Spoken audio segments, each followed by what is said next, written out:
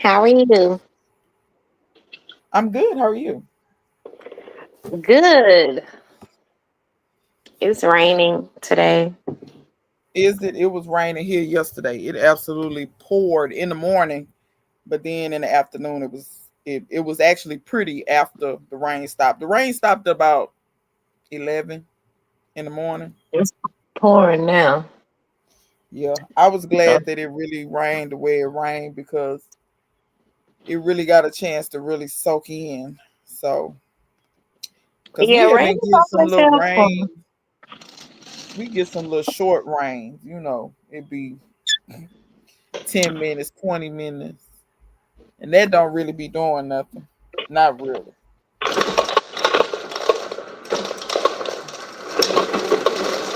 Sorry for the noise. No, you're all Just getting some ice. Get something to right. drink.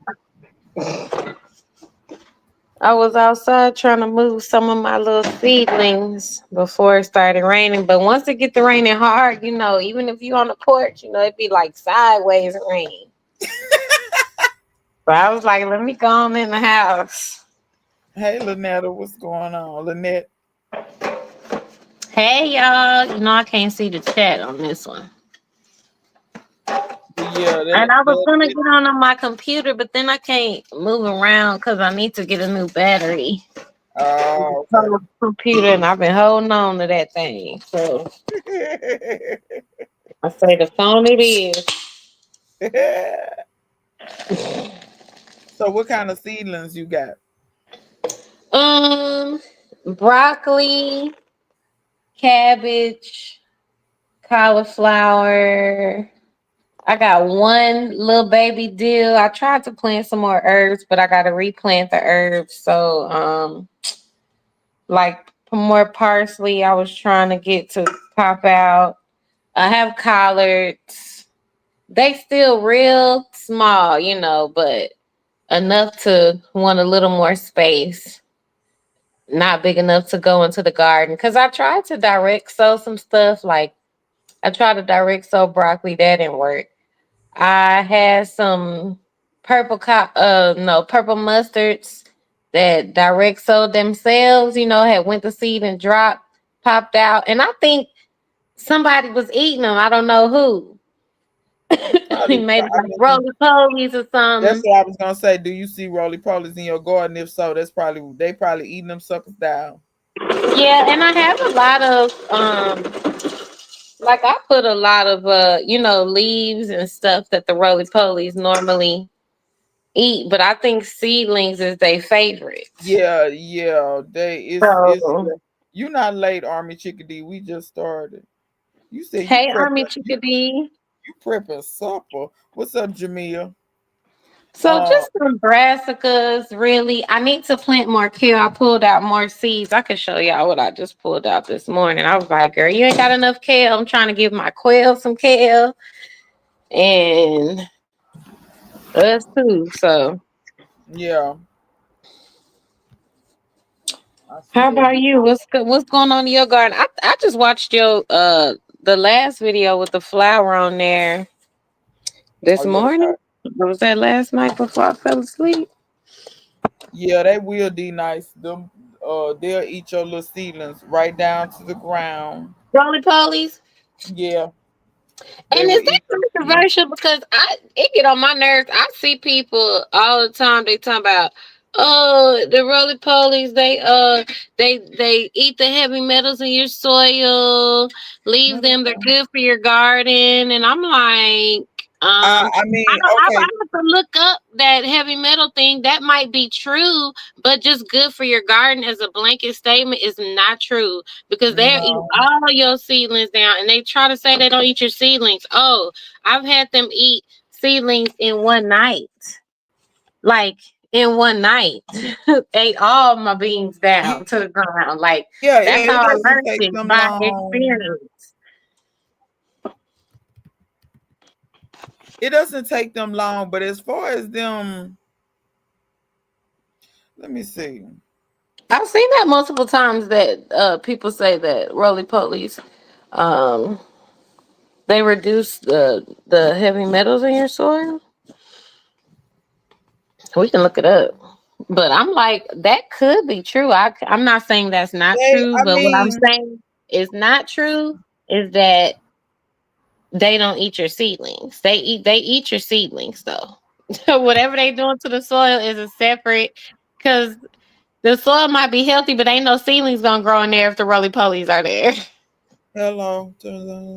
I mean, they said they will, but this is my thought is maybe it's something about roly polies that I don't understand because I didn't think they just ate soil.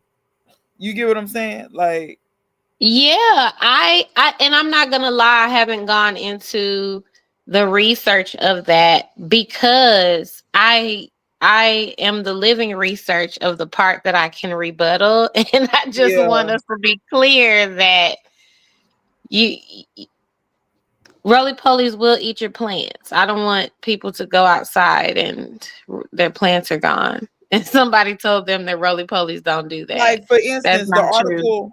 the one article I just found, the first one, I mean, there are many, but the first one, it just says they remove heavy metals from your soil. They're not telling you how. So I'm not so heavy to believe that until they tell me, because I've What never do they seen roly do to polies do just that? eat soil. I've never And what seen I them see just them eat eat is soil. my plants. I see them eat plants and decaying matter. Yes, they're eating decayed matter. That's what I know that they eat for a fact. With my, like you But that's said, I've decaying seen that with plant my own matter eye. still, not metal. I ain't never seen them eat no metal matter.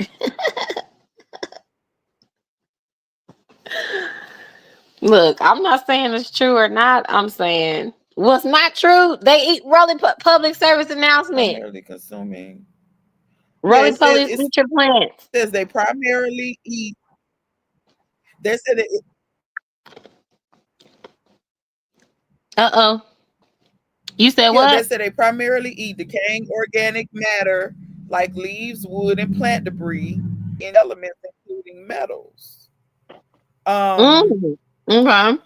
matter that they may ingest a little bit of soil, and if that soil contains heavy metals like lead, cadmium, and zinc, it'll sequester it and crystallize those um in their guts.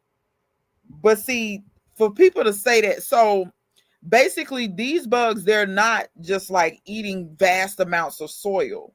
They're only eating a little bit of soil. You know how when you put some leaves down, they probably eat some of the leaves. They eat a little of the soil, but not much. So for them Yes. to just be like, oh yeah, they're really gonna lower. No, they're not. Because they're really going after the leaves. They're not really going after the soil. And I think that because they are equal opportunity food, their favorite are seedlings. Yeah, they love, Like if they especially have to pick between some especially little metal in the soil, some decaying plant matter, and your brand new green bean seedling, they gonna eat that seedling, baby, every yeah, time. they love bean seedlings, pea seedlings, and brassicas. Seem like they like them the most. They'll eat your pepper seedlings down too. Yeah, so I just wanted to be clear about that because I've seen it multiple Oh times. yeah, And they you done know ate my how like stuff. They done it's ate certain my things stuff that down on grind your several occasions. gears. That grinds my gears for people to just say roly poly's good for your garden and they out there devouring, especially your seedlings. You know, you have so much hope maybe when you plant your seeds and maybe they they good for sprout your out. You be garden. like, hey, baby, welcome to the world, you know? And then the Yeah. roly poly come, Maybe they good bow. once the plant's already grown. Once the plants get Well, older, I feel like it's less of an issue. I will say that one thing that worked when I first learned that roly polies, that was in San Diego that I learned that roly polies eat your seedlings down. I took a potato, like if you cut open a potato and put it face down, like near where all the, because I had like an infestation of roly polies. If you yeah, put it more or face less you down could. and leave it overnight, the all the roly polies will be on that potato. Then Yeah, you can, get rid of it or whatever. yeah, I do the same thing. You can do the same thing with comfrey leaves. If you tear off some comfrey leaves, because I did a short showing it. That girl, they'll be all Oh, over. I take a bunch of comfrey leaves and just kind of tear them and bundle them up. And then it don't take long. They be all over them comfrey leaves. And if you want to remove them, that's the easy way to remove. It be hundreds on there. You can remove all those at one time. You know what I mean? And see, so they have favorites. So it's just good to know. I just feel like let's just all be honest in the garden. But stop just saying stuff. You got people out here Yeah. thinking they crazy. Like, is it only my roly polies? No, all of them. All the No, roly that's just polies no. eat I your mean, stuff. I knew that that was their function in nature was to eat decaying matter. Like that's their primary function. Um, like they have other functions, but that's the primary function. And I think that's where people get lost. I think a lot of comprehension is lost on people. When you say primary, that doesn't mean the only thing. Mm-hmm. That what I'm saying? Primary means that's their preference. That does not Right. mean that's the only thing that they eat. And I think that's where people, but once again, the schools, when they're not really teaching and you really don't know the English language well, you're not going to comprehend well. It just is what it is. Because so many people think all these different words mean the same thing and they don't. Like it's Yeah. nuances to stuff. Like, but girl, I've been collecting a lot of seeds, harvesting peppers. Um, did Good. What you do did with your Joe peppers, Indigo Z? most of the time? Okay, so the peppers that I harvested most recently, I had run out of. I try to keep peppers already chopped, excuse me, and frozen, so that when I cook, I can just reach and get what I Mm-hmm. need. I try to do onions like that too, like things that I cook with a lot. I don't do my garlic like that. A lot of times I chop my garlic fresh. You can freeze garlic. It's nothing wrong with freezing it, but I just have so much garlic fresh. And garlic keeps so well. Like once it's dried out good, it'll keep pretty well. So I don't worry about freezing that. But your peppers, that's a different story. Your onions, that's well, onions will keep too. But I ain't gonna lie, I just like having the onions and peppers already chopped. So, Mm-hmm. so Yeah, it's easy. these peppers that I just harvested, I washed them good and I took the seeds out, let the seeds dry so I can collect seeds, and I chopped a lot of peppers up to put in the freezer. Probably the next go round of peppers, I'm probably gonna make like pepper powder, where you Excuse me. dehydrate the peppers and make pepper powder so you can sprinkle Mm-hmm. in your stuff. And I'm probably gonna make some hot sauce too. Um, Do you have certain peppers that you prefer to do certain things with? That makes sense. yeah, Like, do you have yeah. favorites that you like to make the powder out of Yeah, versus the hot sauce? yeah, when I make pepper powder, you can make it out of any pepper, but I prefer, like for instance, I find the arroz con pollo, it's not exactly the same as paprika peppers, because the arroz con pollo has just a touch more spice, just a little, but I like to make almost like paprika powder. So it's Mm-hmm. almost like I make my own paprika. I like to use those. So like when it comes to seasoning peppers, like arroz con pollo or ají dulce, or those peppers that they call them seasoning peppers. I like to make pepper powders out of those more, but you can make them out of the hot ones. Like when I do cayennes, you can make a pepper powder out of those. That pepper powder to me though, it's a little hot, and that's only because I get heartburn. It's not. I don't mean like it is hot to my mouth, but some of these extremely hot peppers give me heartburn, and I won't because Mm-hmm. it'll keep heartburn keep me up all night. I have to go Like to bed. what? Like a Scotch bonnet? Yeah, like you can make a pepper powder. Habanero? You can make a pepper powder out of that, but more power to you. I can't do it. No, no, I said is that one of the ones that give you heartburn? Yeah, if I eat that whole pepper, yeah. Do I cook with Scotch bonnets? I don't. I'm gonna be honest. I don't really cook with habaneros. If you see me growing habaneros, I'm growing those either to give away or to sell. I don't Mm-hmm. hardly ever cook with those. Scotch bonnets, I will, but the main way I use Scotch bonnets is I put them in whole, and when my stuff gets through, I'll go back and get it out. So it just flavors the food, but it don't. You get what I'm saying? You're not really eating the Mm-hmm. pepper.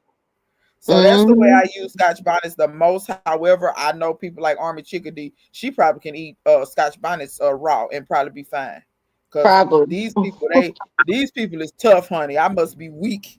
But when I was younger, I used to eat a lot of that stuff. Heartburn didn't catch up with me until I was like in my 30s, and then that's when I had to.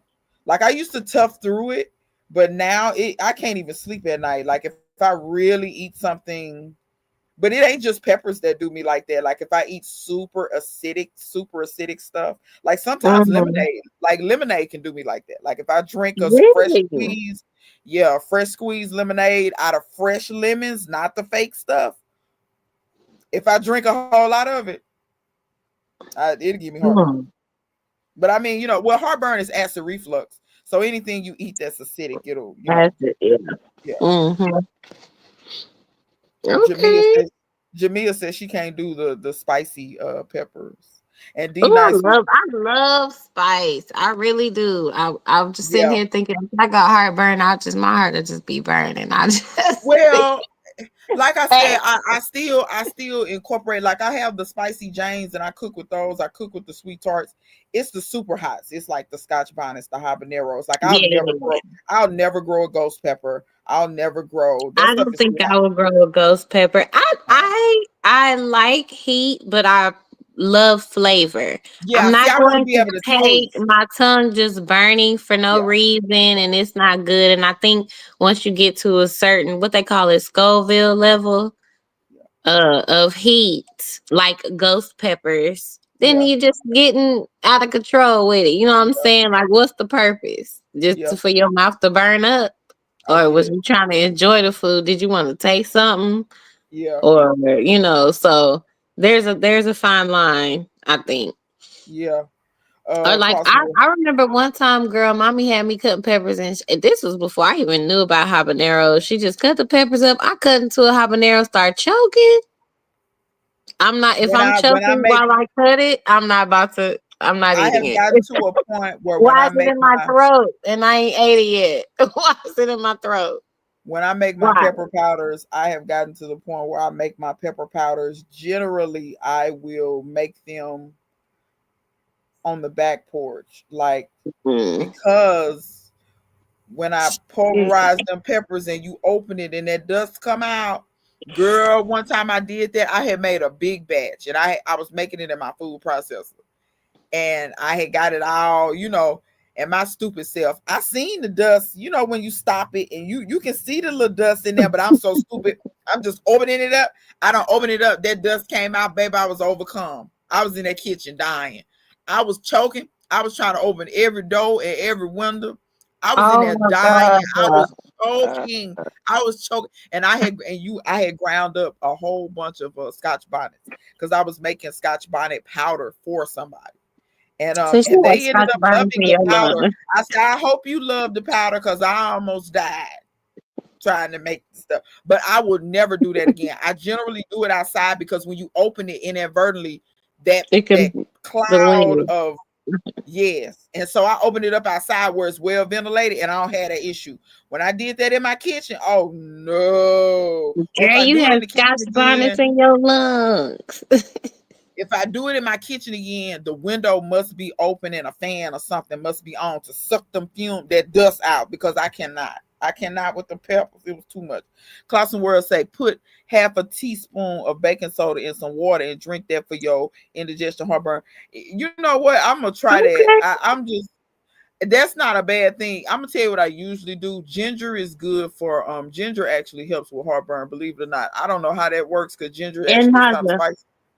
Yeah, but I be usually I'll like get some ginger and but I could try that too. That makes sense because baking soda is alkaline. The same way we do ours, just cook it in the food and we take it out.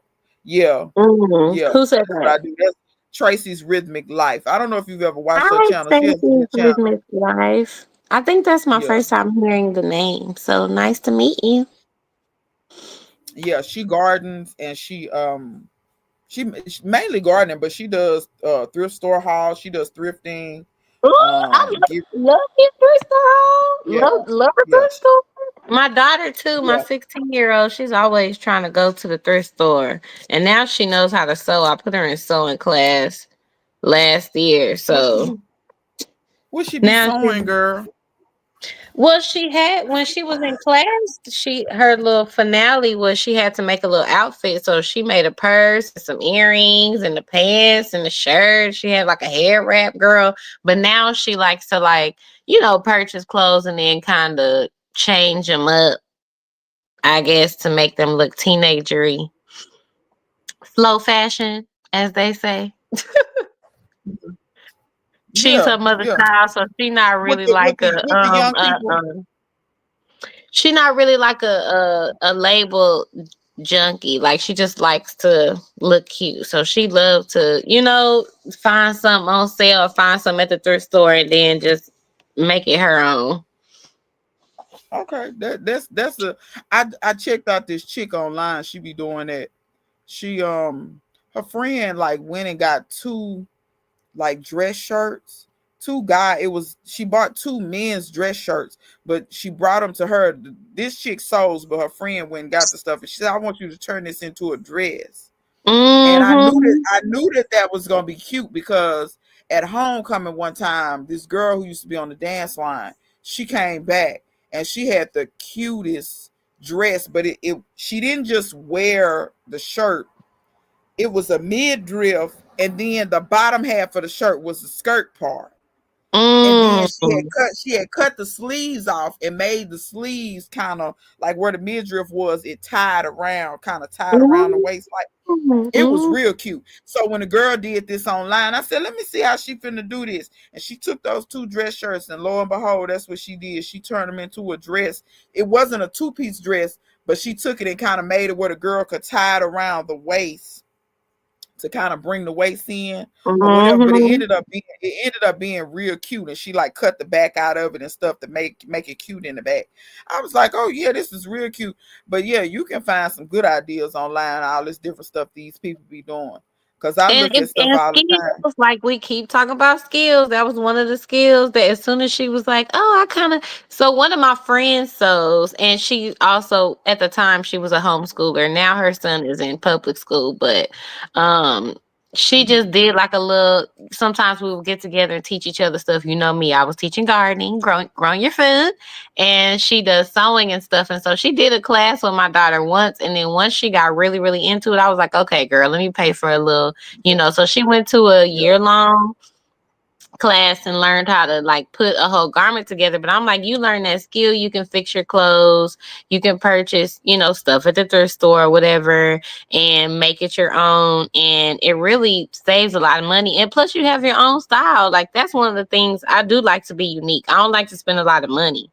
But I do like to kind of create, so all these skills, like we talked about last time, having skills can save you a lot of money. I had a friend that used to turn all her pants because she was tall for her age. She would grow out of stuff so fast. My friend would keep these little strips of fabric, girl, and I would cut them in the shorts, and she would put that little fabric around the bottom of the shorts. Baby, that's a whole new fit. You Mhm. was cute, okay? So Just because yeah. you can sew Yeah. a little strip, you know what I mean? Or they would be capris Mhm. or something like that. Like you gonna keep wearing these clothes. Because they would Mhm. fit at the top too. I'm like, they still fit at the top. You just tall. I'm telling Yeah. you, those skills go so far. Like I was telling my son too, because we had to get somebody to come fix the air. The part was under warranty, but the labor was not. So it cost what $90 to come get them to look at it, just to tell you what's wrong with it. Then they Yep. came back and fixed it. That was 190. And I was Yep. like, and who going to HVAC class with mommy? Because I'm about to learn how to fix my own damn air. Yeah. Yeah. Because I've been we can, even if you don't do it as a job, it can no, save you you will money. You save can help your yourself so much. friends. Yeah, you Yeah, can you will be save so much money. resourceful. And even if you do it for your friends, you don't even have to charge them full price. You can charge them half price. They feel like they getting a deal. You still making a little coin, but you don't feel like you just getting over on a person. I feel the same way. And then about the sewing, child, don't even get me started because I have 6 sewing machines in this house. But yeah, don't even What? get me started. Don't give me Yeah. the requesting the fix. Nah, don't give me I the got fix to because I got some fabric too from Nigeria. We can get together. yeah. I got 2 industrial sewing machines, and then the other 4 are just regular home machines. I sew on the home machines more, but I'm about to like get on the industrial machines a little bit more to get more familiar with them. One of them I need a table for, but one of them is sitting in the table with the motor and everything. But girl, don't even Have get you me thought started. about doing classes like teaching sewing? You know, I haven't. I'm gonna tell you what I mainly been doing. I mainly been kind of doing like your daughter did. Like last week we had that football game, so I Mm-hmm. found a while back. I found a '90s. It was a throwback Grambling State shirt, and it was from the '90s. But I love the way it looked because I like the '90s look, and it's kind of coming back right now. But I like the shirt. Period. And when I saw it, the thing is, somebody had wasted bleach on it, like kind of toward the bottom. Mm. And you know how bleach can weaken the fabric a little bit? Like it seemed like they wasted bleach and it just like stayed on there because the fabric in that Mm. spot was very, very weak. Like if you just touched it, it was like it would just fall apart. And the spot was like about that big. And I said, the shirt was at a thrift store. And I said, but I want this shirt. And I said, they brought this to the thrift store because they wasted this bleach on it. They didn't know what to do with it. So I said, I believe I can do something with that shirt. I bought that shirt. I had that shirt for 2 months. And finally, I said, I'm going to wear this shirt to this game. So what I did was I ended up cutting the shirt. You know how they'll cut these shirts and do different stuff with it. I ended up cutting it to where nobody even knew that shirt was ever damaged. They thought I bought it like that. When I went to the game, they was like, girl, that shirt cute. Where you get it from? Because I ended up cutting it. I kind of made it like a crop top. But it wasn't like super Mm. short. It was longer. But I went back and sewed the bottom. And then, you know, so it looked like it came like that. But one Mm. chick knew. One chick was like, she's older than me. She was like, because she apparently went to Grambling in the 90s. She said, they used to make that shirt when I was in school. I said, yeah, this is a throwback shirt. She said, but they wasn't short. It wasn't cropped like that. I said, oh no, this shirt. I said, this shirt was messed up. I had to This an fix this shirt. original. I said I had to fix this shirt. And then I cut holes in the back of it. So it kind of had like a little design going down the back. Like I had cut slits going down the back of it. And Mm-hmm. so she was like, oh, you did that? She said, turn around. Oh, yeah, this shirt is cute. She said, I would have never thought to do that. I say, I'm tired of buying stuff. And all of us have on the same damn shirt. Like, depending on where you went. Because you can go to certain places, like certain stores and things, and they have this Grambling paraphernalia. Everybody has the same stuff. I've gotten to the point where, depending on what it is, I'm going to cut it. Or I'm going to change it or flip Mm-hmm. it up. And that's what I usually be doing. Well, I just cut it. And some stuff, like I said, I cut it and then go back and sew it, put the hem back at the bottom. Or I made like one shirt, I took it and the way I cut it, I sewed it and made it to where it was like off the shoulder. So it had a strap on one Oh, side. yes, I love that. Yeah, I took a sweatshirt for homecoming last year, and baby, the people was trying to figure out where I got this from. I went on Etsy, and I found this chick who was making sweatshirts, and it had the old name. Grambling State has had 6 names, but it had the original name, Colored Industrial and Agricultural Institute, on it. And so I took that sweatshirt and I cut it and sewed it in such a way where it looked totally different. Like it was off the shoulder, but then at the bottom I had sewed it. It looked like a tiger had, clawed it and ripped it at the bottom. And so that's the way I had sewed it up at the bottom. Like I cut it and then sewed like the edges, and I had like gold thread because all the thread in the hoodie was black. But I wanted it to stand out. So everywhere where I had sewed, I sewed gold thread. That And is so cool. them people was like, where you get that from? I said, long story. I bought the thing on Etsy. You go get you one on Etsy, but this design here, Yeah, you gonna have to figure it out. Like, that's an original, baby. yeah, and I don't never like kind of plan it. I just kind of cut it, put it on, see how it look, cut it, and put it in. Mm-hmm. And then once I say, okay, I like the direction this going. Okay, let me sew. Let me do this. Let me try this. Because I got another shirt. It's white, but it got Grambling wrote, like the outline of it is black. On the inside, I Mm-hmm. went and got me some fabric markers and I colored me some tiger stripes. So now the Grambling is like tiger stripes on the inside of it. Mm-hmm. So you can take your fabric markers. When I tell you can get as creative as you want with this stuff. So it's a lot of ways to do stuff, and you can make your stuff one off and people will never like know where you where you did it at. We got a bunch of comments. Let me see. Nah, this is Army Chickadee. Nah, I'm not there yet, but I use the whole for the flavor. I'm surprised, Army Chickadee, because you ate them buena mulattas and honey. I can't handle them things. I love habanero peppers, but I never grown any. I have the seeds to plant next year though. Grow you some, D Nice. They grow pretty good. I grew some a few years back. The Mexicans up the street love habanero. So I haven't grown any of those either. when I grow them, I give them to them. That's what I mainly do with them. I did the same thing. I was coughing. So so now I let the dust. Yeah, you're right, Clausen World. She talking about when you make your pepper powder, let the dust settle before you And open then the bag. open it, like maybe walk away, blend Yeah, it, walk away, yeah, come back later. yeah. Yeah. I'll use a whole Scotch bonnet in a stew pot. Yeah, you're right. You're right. I put Scotch bonnets in chili before. I mean, they season your food good. Tracy Rich Mhm. Life said, "Nice to meet you." I know she was talking to you because I know she watches my channel and I watch hers too. I have 4 new patterns I need I her to will. sew. I So will watch you now that we've met. Clausen World say she got 4 new patterns for your daughter to sew for me. My sewing machine is just sitting. Clausen World, Lord. D Nice say he subbed. Okay, thanks. You What's up, know what? David? Anaya got her sewing machine from her grandmother. Actually, Daddy bought Mommy a sewing machine years ago So for what their kind does she have? anniversary.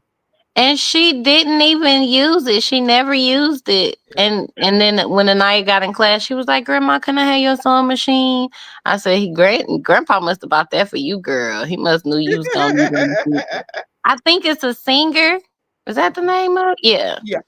Singer is the Mhm. one of the most popular, one of the oldest. I think I have how many singers do I have? One, two. I have two. I have 2 singers. I have 2 singers. I have a Pfaff, which is a German machine. I have 2 Kenmores, and then I have one that it's so antique. I'm unsure of what brand it is. It's a Singer clone, but it's not made by Singer. Like I don't know if Mm. people know this long because the one that I don't know what it is, it's a treadle. If you're familiar with that, it doesn't have a motor. You use your feet. Mhm. So yeah, I have one of those. That's the one I'm unsure of I've what seen brand it one of is. those, and I'm like, Yeah, "Girl, you don't need that." But I love an old machine. yeah, yeah. I love old I prefer machines. the old ones. The new ones have too much plastic. You can't pay me to buy a new Singer. It's way too much And I plastic. feel like even if it's not a sewing machine, but like old machines, period, were Yeah, they easier work to better. learn how to fix, or you know what I Yeah, mean, like they're easier much to easier to fix. manage. Or even the fact that like some of the stuff in the kitchen, like we just got a juicer that's manual. Cause I'm like, we don't always have freaking electricity. Like, let's be honest, we do not always have electricity. So I want to be able to still do some stuff if I don't have electricity. So David, I I like ain't old cooking. machines. Well, you know what, David? I could put some on the grill. It is nice out here. At least it ain't hot. Labor Day, It's it actually be raining kind of over hot. here. Let me see. All the rest of these people, they just speaking to each Oh, other. I'm gonna show y'all my seeds. This is all the stuff I still gotta plant. It's a lot of stuff, but it's September. I still have time. Clausen World in there doing plumbing work. She talking about she was reattaching the pipe up under her sink. That's what I'm talking about. Skills, baby. Reattach that pipe. White Love that for chicken you. chili. Oh, Army Chickadee making white chicken chili. You know what? All this Aren't cooking. Chickadee, are you canning that? Or are you So just cool. making that? Because I just heard of a canning recipe for white chicken chili, and I wanted to know if it was good because I had only seen certain people doing it, and I didn't know if it was good. But I've girl, made if you chicken. like it, Yeah, I made chicken. My thing about a lot of this stuff is like for instance, I'm not a huge black eyed pea fan. I prefer other peas. Like I prefer purple hulls, I prefer lady creams. However, when I make black eyed peas, they're good because I make them to my taste. You get what I'm saying? true. That's true. I think most stuff you make it how you want it to. But yeah, chicken chili is good. I've had it. I've had it several Okay, times. I'm gonna try that. Another thing too, and I'm gonna say for canning recipes specifically because I was talking about canning is, that you can add dry seasoning. Like you can add more dry herbs to the recipe. That part doesn't have to be as super specific. So, your dry rosemary go a long way. Your dry basil, whatever you want to add into your recipes, go a long way. What they're Yeah, giving you is like a base. yeah. But I have read that it's just for dry herbs that Okay. um So if you add fresh herbs, and which I could see how that could be different. Fresh they're herbs saying do that fresh have, herbs can change the acidity of what yeah, you're canning, but I I can guess see that that. only matters if you're water bath canning because if you're pressure canning, it's a low acid food anyway. Yeah, yeah. So Army Chickadee said, I don't know how to sew, but the Mennonites here offer classes, but I'd have to have my own machine. How were your interactions with the Mennonites? Are they cool that's people? cool. I never met any Mennonites. I've met Amish people before, but I've never met Mennonites before. But I know they similar, but Mennonites can Mhm. drive and they have electricity and stuff like that. There's also Hutterites. I've never met anybody who's met a Hutterite.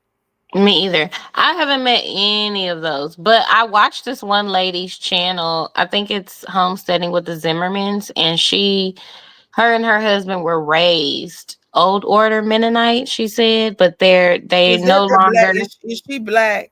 No, Okay, I'm thinking of somebody else. There's a black chick that was raised as a Mennonite, and she got a channel. But really go on ahead. YouTube.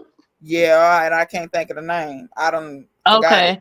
But Well, yeah. she was saying that they no longer, I guess, practice or like in the community, but Mhm. they still keep a lot of the practices, that they want their kids Oh to Lord, have. What's that? Is a bird in your house? It's a squirrel. Are you I'm inside? outside.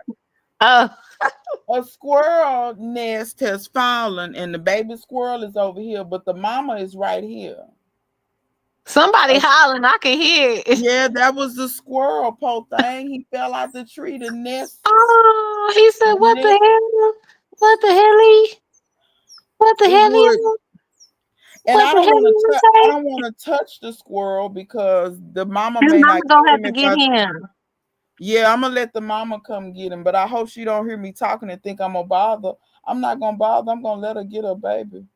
I see it on the ground. It's got fur and everything on him. He kicking his little feet, but yeah, the little That's squirrel survival nest. of the fittest. Yeah, the squirrel nest fell out. She'll come get him. She hopped past.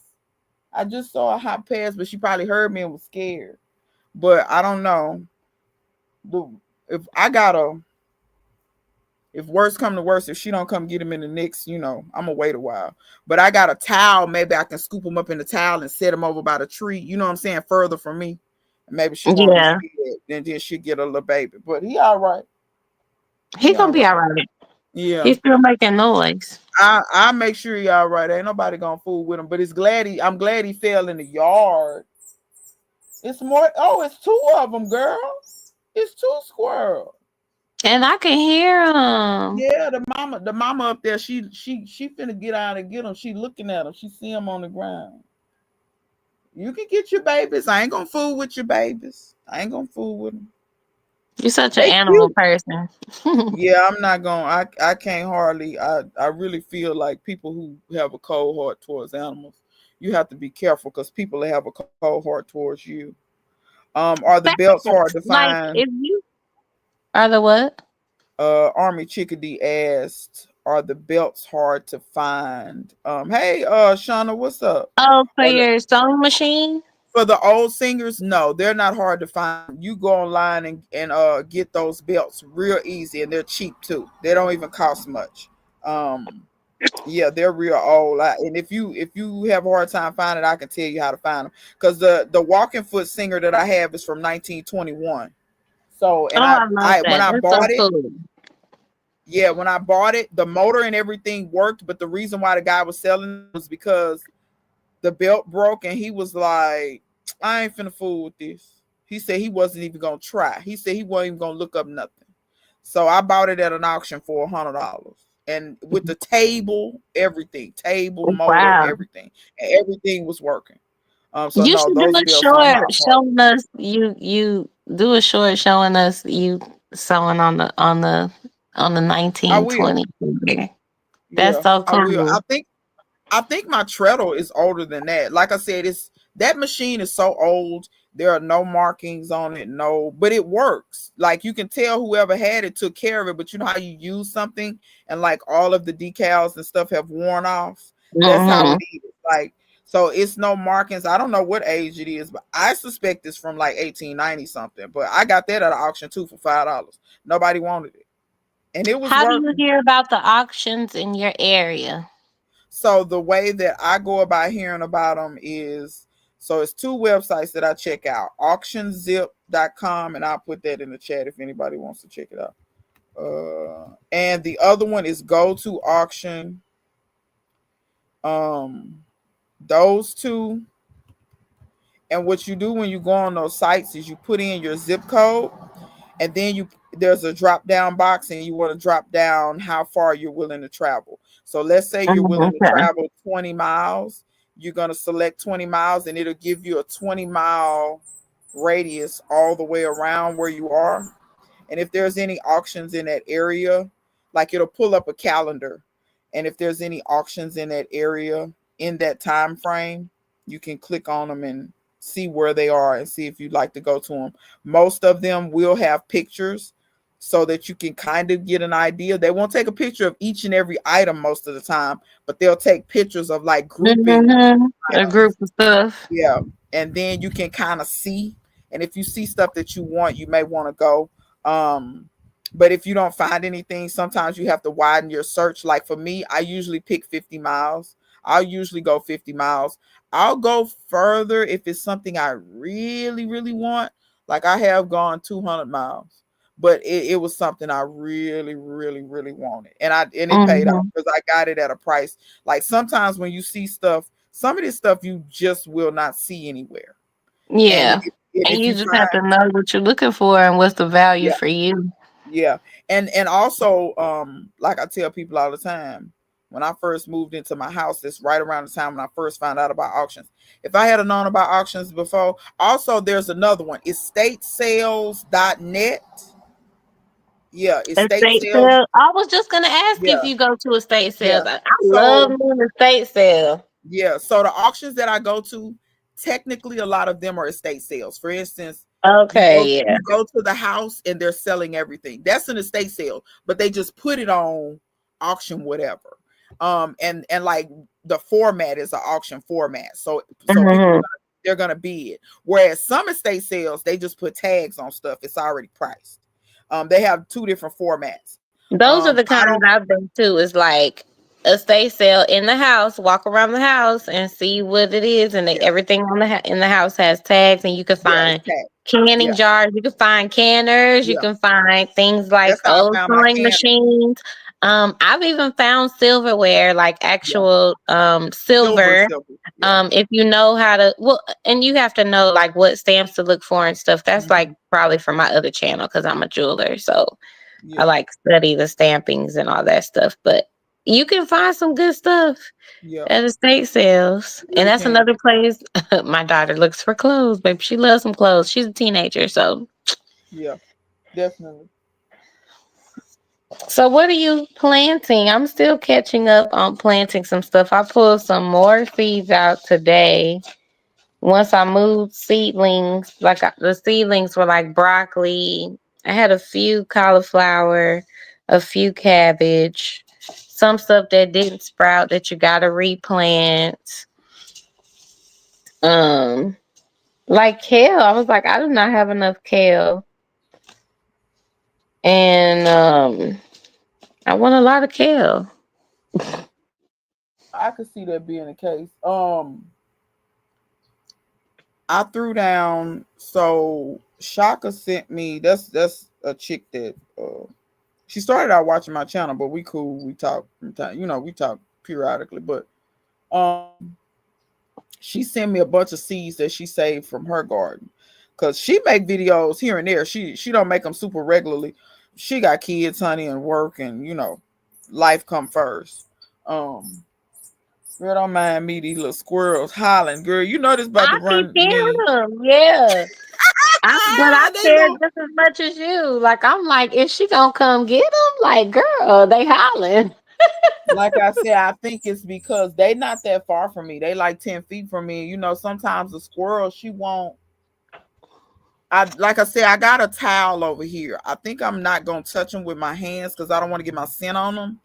I think I'm gonna kind of gather them up because, like, when the nest fell, it fell with pine straw and everything. So I think I'm gonna take that pine straw. Yeah, don't touch them, touch the straw under there. Yeah, and I'm gonna try to gather them up and put them way over there by the pine tree, like by the tree, so that because I don't think she gonna come this close to me. You know, squirrels don't. They not finna come 10 feet within no human. But I mean, the baby's all right. They in the shade. They on the grass. But Nah, they they like hollering. They said, what they the moving hell? around because they not in their nest. They not comfortable no more. They done fed. Girl, Go you and just scoop watch them. me. You can scoop them. Go and scoop them, cause you ain't gonna be able to. I'm gonna show the people. I'm gonna show Girl, the I ain't people gonna my be able to seeds. focus. You're not. Girl, I'm let gonna me. show the people my seeds while you scoop Yeah, them. Are go you ahead. gonna show us? Can we watch you scoop them or no? I don't know. Let me see. Maybe y'all will be able to see. Hold on. Let me turn the Let's see if thing. we can Maybe y'all see. can see. Scoop Let me the see.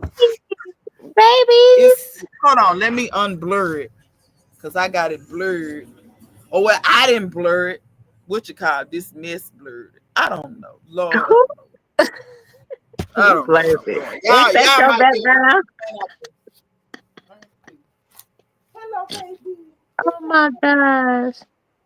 Oh, y'all fell out of y'all nest. Y'all fell out of y'all nest. It's okay.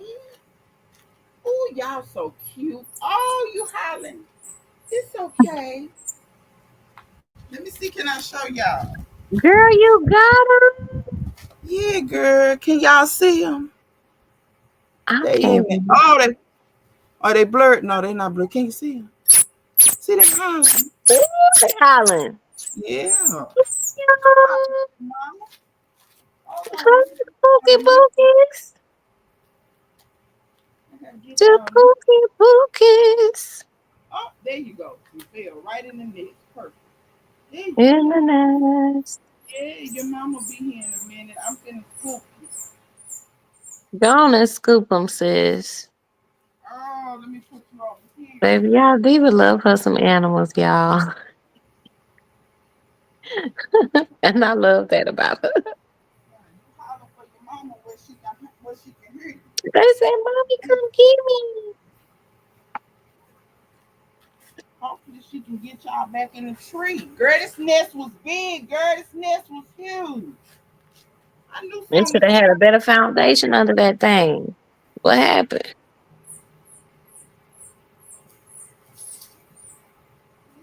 Mm, that's so sweet. Okay, I'm gonna show y'all my seeds for real. These are mustard. All know my Turn lives. You the TV doing out. this Turn the TV shit out. all. What you say? Okay, last little trip. How many is it?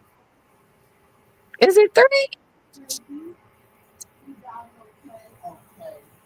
I think they are right and they feel better now. They hugging each other. Oh, Okay, I think they're it's a, gonna be all right. I put them over there because I know they mama. Them squirrels, they not gonna come close to you like that, even if it's they babies. But I put them way over there, like closer to the base of the tree, but they're still in the shade. But they little oh. nests. It was almost like a bird nest, but it was made out of pine straw and all that from the pine tree. It Mm-hmm. still was intact. So I dumped them out of the towel back into the nest and put all the little pine leaves and stuff around them. And I know I'm they gonna leave. appreciate you. Yeah, and when I put them next to each other, they seem like they more comfortable because They still, I know they're gonna holler for their mama, so their mama know where they at, because that's just what they do, just like baby birds. But like I said, I'm gonna leave them right there, and I'll check on them maybe a few hours from now. But when I put them back in the little nest, they kind of curled up around each other, so I think they're gonna be cool. I think they all right. Their mama come get them later. But yeah, they cute though. I've Mm. never seen a baby squirrel up close in person. I seen them online, like when people save them and they raise them squirrels. That's how them people end up with pet squirrels. Mm-hmm. Like they raise them from a baby. But girl, I can't have no squirrel running in my house. All that running, and how do you potty train a squirrel? Don't they just crap wherever? I don't know. Mm-mm. I mean, I have a respect for them. They're very cute.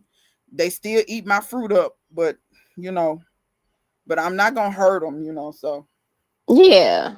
cause my daddy trifling. He low down. He takes a BB gun. He got a pear tree.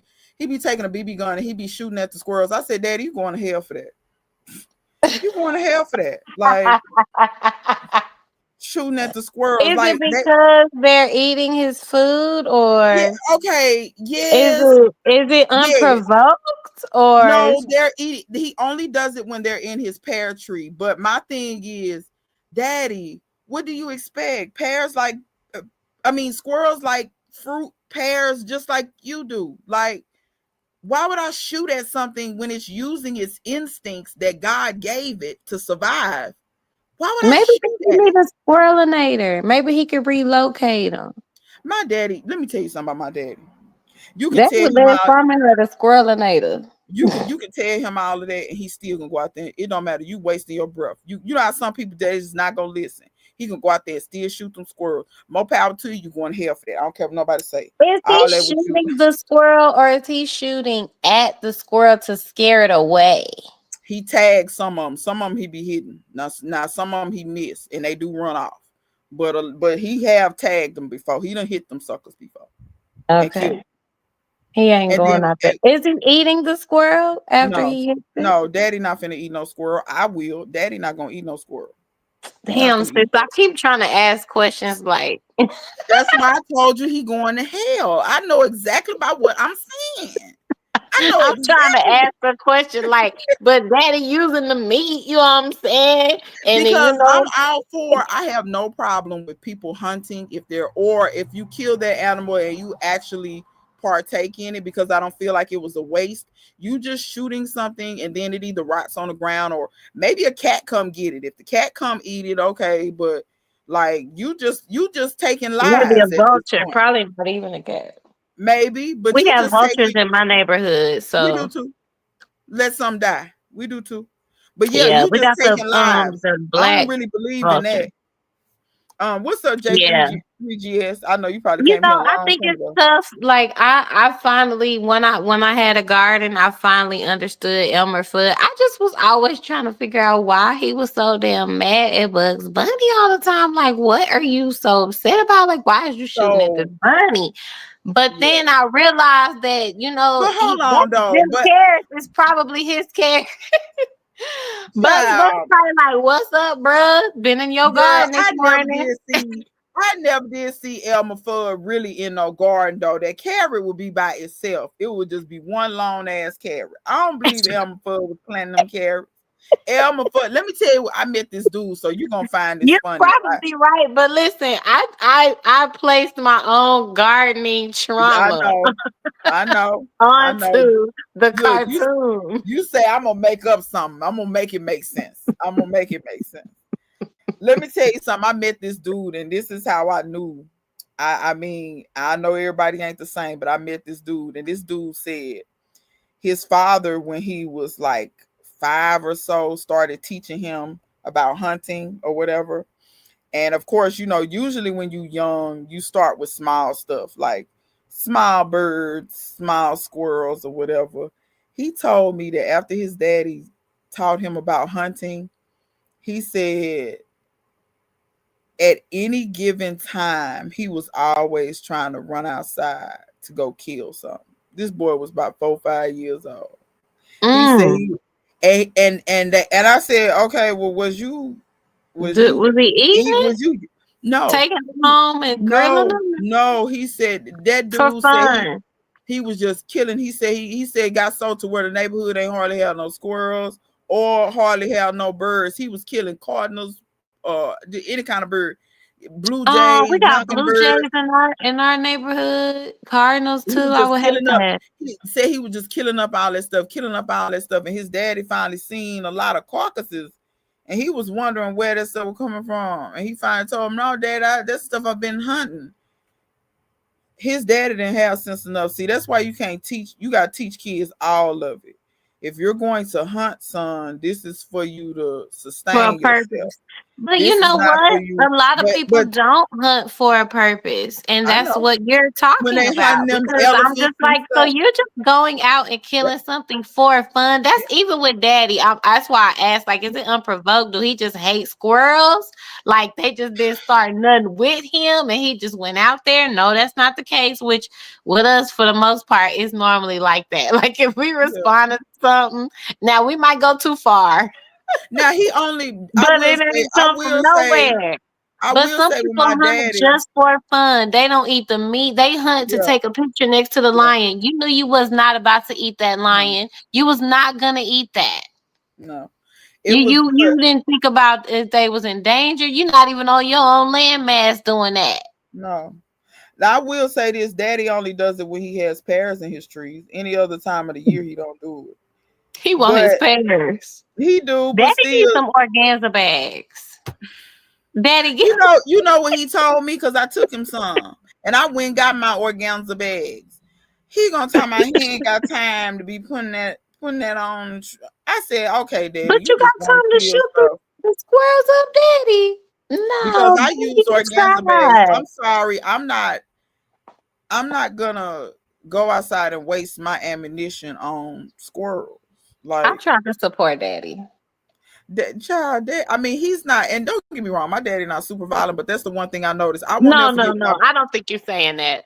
yeah, but I But do remember when I was a kid, my daddy was painting, he was painting a car because my daddy paint cars and work on cars and things like that. And he had painted a car and some stray dogs, they came up in the driveway and they were getting close to the car about to, if they rub up against it, they're gonna mess it up because it was still wet. yeah, And he got his BB gun and shot that dog, and I won't never forget that. And I was mad at Daddy for months about that. He didn't kill the he dog. ain't try to shoo it away. You can try to No, shoot, he got his BB shoot, gun shoot. and shot the dog. And you Not heard the even dog at go, the dog, just shot no, he it. hit him. The dog said, "Hey," he hit that dog. And that dog had no idea and why you did that. Like And no I was idea. like, Like and I I don't know said, you painted today. and it's the killing part. We had a dog. This is somebody else's dog.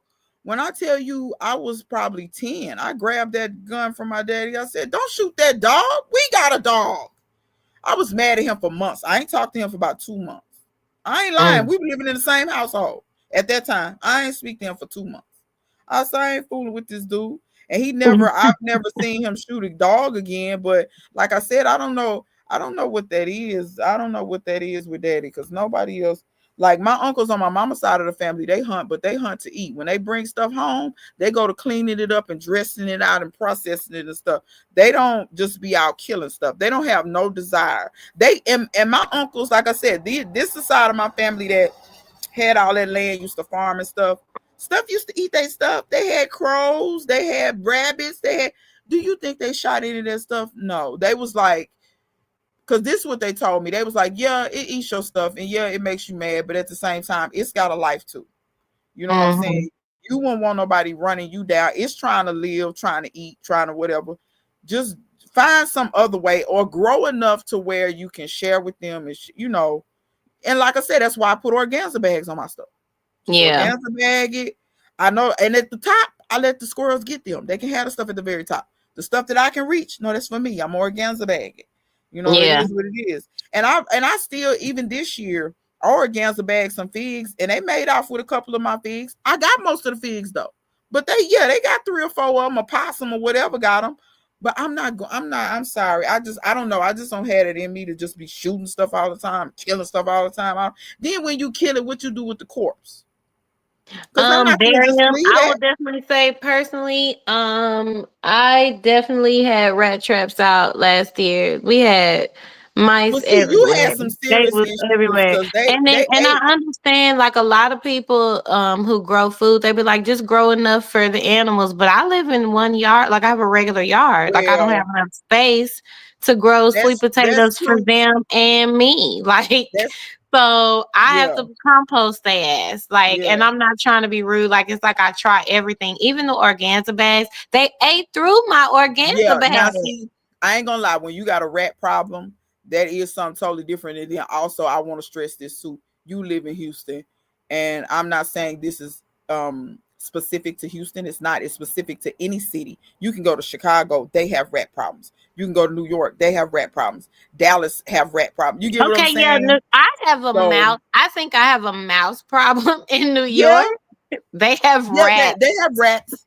Yeah, but I mean mice too. You can like there are, and what I mean by that is in cities because of the way the city work is just you get what I'm saying, like between dumpsters and just these things that there are a lot of them in the city that draws both mice and rats. It draws both. And then, like you said, when you clear these areas and build these neighborhoods, these mice, where they going, that it's garbage cans in the neighborhood. That's a food source. That's a, you get what I'm saying? So yeah, And now then yo, only a few of us in the neighborhood grow food.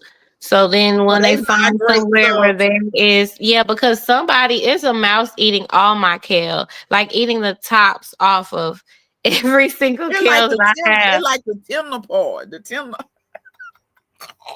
But yeah, so in your case, it's a little bit So different. It's a little bit I different. think there's a balance, it's Yeah, hard because it's like I have to harvest my food, like that's for yeah, my family. yeah. And I also don't want disease and stuff. And I can't let Teddy try to catch them all because again, I have a small yard and he'll stomp everything in the garden trying to catch one He'll run small everything mouse. down. So I tried to do Raining kids like start being weird. traps before. Like, remember I tried the humane trap, girl. That baby, them things was sitting on top of my trap eating them loaf. That was hilarious when they was sitting on the trap eating the loofah. Clausen World says it's raining where she at too. Classic Army World, Chickadee another said one. she's Classic World's garden is fertilized with animals. Army Chickadee say no, she's not canning, but she said she'll let you know how good the recipe is and share it once the video posts. I use Okay, fresh cool. basil, but I can tomatoes. I But spoke I to would say like Jesse. my granddaddy, he well, he was raising 12 kids back in the day after World War II. So they ate Ooh. coon Oh, you and say your grandfather. squirrel. Yeah. Okay. They ate coon and squirrel and pretty much whatever they could catch. And I don't know, I wasn't there because I'm I am the child of the youngest girl. So I didn't get to spend as much time with my grandparents, probably as like my older cousins and stuff. So I Yeah. don't know if some of those coon and squirrels was just, hey, get out of my garden. But then they went ahead and ate it too because they needed the meat anyway. Well, that Or my was thing it is they weren't wasting it. You know what I mean? I'm yes, like I said, yes. I'm not against hunting. It's the waste that I'm and I agree with you. I agree. understand me when I say waste. I mean you just letting it rot. Like you're not even composting it. You're not burying it. You're not doing nothing. Like that's You waste. just let it just die out Compost, there. compost Just to me is not waste because it's gonna go back in I your agree. garden. Um, she said a Mennonites is cool. She used to. I didn't know. Okay, so they had chicken farms. I have a good bit of cherry tomatoes. What else to do with them? Not enough to can or make tomato sauce. Maybe you could make salsa. Dehydrated. Yeah, you could Oh yeah, you dehydrate can them. make Maybe you salsa can or make salsa. dehydrate. I don't know if you got enough to make salsa. I don't know if you got enough to make like pico de gallo. You could make enough pico de gallo, put in the fridge, and then eat it with chips and just some like corn chips or something. Or if you make tacos, you put pico de gallo on it. What else can we do with tomatoes? Y'all in the chat help out. If because I know I'm probably overlooking some stuff. Personally, I'll do some little sun-dried tomatoes or I something. like sun-dried tomatoes as well. I hear them hollering. I'm trying to see did their mama go down there. Oh, the mama, here she come, child. She coming down. But the mama too busy. Yay! She looking at me. Your baby's down there. I put him She's in the trying to net. make sure it's cool. Coming She say down. the coast clear. Yeah, she coming down. I see her. They in there. They okay. I got them. Okay, but I Yeah, think I think I agree with you on the composting. Like you can compost the animals. I be composting my quail eggs that don't hatch and the okay. ones that do. And then when I dispatch the quail, the leftovers, I be composting that too. And if somebody die, I'm gonna compost their ass too. Go Uh, also where I be composted. She'd be like, yes. And it is gonna be buried in the garden. Army Chickadee says she went to Ollie's and got her some quart and pint jars. I Yes. like Ollie's. I just did I was I the one that told you that? You did mention Ollie's. Yeah, you mentioned it before. Because yes, I got Yeah. some from Ollie's and they had a good price. They said moving the nest needs to be a YouTube short. It probably should have been. I did it so fast. I was trying to, child. I'm trying to see about the babies, child. I Because hope we the wasn't Lord. gonna be able to talk to you if you wouldn't have got the baby. No. Oh my God. Y'all have to understand. I used to volunteer at the SPCA, and when I tell you I was the one, they would be like, anything in pain or whatever, I would go sit. Like after they would spay and neuter animals, I would go sit in the cage with them while they recover from anesthesia and stuff, and make sure that child, I can't animals. That's why I end up with the animals that I have. Everything I have has been rescued with the exception of the puppies. Now Iris gave birth to them, but I rescued Iris. I'm gonna ship him to you. Teddy don't be doing nothing. Y'all just be. Did you have pets growing up? Did you have pets growing up or no? Yes, I did. Oh, okay. I've had dogs. I had a parakeet named Buddy. I had a rabbit. Yeah, I love animals too. I love animals too. That's it. I be feeling I'm learning to raise animals for food, and that's been a journey for me. That's different for me. I even did a video like my first time. Anything to eat. The first time I dispatched a quail, I was like, "Oh man!" I had to like. That video was something else. I was in when you had those scissors. I was like, I was in here trying to hold it together. And do you know some people do it by snapping their neck? And I was like, what if I do it wrong? What if I don't do it the right way? Let me explain to you. Alive, but they did. No. So that's why I do the scissors. My great grandmother, but I also understand that my great grandmother was born in 1907 and she died in 1997. She was of a different generation and of a different era. They also thought about animals very differently. Like I remember when I was a little kid, because she had cats around the house. I think the mama got one. I think she got one of them. I don't know, but she gonna get them. She gonna get them. She gonna get them. But my granny kept the chickens, the cats around to keep mice down, and they kind of help with snakes. People always say cats help with snakes. They do, but it depends, because some snakes can bite a cat, kill it, depending on what kind of snake it is. Like, if you live in Texas and it's venomous, you probably that can happen. So be careful. But there are snakes in Texas that eat venomous snakes. There's snakes that eat copperheads too. So know your snakes, because some of them snakes are your friends. Some of them are good. Some of them are good.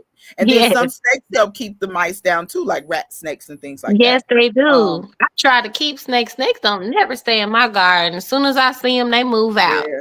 I've seen one or two in my yard, and I've always seen good ones. I saw rat snakes. Me too. My grandma thought it was weird because I used to especially when the weather was nice, I always wanted to sit on the porch. My grandmama asked my mama, I could hear him. She had the windows open. She said, "Why that girl keep going out on that porch?" Mama said, "She out there playing with them cats." And my grandmama said, "What? Playing with? What you mean playing with them?" That was a concept. She had Even never though she was feeding them and keeping them around, she was like playing with them. What? played with them. What you What mean? is that? Mama say, she go out there on them and hug on them and stuff. She said, "What? She touch them?" She said, "They'll let her touch them." My mama say, "Look out the window." She looked out the window. She said, "Well, I be." But You yeah, like the animal whisperer. yeah, my granny had pets too, but she didn't really play with them. She had the dog for the kids. But even my uncles and them, like, they have pets, but they ain't like the way me and my cousins, like our generation, me and my cousin Justin especially spoil him. He got 2 dogs, and he be on Facebook every picture he in. He with the dog, because he got little dogs. He got like a dachshund and a chihuahua, so he be in the with. Oh yeah, they small. They little to go dogs. Yeah. And then he had a picture on Facebook which was hilarious. He said, "I just washed these clothes, and before I had a chance to fold them, the dog think it's a bed. You should have seen both of the dogs was in the laundry basket on his clean clothes." He was like, "I'm gonna have to wash these again." Oh, I they was like, spoiled. Girl, I saw a video where this lady, I think the dog was a pit bull, and it was like gray, so pretty. Baby had a bath. The lady was putting coconut oil all on them and brushing the tail. I was like, baby, this is such a beautiful spoiled dog. Yeah. I've seen that before. I've seen that. I know the kids said he need to get a page so he can make some money. He do. Anaya just gave him a haircut on her own, and it looks pretty good. He looking. She used clippers or she used scissors? We have this thing. It's like a vacuum brush at the same time, and it has a clipper attachment on it with like 2 different settings. And she cut his hair, gave him a bath and stuff the other day, because that's his mama. Y'all know I'm Teddy's granny. So I'm not fully responsible for him. When he need his nails cut and stuff, his mama needs to make an appointment for him, not me. Yeah. I don't bathe him and all that. That's good to give him responsibility. When the first dog we had, I didn't have. It was our dog, but that dog was already there when I got there or whatever. That was more Daddy got that dog, which I loved him and I played with him and stuff like that. But the dog where I really got my responsibility, when my parents separated, my mama decided to take me to the SPCA, and that's when I rescued Boots. And he was definitely, because my mama made it clear to me. She said, because it was this little puppy he was in. I could not resist him. He was the cutest thing in the world. And I said, "Look, mommy, look, he's being so good, and this, that, and that. Please, can we take?" She said, I went to the car and I was crying. She said, "Okay, let me ask you, you understand this is going to be your dog? Like, you gonna bathe him, you gonna everything you gonna do, you gonna feed him, you gonna give him water, you gonna all these things. The cats out here, cats cross street fighting. Anyway, and so she said, because I'm not doing it. It's your animal. It's going, instead of minute you don't do it, he coming back to the SPCA, and I'm not playing. I got that dog, and for sure. Like, that's how I learned a lot of responsibility. Like, I had responsibilities before, but I didn't want the dog to go back. So that was my homie. When I tell you I trained him, I learned how to groom him, because he was half Cocker Spaniel, so his hair would get long, and in the summertime his hair was so thick, it was too thick. He would get hot. So I learned how to groom him, how to cut, how to clip his hair. And then I started grooming the little neighborhood dogs. I was grooming. I had learned. I'm telling you, mama say, "Oh, you know how to do. You grooming the neighborhood, this, that, and other." But yeah, I learned how to clip his nails. I learned how all that stuff. Because like my dogs, I don't take them to get their nails clipped. I clip them. I bathe them. Now I have short hairs now, so I don't have to really. There's no grooming other than brushing. I have to brush them. Pits have short hair, but they shed a lot. Pits. I don't think people know that about pits. Like, their hair is short, but they shed like crazy. So you have Teddy to says keep a them lot brushed. too. Like he's a part of everybody's chores. The two big ones have to pick up poop. All of them have to walk him. Mia has to brush him with that vacuum brush every day. Yeah, But that's a part of her chores, like on her chore. Like, yeah. girl, don't get on electronics and you ain't brushed Teddy. Because you know he will shit all over this house. But it makes for responsibility. They'll have a It's good, so good for you, especially because because you and I think learn quickly. Okay, I have things to do, because I have found that people that didn't have, like for instance, not talk about my neighbor. My neighbor had a dog growing up, but I can tell, because she has a dog now, and I can tell that they didn't have responsibilities with their dogs growing up, because like I can just tell by the way she doing her life. I'm like, she was like, well, yeah, we had dogs my whole life, and I'm like, well, how you don't know you need to clip their nails? How you don't know you need to like you waiting too long in you between was some of the stuff. playing with the dog. Somebody else was The responsible parent, for the him. parent, her, and I have found out that really low key when it come to cleaning and stuff, she must didn't really have to clean like talking about either, because sometimes her house don't be nasty like far as but it's like she'll wash her clothes but won't put them up, like they be all in the laundry room. You know what I'm saying? Like it's like it be messy, like, and I'm like, yeah, I can tell your parents allowed you to do whatever, because no, like the way this is up in here, it looked like a tornado came through here. Like what? Well, do Like she got kids? Because a tornado probably did. She don't have mm-mm. kids. She don't have no significant other either. It's just her. Mm-hmm. Oh, Mm-hmm. see, I Which think don't I'm get just me not wrong. Don't get asking me wrong. questions, I trying got to a like. cousin that's I be asking immaculate. questions, trying to like Help find out. I got a cousin something, that's and you be like, immaculate. no. I got a cousin that's immaculate. And when I mean immaculate, it don't be a dust, not one particle of dust. Now I'm not to that level, but my house don't be like just clothes everywhere. Like I got some clothes on the clothesline right now, but when I get them off, I'm gonna fold them up and put them in the dresser, hang them in the closet, wherever they supposed to go, that's where they gonna go. I kind of like put my things where they go, because I don't like looking for stuff. Like for instance, I have flashlights in the house. I have flashlights certain places. I just in case the power or something goes out, or if I just need a flashlight to go outside at night or something, whatever. I have them where they go. And I tell people all the time, it's fine if you use my stuff, put it back where you found it. Because that's Hmm. where it go. You know what I'm saying? Like I have a place.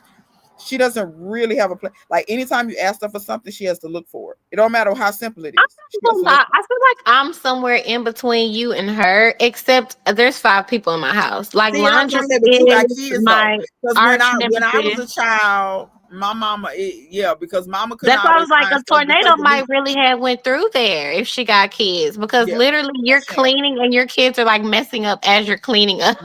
And my Mm-hmm. kids, I get them to help clean up, but still, we live here, we school here, we have a lot of fun. They do a lot of activities. My youngest is always like, I'm about to sculpt something and I'm gonna paint a blah blah blah, and I'm gonna make this squishy into a whole new animal. And so like stuff, and I'm like, yeah, girl, creativity. Do Yeah, your thing. Create, you know what I'm saying? Shit, I don't know. You might be an artist. So yeah. my house reflects that. But also, like, it's not like it's not like I wouldn't want to eat here. Ain't gonna be no fur, like certain stuff, you know what I'm saying? Or like you said with the flashlights. Girl, when the lights go out, my kids are so comfortable. They know where all they little flashlights and stuff are. They know where the batteries are. We have puzzles and activities to do. Like, it's not uncomfortable, but it's definitely lived in. See, But I feel like if I was girl, single though, and it was girl, just my clothes, only I will my text food, I will I text think you a I'd be doing a picture. little better. I'll text you a picture so you can see what I'm talking about. Like, it's no excuse how bad her stuff be. It's so that you can't even sometimes you can't even see her furniture. And then I say all that to say too is like, if you have kids and stuff, don't use that as an excuse for your house to be too filthy. Like I had a neighbor in the military, and um they called like housing called, I guess, CPS on her, or military CPS, like whoever needs to come Yeah. check on your kids in your house. So when we, because we live on base, so we would call for maintenance or whatever. I didn't know this because I had called maintenance the whole, at that time I think we had been in the military for 3.5 years. So I've been calling maintenance for everything. Yeah, come over, check my da-da-da, check my da-da-da-da. My neighbor, her house was filthy, y'all. It must have been And bad. she had 2 kids. It was bad, sis. It was It bad, must. and this is my next door neighbor, so I would see her outside all the time. If I had to slip and slide outside or whatever, and her kids want to come and do, like, we were very friendly, but I hadn't been inside her house. That's why. I That's wouldn't she have knew that was out of order. Y'all, the carpet is like, it's like, you don't want to walk. Like, the carpet just looked like sticky. It looks like stuff Yeah. spilled, and you Now ain't see, never wiped it up. You ain't never that's tried to get the towel and soak the stuff out the that's carpet. You ain't nastiness. never scrubbed. You ain't never wiped the walls. So now, you can wipe walls. Girl, Most we used to good wash indoor walls. things. That's what I'm saying. That's what Wash I'm walls. saying. This is what I'm saying. Listen, it was some soup on the table. And that soup had to have been, it was maggots in the soup. I was like, so Girl, no. Yeah, see, I just feel like that's like they're gonna hoarder call level. somebody on you because you cannot live in military housing. There's no reason for you to be living in military housing, and y'all get housing, and you get, like, you're here. You don't even work outside the home, ma'am. And it's only 2 kids in here. It ain't no reason for maggots. That bowl has been sitting on the table for weeks. For months, probably. How long that bowl been sitting on the table? Like, and they call the people on her, and I'm not gonna lie, there's not many houses where I feel uncomfortable to sit down, uncomfortable to let my kids come over here and put. We was in that house one time. I was like, my kids can't come over here. Y'all can't even sit down, because kids are aware, but they're not as aware. Yeah. And Y'all not gonna be up and through this house like this. Put their hand in their mouth or no. It was nasty, y'all. So having kids, make them a part of the cleaning if you need to, or have some type of routine. Pick you some days where, like, okay, these days I work on the restrooms. A deep clean or something. Like, I don't know. Find a way, because David, they were squirrels. Have I ever eaten a squirrel? Yes, I've eaten a squirrel before. I've never eaten squirrel before. I've eaten a rabbit. I've had the duck. mama squirrel I didn't better like bring me duck. a thank you gift. Who? The mama? Yeah, Clausen World said a mama squirrel gonna bring you a thank you gift. She gonna put some nuts on the porch. Yes, yeah, Army Chickadee say, yeah, some nuts in my garden bed. That rabbit went night in my garden. I didn't heard it, but it went to the upper room. I saw it in the video. You said that. Yeah, squirrels was putting nuts everywhere. They eat my flower bulbs. They had to go. I bought a new BB pistol. I was out in the garden enjoying that target practice. Lord, hey Jen. Who had the target practice in the garden? Clausen World. Her and my daddy need to hook up. But Clausen World gonna compost them though. Well, somebody better tell my daddy how to do. Aisha, my garden is fertilized by animals. My neighbors do yard too. She gonna learn to get some business, Lord. Or her side yard. Dehydrated tomatoes is the option. I'm finally getting some eggplant. So excited. First time.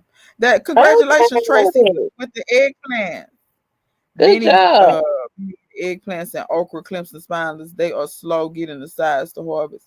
I have ordered other varieties for next season, the ones that grow large and don't get hard. Yeah, they got several of them like that. They got cowhorn okra. They got it's another one. It's another okra that get big other than cowhorn okra, and it's another one that get big that they say don't get hard. I ordered burgundy okra. Who got burgundy okra that they letting go to seed and they're not gonna harvest no more? Because I need to tell them I want some seeds. I think I might have seeds. I can check. Okay. I didn't Uh, grow okra in my garden this year. I really just ran out of time and space, to be honest. But I am definitely gonna grow some more next year. And then, like, my husband doesn't like the green okra. He say it's real slimy or whatever. you know what? But Try he prefers the burgundy okra. He says it's it not is as less. slimy. It So, is. Have and you for ever people who tried don't like it, you could try have you ever that. tried Eagle Pass okra? I haven't. Eagle Pass okra is a okra. I think they first started growing it in Texas, but it's less slimy. I grew it and it is Mm. less slimy. It's a green okra, but it's less slimy. I do like it. You might want to Closer try world. Eagle Some Pass. people You just see that nasty. they Some are. people That's are would you nasty. explain And that was like hoarders. That was like hoarders. and then, I'm not, it's hard for me. And I feel like people don't be around me a lot because I am not somebody who's able to like lie to you. Like, I will try to find the most HR friendly way of saying things. But when she's like, oh, I can't believe, can you believe they called the police on, I mean, not the police, but they called the people on me to check my house. I'm like, Yeah, I do. I believe it, ma'am. Let me say this though. Let me say this. and you ain't never been Um, to nobody else's house? Because I do think comparison is the thief of joy. But if you've been to multiple people's house and your house is the only one sticky on the floor like that, let me your say house is the this. only one got stains and stuff like that. Should have been replaced. This carpet. Why they gotta replace the carpet? Because you live here. We only be in one station for 3 to 4 years. You Yeah. done stanked and stained this carpet. But let me say this though. And her and I'm not making an excuse for her because there is no excuse, but I don't I'm gonna tell you what I think that was. It's one or two things. She either grew up in that kind of environment and that became normalized, and maybe you have been to other people's houses. But a lot of times, sometimes when you grow up in things that becomes normalized, like people who experience a lot of spousal abuse or watch their parents, a lot of spousal abuse, that That's becomes normal for them. normalized.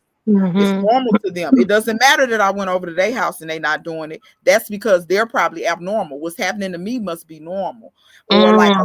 a lot of abuse, a lot of addiction. These things become normalized. It's either that or sometimes people do have a like a Like a mental, I don't want to, depression. yeah, it could be depression, but it's usually something mental because depression has to do with your mind. Mhm. I'm not saying that they have a learning disability or anything, but they have something going on mentally to where they don't they don't when they walk in, they don't see all that. You get what I'm saying? Like they see it, but they don't really see it because that's the only way a hoarder, like if you've ever watched hoarders and like the nasty ones and the way that they live with poop on the floor and like It be mice and roaches and shit you living when you too. go They in be that having house, rooms you know and it's bad, but pathways. you know it's bad, but somewhere in your mind, because of what you got going on, you able to whitewash that. And it's kind of Yeah. like white noise. So it's probably one of the two, if not kind of a combo. But either way it go, maybe that was her intervention and maybe she learned. And maybe because I my hope thing is so. I don't know. I We worry moved for the away. We were children. stationed elsewhere afterwards. I Girl, I worry, can't listen, and I could I love worry you for the from afar, but children. I'm finna be in that house, okay? So I wasn't in there after that, but we still was cool outside. Yeah, see, and But my another thing thing is, is too that I'm thinking is like, what about your spouse? Like when he comes home, well, because they do she had come a spouse. home. She had a spouse. Yeah, Okay. Oh she had well, a she spouse. living. Okay, yeah, she living They in put military you in housing the with her housing based kids. I on got how it. many dependents you have. So Okay. the neighborhood that we were in, like we had at the time, we Hey, had 2 Alberta. kids, so we had a 3 bedroom. You know what I'm saying? They give you enough bedrooms for the kids that you got or whatever. So we next door neighbors, we got the same amount of kids. So yes, she has a spouse, and the spouse will come home, and I'm like, it was that normal in her house and his house growing up?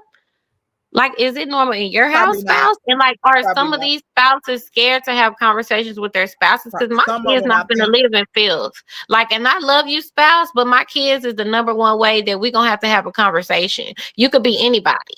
Mhm. You could be anybody. What we not about to be is in here sick and nasty. Like, Because and then not only that, that's because the sick and nasty, that's in the here and now, but over time they're gonna do the same thing. They're gonna normalize that, and then that's another. They carry that into adulthood, I'm just and gonna have then filthy grandchildren. it's harder when you later on that child gets into a relationship, and then they spouse or either they friends like somebody. And see, the thing is, you never know how they're gonna get told because they might get clowned.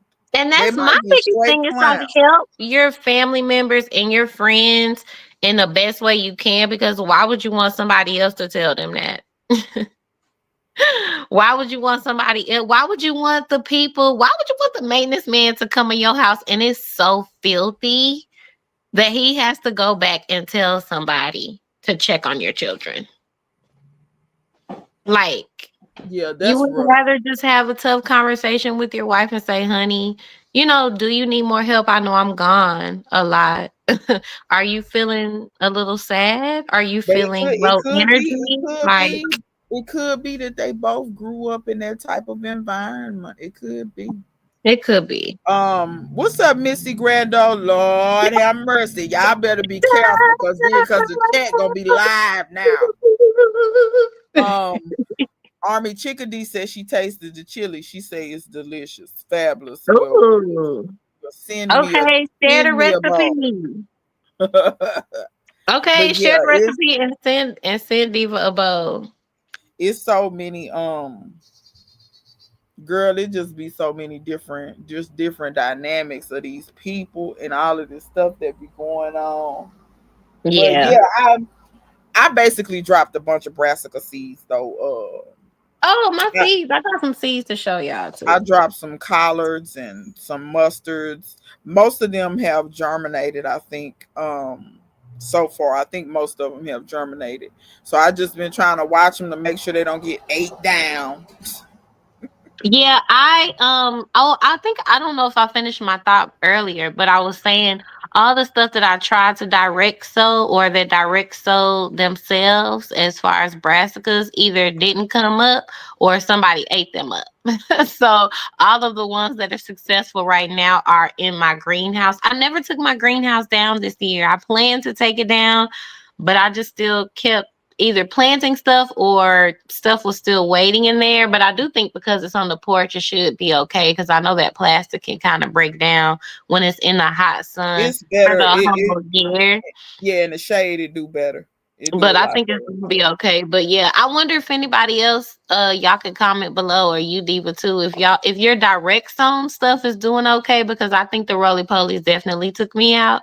But in the greenhouse, I'm doing pretty good. So I pulled out some seeds to show y'all. Y'all could tell me what else y'all planting too. David said Um, he's dropping some purple mustards today. For I need to me, get as some far more as purple mustard seed. No, I have purple mustard seeds that I saved. I also have these. These are giant red mustards. Can y'all see that? Botanical yeah, interest. those are gorgeous plants. I grow them every year, and I I just love save how seeds pretty and they keep are. growing So them. pretty. Yeah, they're gorgeous. Because a lot of times people pass by and they be like, "What are those?" And I be like, "Mustard greens." They be like, "They got mustard greens that color." I say, "Yeah." I said they And the got more stuff all color, kind of the colors. healthier for you. Yeah.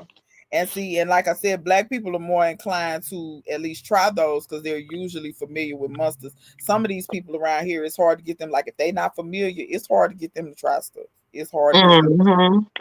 Like especially if they grown and ain't never ate nothing. Those are the tatsoi, ain't it? Or Have you grown these? It's a brown mustard. I, What's the world? Didn't you send me these? I have never grown them. I seen them. I seen people grow Those them. They're are shut beautiful. up. Purple. I mean brown. No, I'm sorry, brown mustard. Brown mustard Oh, that's sounded what so it is. unique It's to me. brown mustard. Yeah, say brown mustard. But the all the wording is like Asian wording except for the top. Yeah, yeah, But yeah, that's yeah. a picture of them. They're So I'm gonna beautiful. try these. This will be my first time. Actually, I planted the seeds before, but I don't know. I don't remember what happened. But I'm about to try them again because I was interested in She trying to said see how she they sent them fed. to you. She said Missy Grando said my volunteer red mustards are the only things being left alone. Royal Country City Girl, I direct sold arugula on Friday and they sprouted already. Yeah, arugula doesn't take too long Nice. to come up. I'm gonna have Um to tell my cousin because she be like, "Cousin, do you grow arugula?" I'm like, "No," but I'm gonna look it up for you and tell you when the best time. Maybe I'll try it. These seeds have not been sprouting for me. I'm about to plant all the rest of them, and they from Diva's favorite seed company. They Mm. are these are older seeds though, so I will say that sometimes seeds How can old like are they? have I don't know, Oh, it usually said on the back, you know say?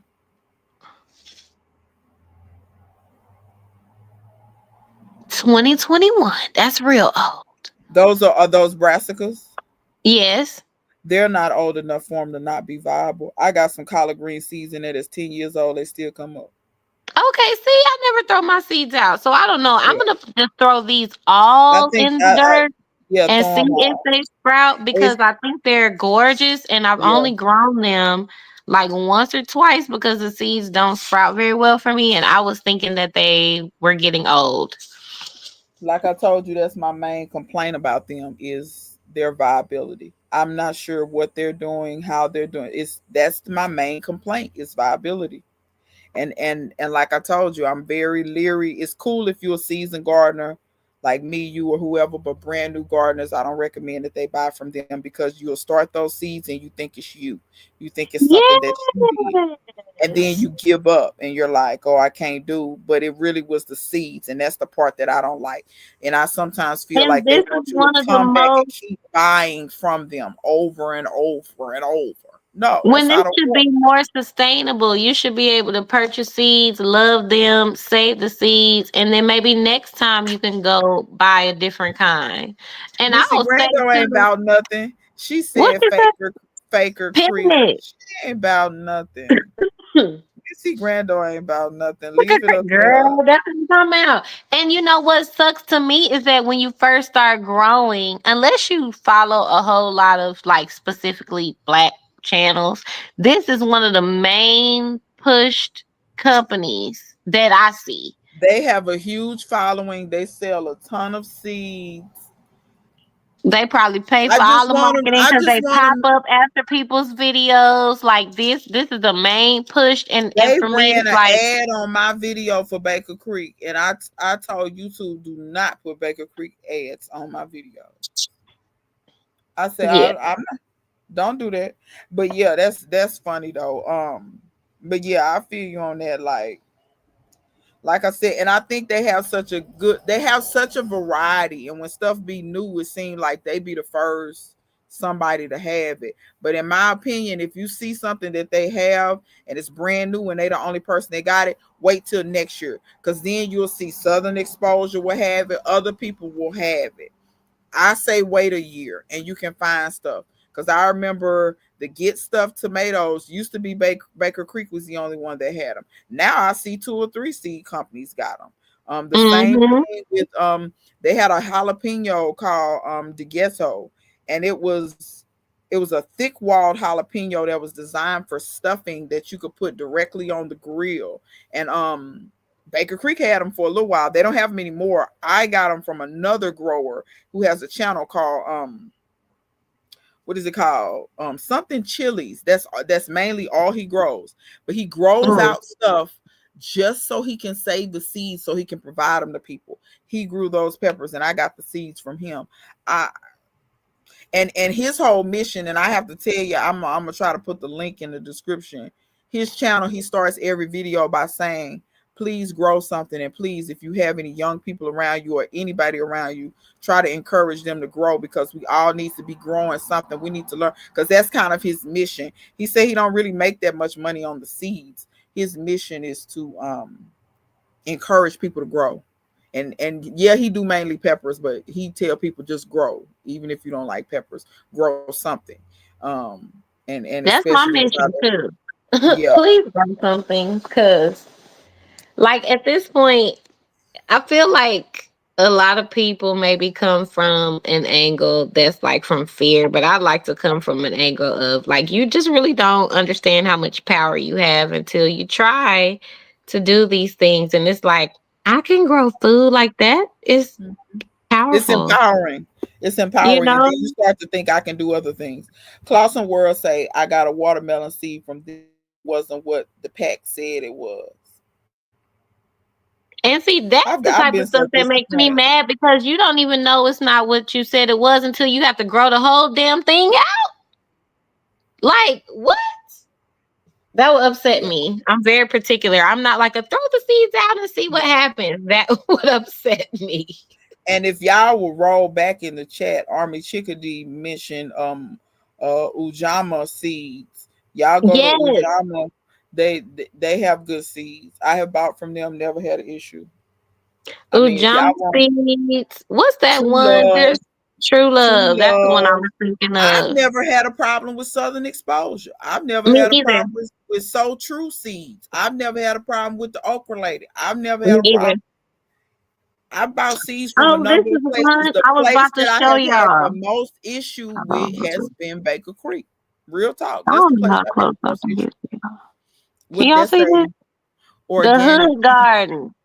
Oh, the The Hood Hood Guard. Garden is on Etsy. She's Okay. black owned, and that's who I got my pink celery seeds from, which I'm about to reseed. But I want to show y'all that because I think I got some stickers, and she sent me some free seeds too. And I Yeah. love this artwork. Even the Yeah. artwork on her seeds is so pretty. Yeah. So I've gotten good. I think I got a few pepper seeds from her too that I Yeah. tried out that were Yeah. pretty good. And Um, and my thing is, I know some people feel like, oh, well, I got to get it from somebody reputable. But here's the thing. If I constantly keep buying from Baker Creek and I keep getting duds, I have even went on eBay and bought from people that you don't really know who they are. And I've had fairly good success. Now, one time, yeah, I did buy some seeds and they claimed it was jicama seeds and they was 4 o'clock seeds. But I got 4 o'clocks in the back there. yeah, So there you go. but so I mean, out of the seeds that I have bought, like on between Amazon and eBay from people that I really, they're not big companies, about 80% of the time they were straight. About 20% of the time I got duds. That's better than Baker Creek because 80% of the time Baker Creek I've had a problem. And the thing 20% of the is, time, too, is that is just understanding that, like in America anyway, what's reputable is just who has the funds to market to you more, right? yeah, And yeah, so that's like who's popular, but that doesn't mean that their product is better. And so when you get those seeds, like you're talking about, just remember the companies that have done a good job and you go mhm. back to them, Oh yeah, the and company that sent continue me the to stuff that support was them four and o'clock. tell people about them because Baker Creek is like in your face, in your face, in your face. So we gotta be the ones to Mhm. share the little guys, you know what I'm Yeah. saying? The black And the people owned that the or people that the send me the homegrown 4 ones. o'clocks that was supposed to be jicama, I just won't purchase from them again, but And you also give them feedback because sometimes they'll make it right. yeah, Like, yeah, yeah, yeah. I think we don't give feedback enough. I feel Oh, I like, do. I I feel give like lots of feedback. as I say, we as a community, you Yeah, give a lot of feedback, and I also give a lot of yeah. feedback. But Even I if know what I'm you not mean as a coming back, whole. like if you did something as a business that I'm not coming back, I'm still going to give you the feedback because I'm hoping that the next person has a better experience. I'm hoping you Hmm. as a business can learn something and do better because I won't be back. But Yeah, hopefully you can do better next yeah, time. And I definitely. don't know if we value that enough Hmm. I don't know if we because do either. people go back to McDonald's, they can mess up their stuff 50 million times, and that's not even food. And it Yeah, ain't black owned or yeah, small owned, small business owned. You know what I mean? There's nothing of value there for it, but you'll keep going back to that. But yet we won't give small businesses, black businesses feedback or another chance. So we got to work on that, I feel like. Cause I'm gonna let you Yeah, know them was the wrong seeds, and I'm gonna give you a chance to make it right. Cause that makes me feel better. Like sometimes yeah, they will actually respond and say, "You know what, yeah, my bad. Let me replace those seeds for you." And if they don't, then you know, like, okay, I'm not going back. yeah. Thank They on you, some. because They I'm on not some gonna bull. purchase from you just because you're small or just because you're black. I also would like great service. Yeah, yeah. So it all goes into it. Missy Grando said, "I'm glad you mentioned the okra lady. I need to get some onion seeds trained for this Texas sun." Yes, you do. Cause I just be Royal, over here with my walking onions and my. I've got to send you some Toy onions. I got mine from, I think Go Grow, the one that was in here earlier. I think Go Grow sent me those. And when I tell you, you plant one, so toys are like shallots kind of. So they have a kind of reddish color to them. They don't get real Okay. big, and they're a milder onion. But girl, when I tell you, when you plant one, by the end of the season, that sucker be 20 or 30 of them. They See, that's what multiply. I need in my They life. multiply like crazy, and they're very delicious. And especially like I said, if you want a milder onion, like say maybe you don't want so much of a bite, you can use that shallot, and it's really good. But you can cook with them as well. I do all kind of stuff with them. You can use the tops while the shallot forms. Like I said, they don't get huge, but they multiply like crazy. Because That's what I I prefer. had a clump. I didn't even know it was over there. And I'm going to split it up. Girl had 30 of them. I know I didn't plant but one right there. And I I was like, love that. Lord. Royal Country City Girl says, I'm growing in all my fall garden. I'm growing all my fall garden in pots and raised beds this season. Okay, do you usually grow in ground? Because you say you're doing your fall garden that way. Do you usually do your like your spring and summer? Is that in raised beds too, or is it in ground? Um, I bought some white zinnias. This class where I bought some white zinnias from B BL. I don't know, but one of the seeds was magenta. Messed up my color scheme.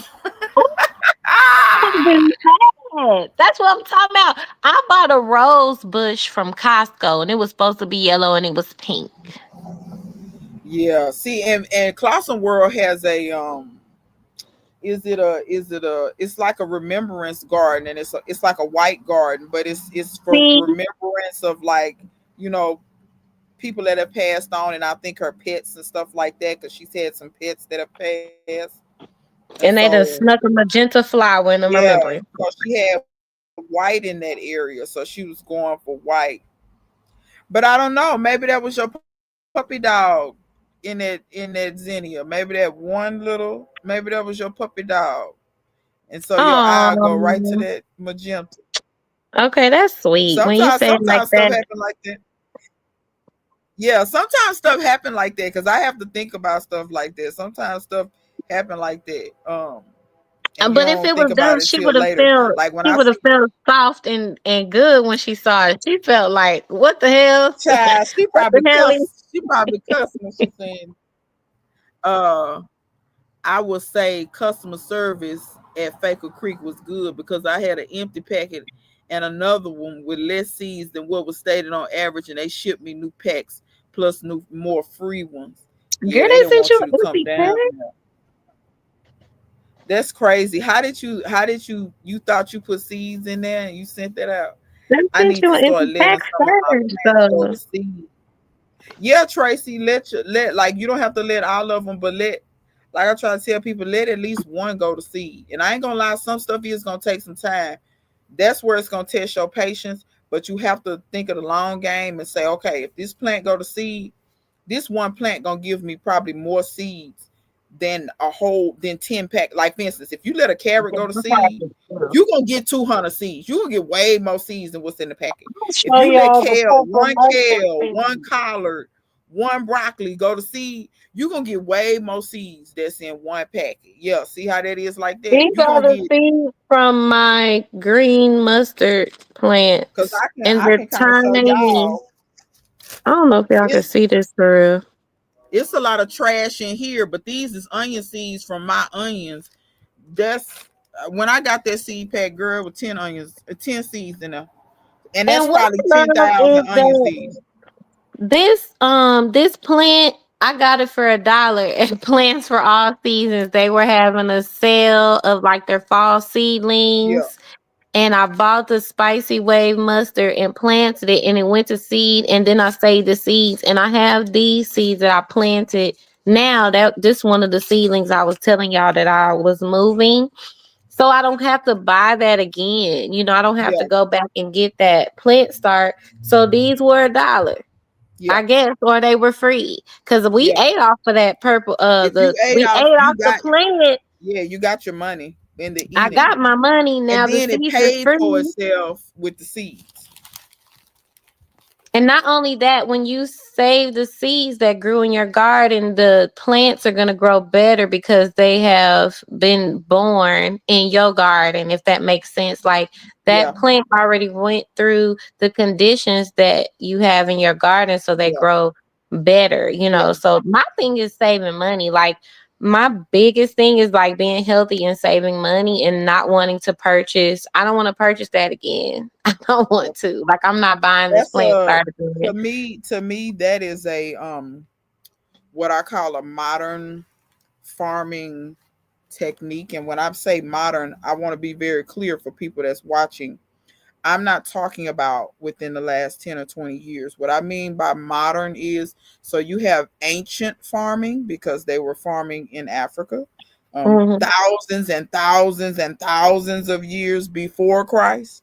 And then you have modern farming. What I consider modern farming is, and this may be a misnomer, but this is what I consider it to be until I have better information, is when pilgrims or whatever they want to call themselves came to America and called themselves going to develop America and using farming as one of the main tools to do so. That's when you start seeing a lot of the techniques of not saving seeds. That's when a lot of that came about, and like big ag. That's when you start, because I ain't gonna lie, my great uncles and them, they didn't save no seeds. They went to the feed store. You just go down to the Mhm. feed store. You just, and I Well, never thought because that nothing of that that. creates a system where you're continuously needing, still needing. If you save your own, you produce your own compost, you growing your own food, like then what are you going to them for? So the And more see, dependent, like we become so much more dependent over the years. I think when COVID hit, I was like, oh shit, I'm dependent for everything.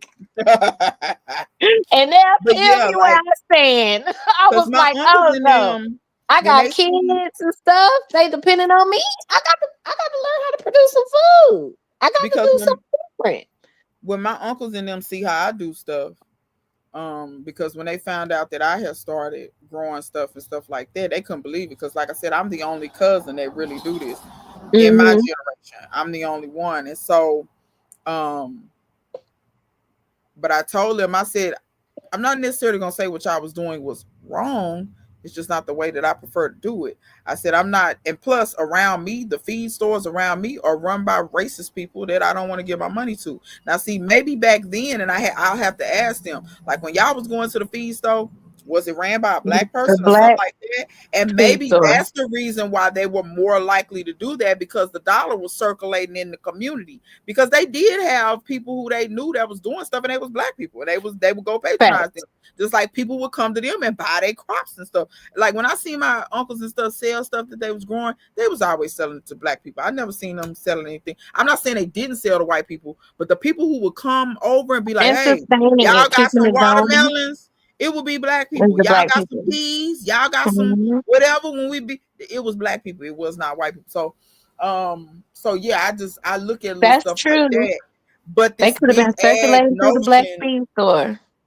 this big ag notion of just forever constantly giving somebody your money when you could easily collect those, like, you don't need to let but one collar plant go to seed. You're gonna get 1,000 seeds. And Like one just thing that I love is if you let a plant go to seed, you can collect some seeds, but let it drop some seeds. Baby, the way my that, holy basil keep popping out and I keep pulling them out and moving them to different places in my garden, yeah, blessings on blessings on blessings. yeah. And When you then and plant then that to plant and it keep planting itself for you, and then to look at expand God. on what you said about the adaptation of these plants and how they grow in your area. And I want to stress that to people. Adaptations. Plants adapt just like humans do. Humans can adapt to their surroundings, so do plants. When you're not saving those seeds, you're doing yourself a disjustice. For instance, if you struggle to grow something, but you was, hey Bertha, what's up? You struggle to grow something and you got it to at least give you one piece of fruit, or got it to give you at least one little pod of seeds. Those seeds went through so much hell to do that. Those seeds have adapted. When you plant it again, that plant will be easier to grow next time. You make it easier on yourself as a grower when you do that. And I think Mhm. some people forget and overlook those things. And I know that some people, they learn their gardening from people who, well, they just go get seeds and stuff. Because I talked to a lady like that. She was like, well, Daddy didn't, because she seen my collards going to flower. And she said, what's them? There's some pretty yellow flowers. What's them flowers? I said, girl, them colors. She said, wait, but they make flowers? I said, yes, ma'am. I said, they go to seed. Eventually If you you get let seed. them. She had no idea how you even got the seeds. She said, but they're so pretty outside. No, she said, and the bees is on them. I said, yeah, it feed the bees. It's That's pretty. another And I reason get why you should seeds. let the stuff go to seed. She had no clue. She said, well, daddy just go to the feed, because her daddy was a prolific in this area. Her daddy, like about 3 miles from here, had a huge operation where he was growing stuff. And he still grows, even though she said he's got kind of early onset dementia, but she said Mhm. he still can do what he can. And he just had never done it that way. So she had no clue. And that's why I said we have to talk to each other and network and see how to do. And I'm not saying do everything that somebody say, but sometimes look and contemplate it. Contemplate it and see if maybe that may work for me and maybe it don't. But I know saving seeds works for me, so I won't never tell nobody don't save no seeds. I be preaching. Y'all probably get tired of me. I be on the videos ranting. You need to save your seeds. I keep seeing And people I buying the same mean, stuff over and over. I would even say, like, as we're talking about saving seeds, like, I'm not even saying just save seeds from your garden. You Like, can get seeds I from other I people. got the biggest, prettiest pepper from the grocery store, and that mud Oh yeah, sucker was yeah, high. yeah. And the lady was like, "You getting this pepper?" My husband say she ain't gonna buy no more. He was like, "She about to pull the seeds out of there and grow the plant and How many keep on grocery growing it for store? the rest of our lives. Like, we'll How never many buy this grocery store again." experiments have I mentioned in these videos? Because I be quick to tell Tomatoes y'all and these. peppers and everything. I'll grow Y'all some better out the get that grocery store. eggplant. The Oh my gosh, potatoes. Like, especially if you Sweet potatoes. shop at places like Sprouts and stuff like that, the farmers market and stuff.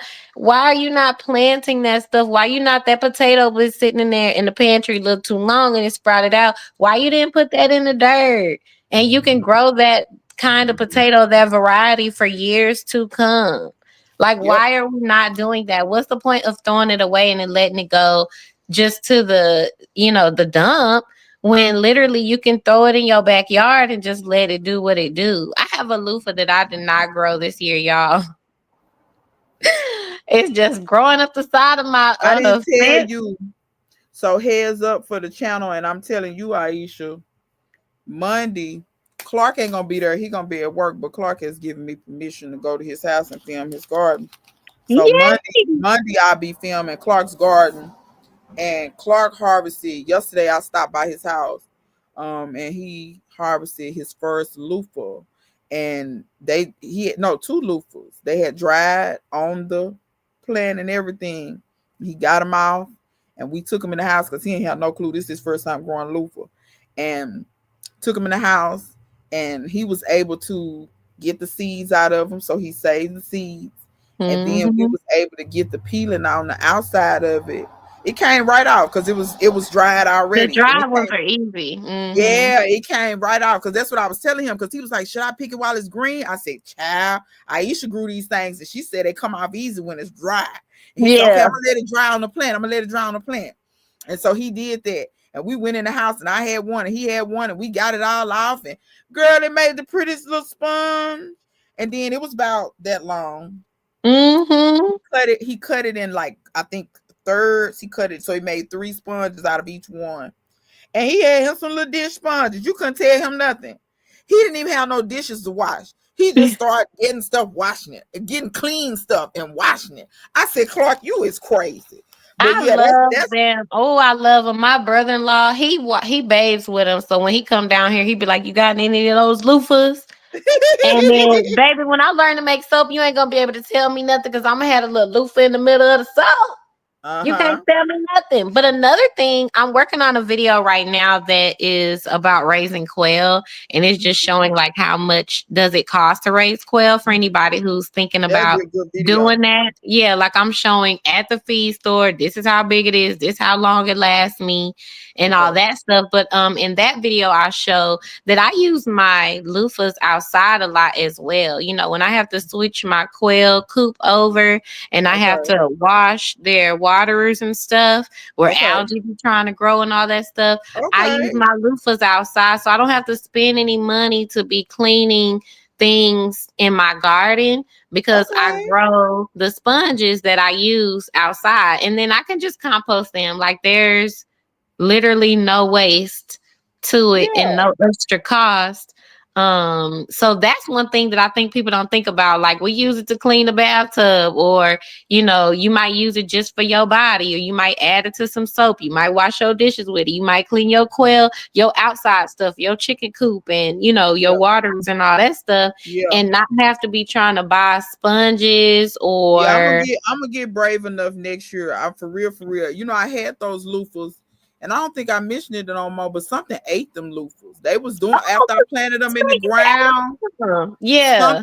Something ate those loofahs, ate them down to the ground, girl. I don't know what ate them, girl. But this time, What? I'm gonna plant them somewhere. If y'all wonder what I'm doing, I'm processing onion seeds. Like I'm getting the trash out of it and keeping the seeds. But anyway, I'm going to be more diligent about those loofah because I do want to grow them, even though I'm kind of low key scared of them because they take over everything. But they just gonna have to take over. They just gonna have to take Yeah. over. And I'm gonna have to go on and grow me some because I be thinking about stuff like that. Like when I'm outside and I may want to scrub, like you said, anything outside, I could just grab me a loofah right quick. What the hell? I'm going to go get And I'll leave brushes it out and there. Forget about it. Come back, scrub with it the next yeah, time. Like no maintenance, no money, no thoughts about it. yeah, yeah. It's And really, that's really why. helpful. Every Yeah, I little said I thing was gonna that do you that. don't have to purchase is like it makes a big difference. Like I'll Yeah, be in here like, baby, look at these sponges. Baby might be one thing that was for the whole year. I'm you be about to like, be look, so hype about it because I ain't got to buy no sponges. Okay.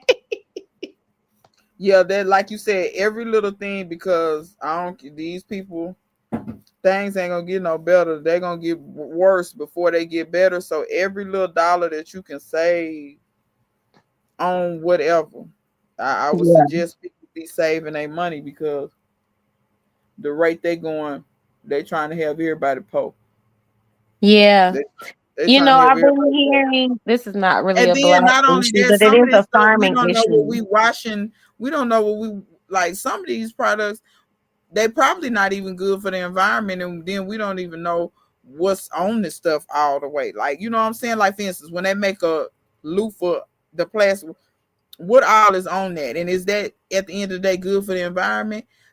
Probably These not. natural loofahs, eventually, I'm sure they break down like any other plant They matter. compost Eventually, down. I stick them in the yeah, bottom of my pots. yeah, yeah. And that's what I'm saying. At least that loofah, you know, it ain't nothing foolish on it, or it's not terrible for the environment, or because we don't really know these sponges and things that we be buying at the store. We don't know what's all on that, what's all in that, or whatever. Mhm. You know. Another thing that I love about them too is that what I hate, one thing I hate, like when we go to mommy house, I'll be throwing her sponges away like all the time. Be like, mommy, get. Do she get those She use the like? regular. She don't like how much space the loofah takes up. She came to my garden one year and was like, "You will not grow this thing again. You need to grow the cucumber, the." I was like, girl, you need to go back to your garden trying to tell somebody what to grow in their garden. I don't know what you No, talking she about. was at Somebody, your house. She she was was at at your my house, house. At my house. So I said, you know what? And mommy. you ain't getting no sponges when I harvest them either. Cause you ungrateful. Try to come over here and talk about my loofahs. But I'm like, you the main one need some loofahs because every time I go over there, I'll be like, girl, throw this sponge. So this is Loofahs don't do that. They don't hold no. that moisture So and this is the personal stankiness, preference. the This is personal moldiness. preference. When it comes to sponges, I refuse to buy that type of sponge that you're talking about. That people always forget to wring out because they hold water, nastiness, bacteria, mildew smell, all that. I don't like Mhm. that. I don't like that. When people use rags and stuff, personal. I'm not talking about nobody personal preference. You do what you want in your house. I don't use rags and stuff like that because that stuff holds. If you don't wring it out of lead where it can dry, that stuff hold. I don't use that stuff. I don't use none of that stuff. So for my cast iron, I use chainmail, which chainmail is it's just like what the knights used to wear. It's stainless steel, but you can scrub your cast iron without knocking all the seasoning off because you don't want to use a Brillo pad or SOS on your cast iron. You will take the seasoning, all that work you put into that pan to get it non-stick, you taking that out of there. And then all How of do my you other store stuff, those when you're done? the chainmail. Mm-hmm. And Or so is it's it like one and done? no, Or it's the same. So it's a square and it's about the size of a maybe half of a washcloth. And it's mm-hmm. all it is a little stainless steel ring. Imagine a bunch of jump rings. Since you work with jewelry, you know what jump Yeah, rings yeah, are. yeah. Yep, that's what I was imagining. Yeah, but they're the jump rings. Imagine a bigger jump ring, not a little bitty one, but a bigger, thicker Mm-hmm. one. It's a bunch of them all, but no, it's not one and done.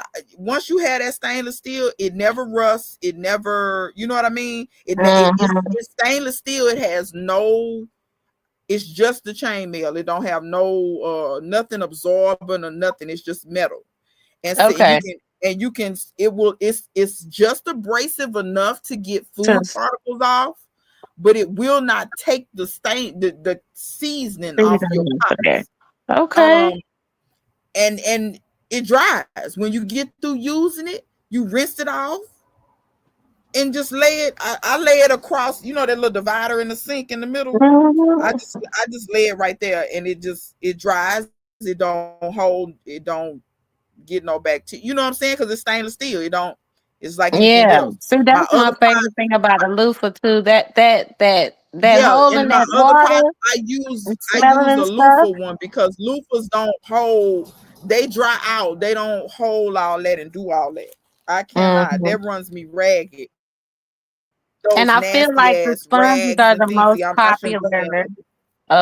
or most marketed is those sponges, the yellow with the green on the other And side. and them sponges is nasty, and I don't see how people don't understand that the sponges is nasty. Them sponges have a smell to them. They be stinking. That's Yeah. nasty. And it happens so I'm fast, good. It's not like, it happens so fast. So anyway, yes, grow loofahs if you got the space. And if you don't, you If you can got the space, and you if will you have don't to, have the space, pay somebody to grow you some loofahs or rogue and plant. you can Find cut you a them back field that nobody too. use and rogue plant some loofahs. Yeah, and you could cut them back. Like loofah won't be hurt if you cut them back. You just will have to keep cutting it back. Just know that it'll keep reaching for the stars and for the playhouse Yeah, and for the loofah. trees next door. But that tickled me how you said she told you don't grow that no more. Grow the cucumber. I was like, you in the wrong garden, sis. You in the wrong garden. This the Child, and wrong you don't even garden. want to because you don't want to know what I thought in my head immediately. She telling you what to grow. But you kind of was the one growing the garden in her house. Like she was doing a little something, but ma'am, you wasn't doing a whole lot. Like, so how Facts. you gonna tell me to grow? How you gonna tell me what to grow? You ain't grow. You kind of halfway. You know, I have to get on you to water. Like, Be having child, meetings, or I used to. I used to be like, can we have a garden they meeting? used to tickle me. They used to tickle me so bad. And when you came and you said somebody had mowed down some stuff, I grow them on trellises. Yeah, Aisha grew them on a trellis too, and her house turned into the trellis. The playhouse turned into the trellis. Them loofah was all over Houston. All over Houston. Them loofah was everywhere. They was trying to go to the neighbor's house. Baby, them loofah was at my house. And I didn't, them loofah was everywhere. I got me some loofah from her loofah, and we all know how many miles apart. What is the plant that you squeeze and water comes out? The shampoo ginger. Ginger? I have I one of guess those. my loofah has a second life now that the temps are dropping. It's all over.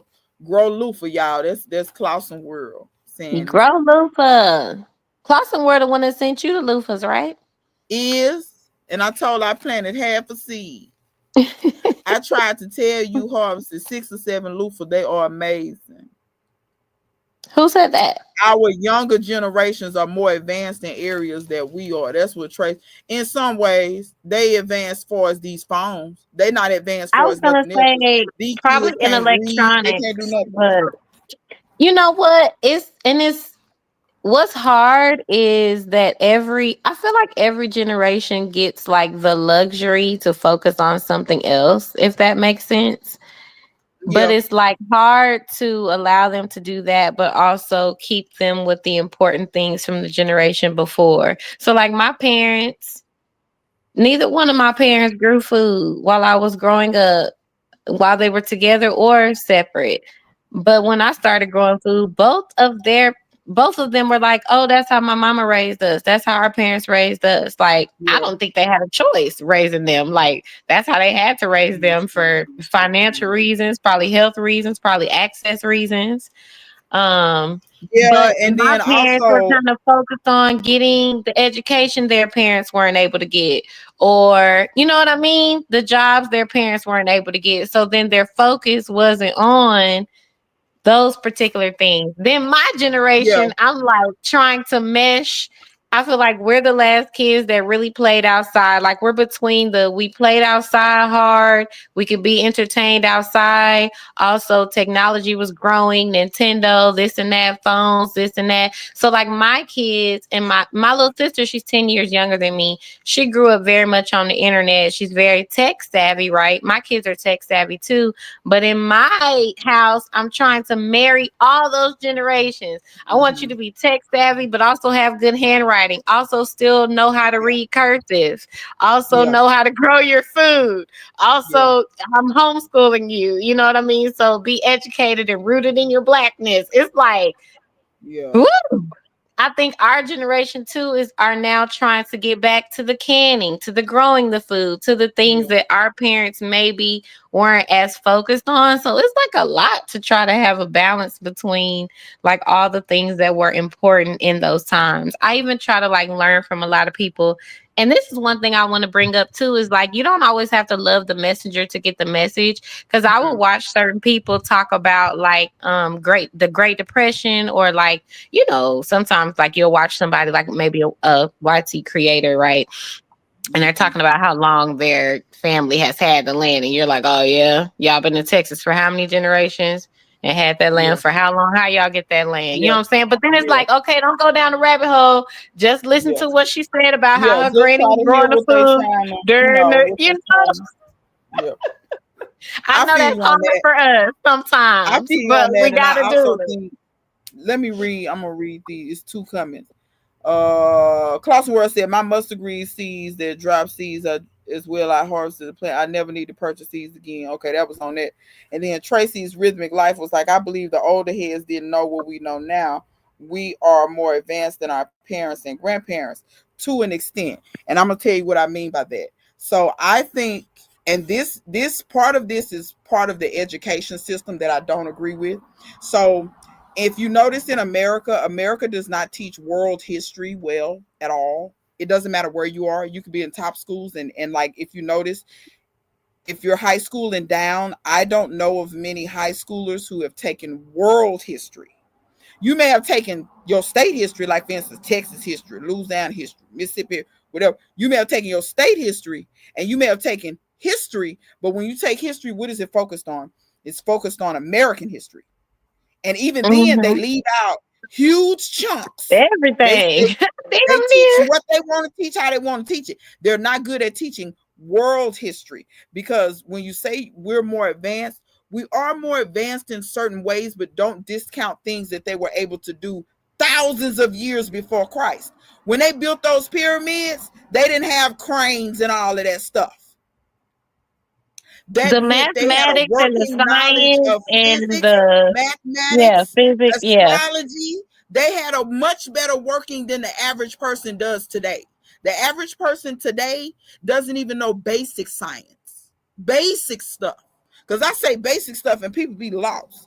And I'm looking like, so, and then let me be honest, the education system is falling off rapidly. Because if these kids is going to public school, charter school, whatever, depending on what school they in, y'all, they can barely read. Have y'all ever look at the content creators? Look at when they speak. Like, yeah, I can say stuff and I say stuff country sometimes. But trust me when I say I can pronounce words. I can pronounce.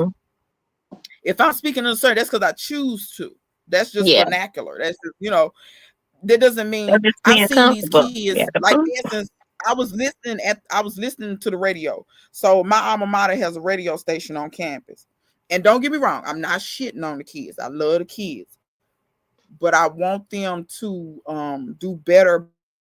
Like, for instance, they were struggling to like read something. And it was very simple what they was trying to read. And I was like,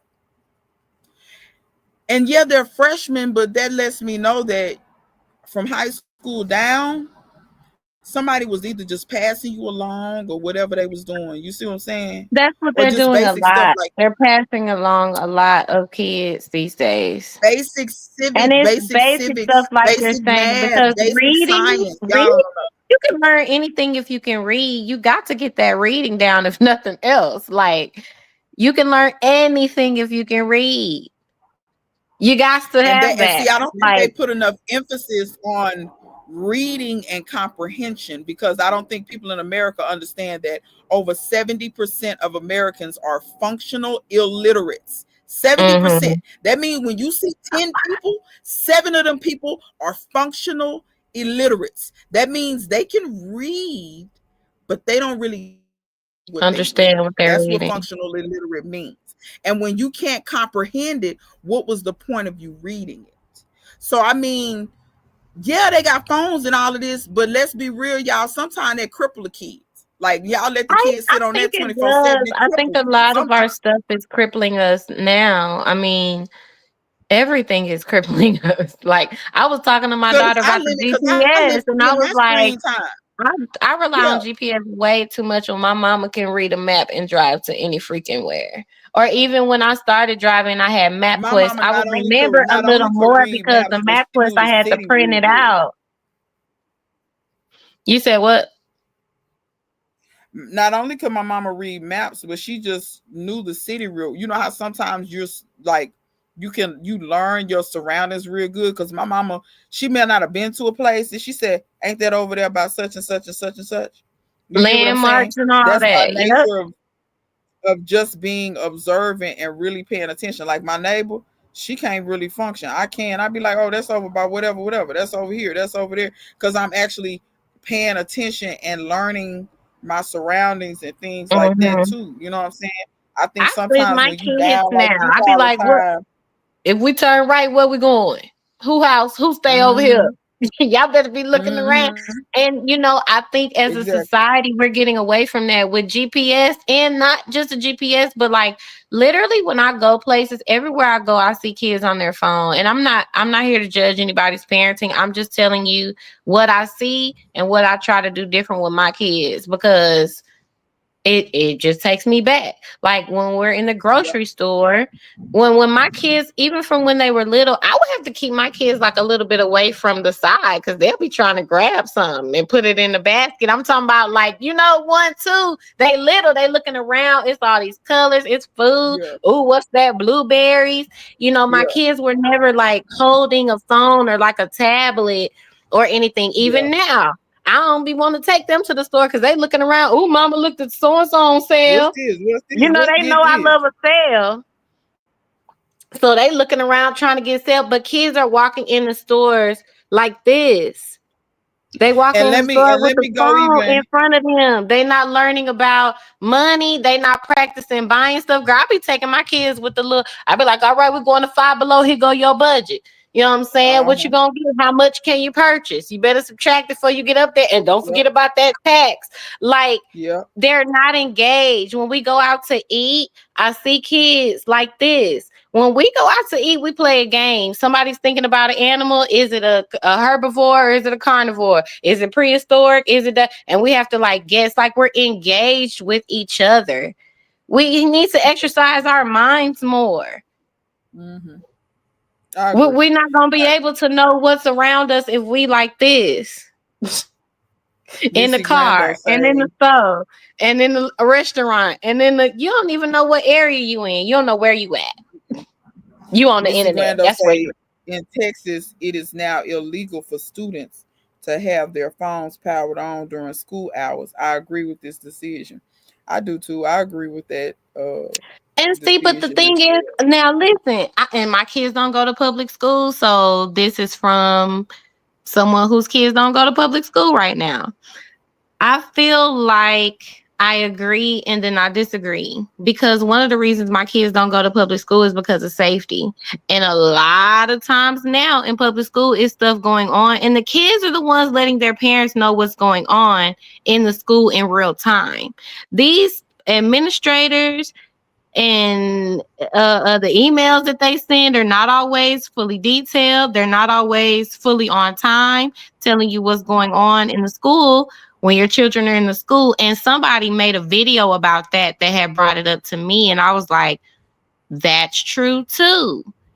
I think if you're not gonna but also they can be a distraction. There's a lot of bullying, you know what I'm saying, going on with these phones in the school. So I understand the thought behind it, but then I also understand the concern that people have as far as like their kids letting them know what's going on, recording videos when stuff is unsafe, or texting or whatever when something is going down in the school. So I guess I know they need to have more as far as like protecting the children and the teachers in the schools right now, because it seems like anybody can just run up in there. I don't know if that's just me, but because we had a issue at the school that's right here. It's a high school that's like walking distance from my house. And one time, girl, I was in the garden and it was helicopters and stuff. And I'm like, what is the helicopters doing? So I'm like, going to house, kids. We were out in the garden in the morning before school. And I come in and I look online and it was like, oh, okay, Klein ISD said they had a threat at the high school right here. And so that's why the helicopters were here. What kind of threat? Like bomb? What kind of threat? Bomb, shooting? A student threatened a pow. Okay. And so they had the kids outside like lined up, and they were saying like, we're asking that you don't come pick your students up. And I'm like, so they just outside? Like, school is over. I'm coming to get my baby. Like, I don't know what y'all talking about. The day is over. They're scared. They're traumatized. They all outside. There's helicopters. They said they're asking parents not to come pick your students up. Okay, so question: the person that did the threat was a student at that school? Yes. Maybe they didn't want to come get them because maybe they identified who it was, because maybe they didn't know who it was and they didn't want people to come get their kid because they're looking for that MF. I mean, I don't know. It's possible. I'm not sure. I I don't just know know. that I would want to know how my child is doing at the time, especially if you tell me I don't come get them. That's all I was saying. Is like I was thinking about, the phones and stuff like that. It's like y'all going through a lot. I don't know if somebody's shooting up the school. Because even in Texas, they had an instance where there was a live, shooting, and like the police weren't really running in, but they were also keeping the parents from going in, Yeah, trying to, yeah, get their yeah. children. And so it's a real safety issue. It's a lot Just for like in teachers. Teachers are Just like going in through so much Uvalde. already, and they don't have. That's what I'm talking Yeah, about.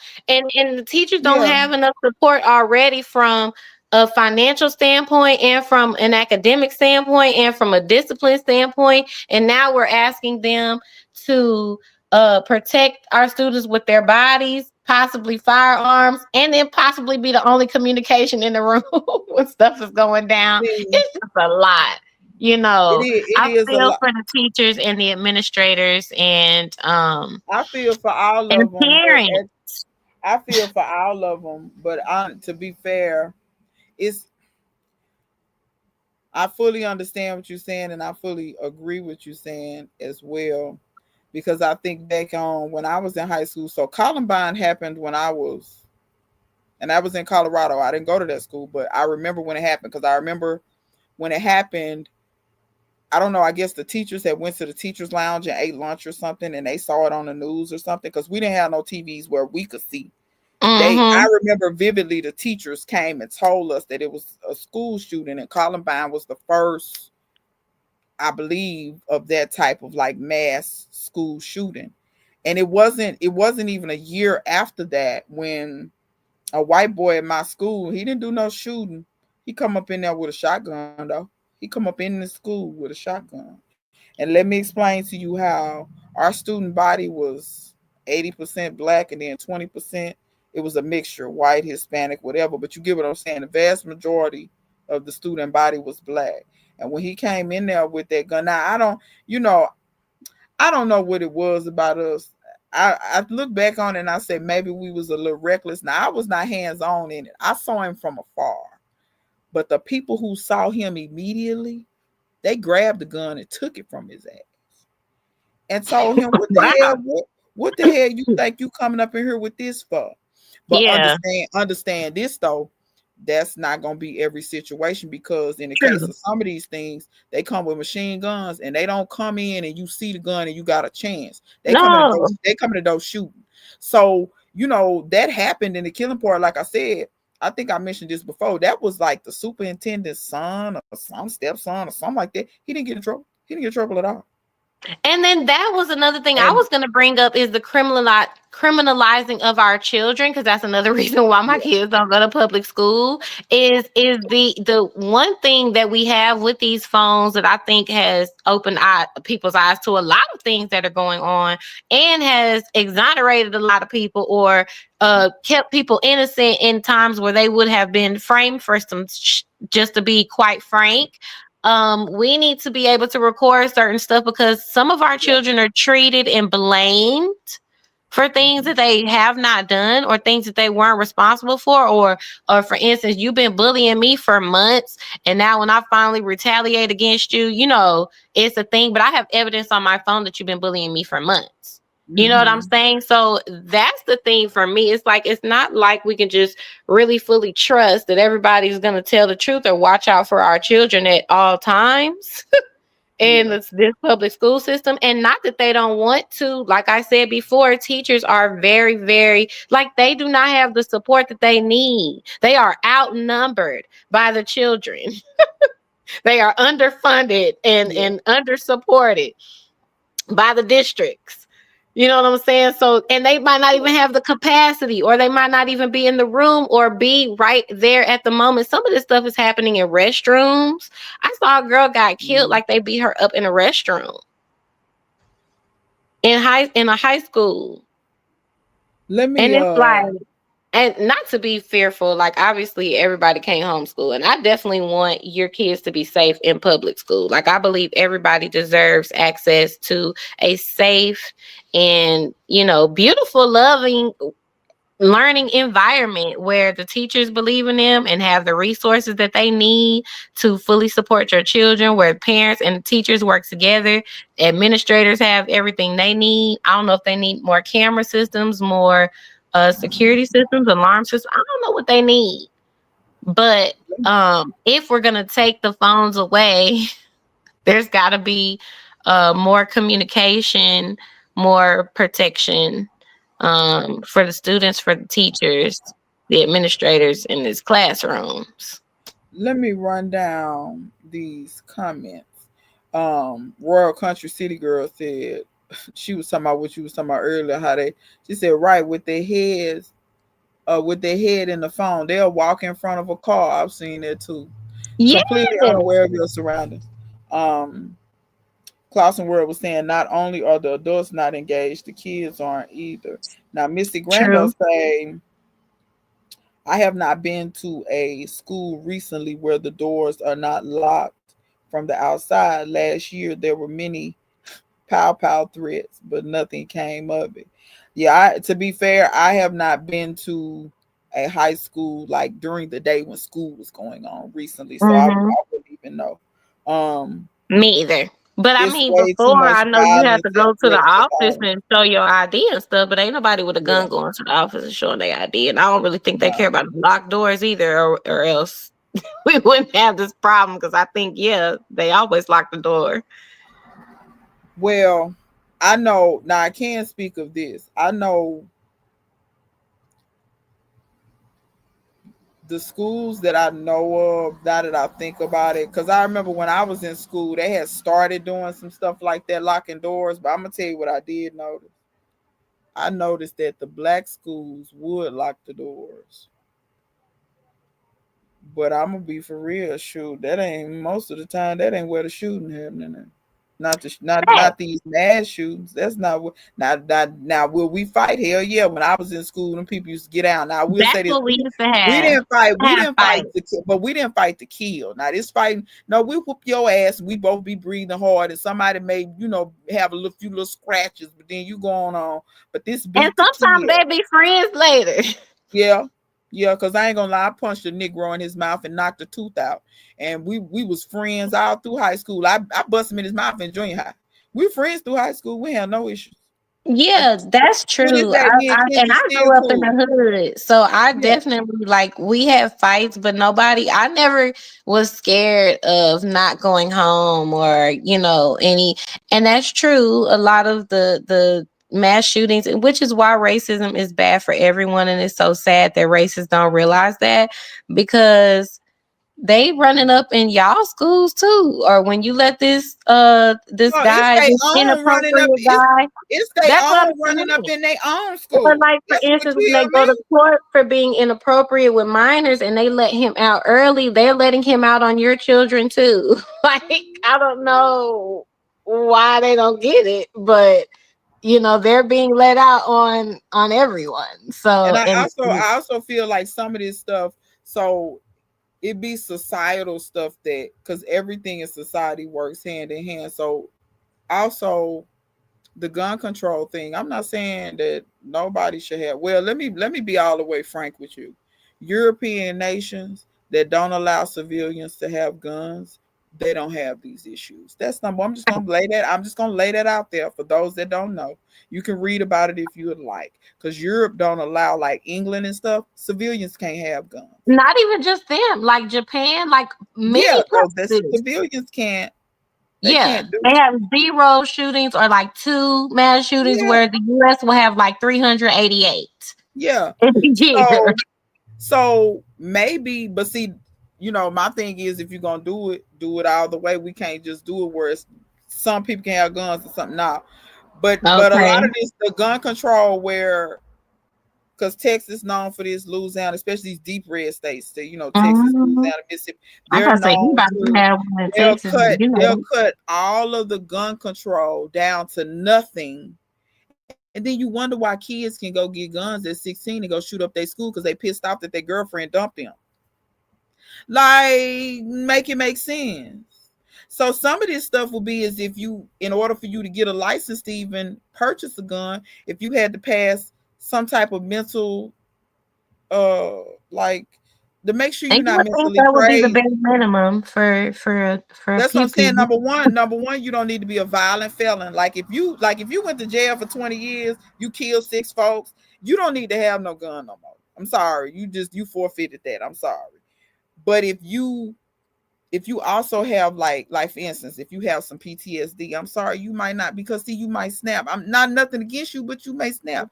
Some of these mental people, because some of these people that's doing these shootings really do have mental problems. Yeah. And then not only that, let's get some mental facilities and some social things to help these people get help too. Not just make it to where they can't get a gun. Help them get some help. You get what I'm saying? I really think when you say these things are societal, I feel like the society is really not good for people's mental health. Just the way that it's set up, period. Like the work, because this society is set up for you to work yourself to death. It's set up for you to stress yourself to death. the strain on most out of American dream that don't exist. These things like this, yes, our society is not like the amount. It's crazy how when you go to Europe, how many vacation days they get versus what we get. Because they don't work themselves to death. You know, yeah. Yep. So yeah, you're right. And that's what I'm saying. It's like that's why I say society. People try to say us one thing. No, all this stuff works hand in hand. All this stuff work hand in hand. One thing affects something else that affects something else down the line. So those are things we have to really pay attention to. So safety in the schools, safety in society gonna have to come up as a whole. You know what I'm saying? It's gonna have but to you come would think the most vulnerable, like you would have think, I don't know. Once we started with the kid like Sandy Hook, I was like, oh, them was element, like they was sick. They were little bitty children. Oh my gosh. You would think some type of movement would be made after that. Like everyone is hit. Like when you gonna be hit hard enough? Because that was their kids too. They was little and they was Aisha every time, with the exception of Uvalde, it's been their kids. Yeah. And it's like they still don't realize it ain't been no black school now time. And then Uvalde, and the only reason Uvalde was mostly Hispanics is because the population in that town is mostly Hispanics. The white people is the politicians leading it, and they the ones didn't do no gun reform. But let me say this: Hispanics, get your shit up, because y'all need to take over Uvalde and some of these other places, because they don't care nothing about your children. They shot your children. That boy had a 50 caliber bullet. They said people had to identify their kids by what clothes they had on and what shoes they had on, because they was unrecognizable. I don't know if y'all know what it looked like when a 50 caliber shoot through something, but go online and see what it looked like. I know what it looked like because I used to be in ROTC, and we went to military camp, and military have 50 caliber weapons. Y'all go look and see what something look like when it's been shot. It leaves a hole in your chest like this. If you shoot somebody in the head, it blows their head off. Like, I don't think people, and maybe we need more people like Mamie Till. Maybe some of them Hispanics should have showed what their kids look like. Yeah, I know so they can see what maybe the impact for real. Because if 4 or 5 of them people had a show what their kids look like, I think it would have turned out different. We need more Mamie Tills in this world. If y'all don't know who that is, that's Emmett Till's mother. Emmett Till's brave enough to put a clear thing on top of the casket so you could see what they did to her son. Mm-hmm. And then show you the picture of what he looked like before versus what he looked like in that casket. And he was so these people, they not courageous enough with it. They not courageous enough with it. Because had those Hispanics done that, I think something would have changed. Ain't no way Greg Abbott would have went in there and been fighting for guns in front of them people, fighting and telling them how they need to keep their gun rights. Ain't no way. Because if you would have showed, what I'm like, oh my goodness. And I'm not saying it's easy, because I don't have no kids, because I can't hardly look at that Emmett Till picture. But what I do know is when you see something you can barely look at it, you be like, okay, we need to do something. Well, and I think the thing is like when you do have kids, it's like that's the one thing that takes you to where you don't care about anything. Like, there's no way my kids are gone and your shit ain't burned down. You gonna feel me? Ain't no way, y'all. It's no way. Like it's just no way. And what else do you have to live for now? Like they done took your baby. Like we going all the way now. Make a difference. Make a change. Missy I don't Granda say know. they need more prayer. I have taught mine to pray for themselves and staff and students daily. I do the same. That's a good thing. You Yeah. do you yeah, that's a good And thing I to do. pray. I pray over the public. Everybody in public school too. The US used to have mental and social assistance. They defunded and closed. Yeah, they did. They closed a lot of stuff, and that's ridiculous. And then they wonder why they have people snapping or a lot of addiction. They wonder why. Well, Some I think they like Europeans, a lot of people snapping and addiction. yeah, Personally. because they make money off of it. A Mm-hmm. lot of some Europeans, because I had another one of my advocacy meetings. We had two meetings yesterday, and we talked about that specifically. How much money can be made off of people being addicts, people causing all this mayhem and foolishness. Like a lot of people don't understand how much money and different things can be made off of that. Mm-hmm. The US, okay, I already read that one. Some Europeans have 30-day vacations. They don't work themselves today. Yeah, because you always hear about them being on vacation. Sometimes I wonder when the hell do Europeans work? I say, hell, I'm in the wrong place. Okay. Um, People don't really know what death looks like. No, they don't. I shot a 50 cal before. Didn't Uvalde go for Trump? I'm pretty sure that's a very rare, but understand this. Um, I'm gonna try to explain this the best way I can. Uvalde is in a very rural part of Texas. Uvalde is actually where Matthew McConaughey, the actor, is from. I Um, can do that.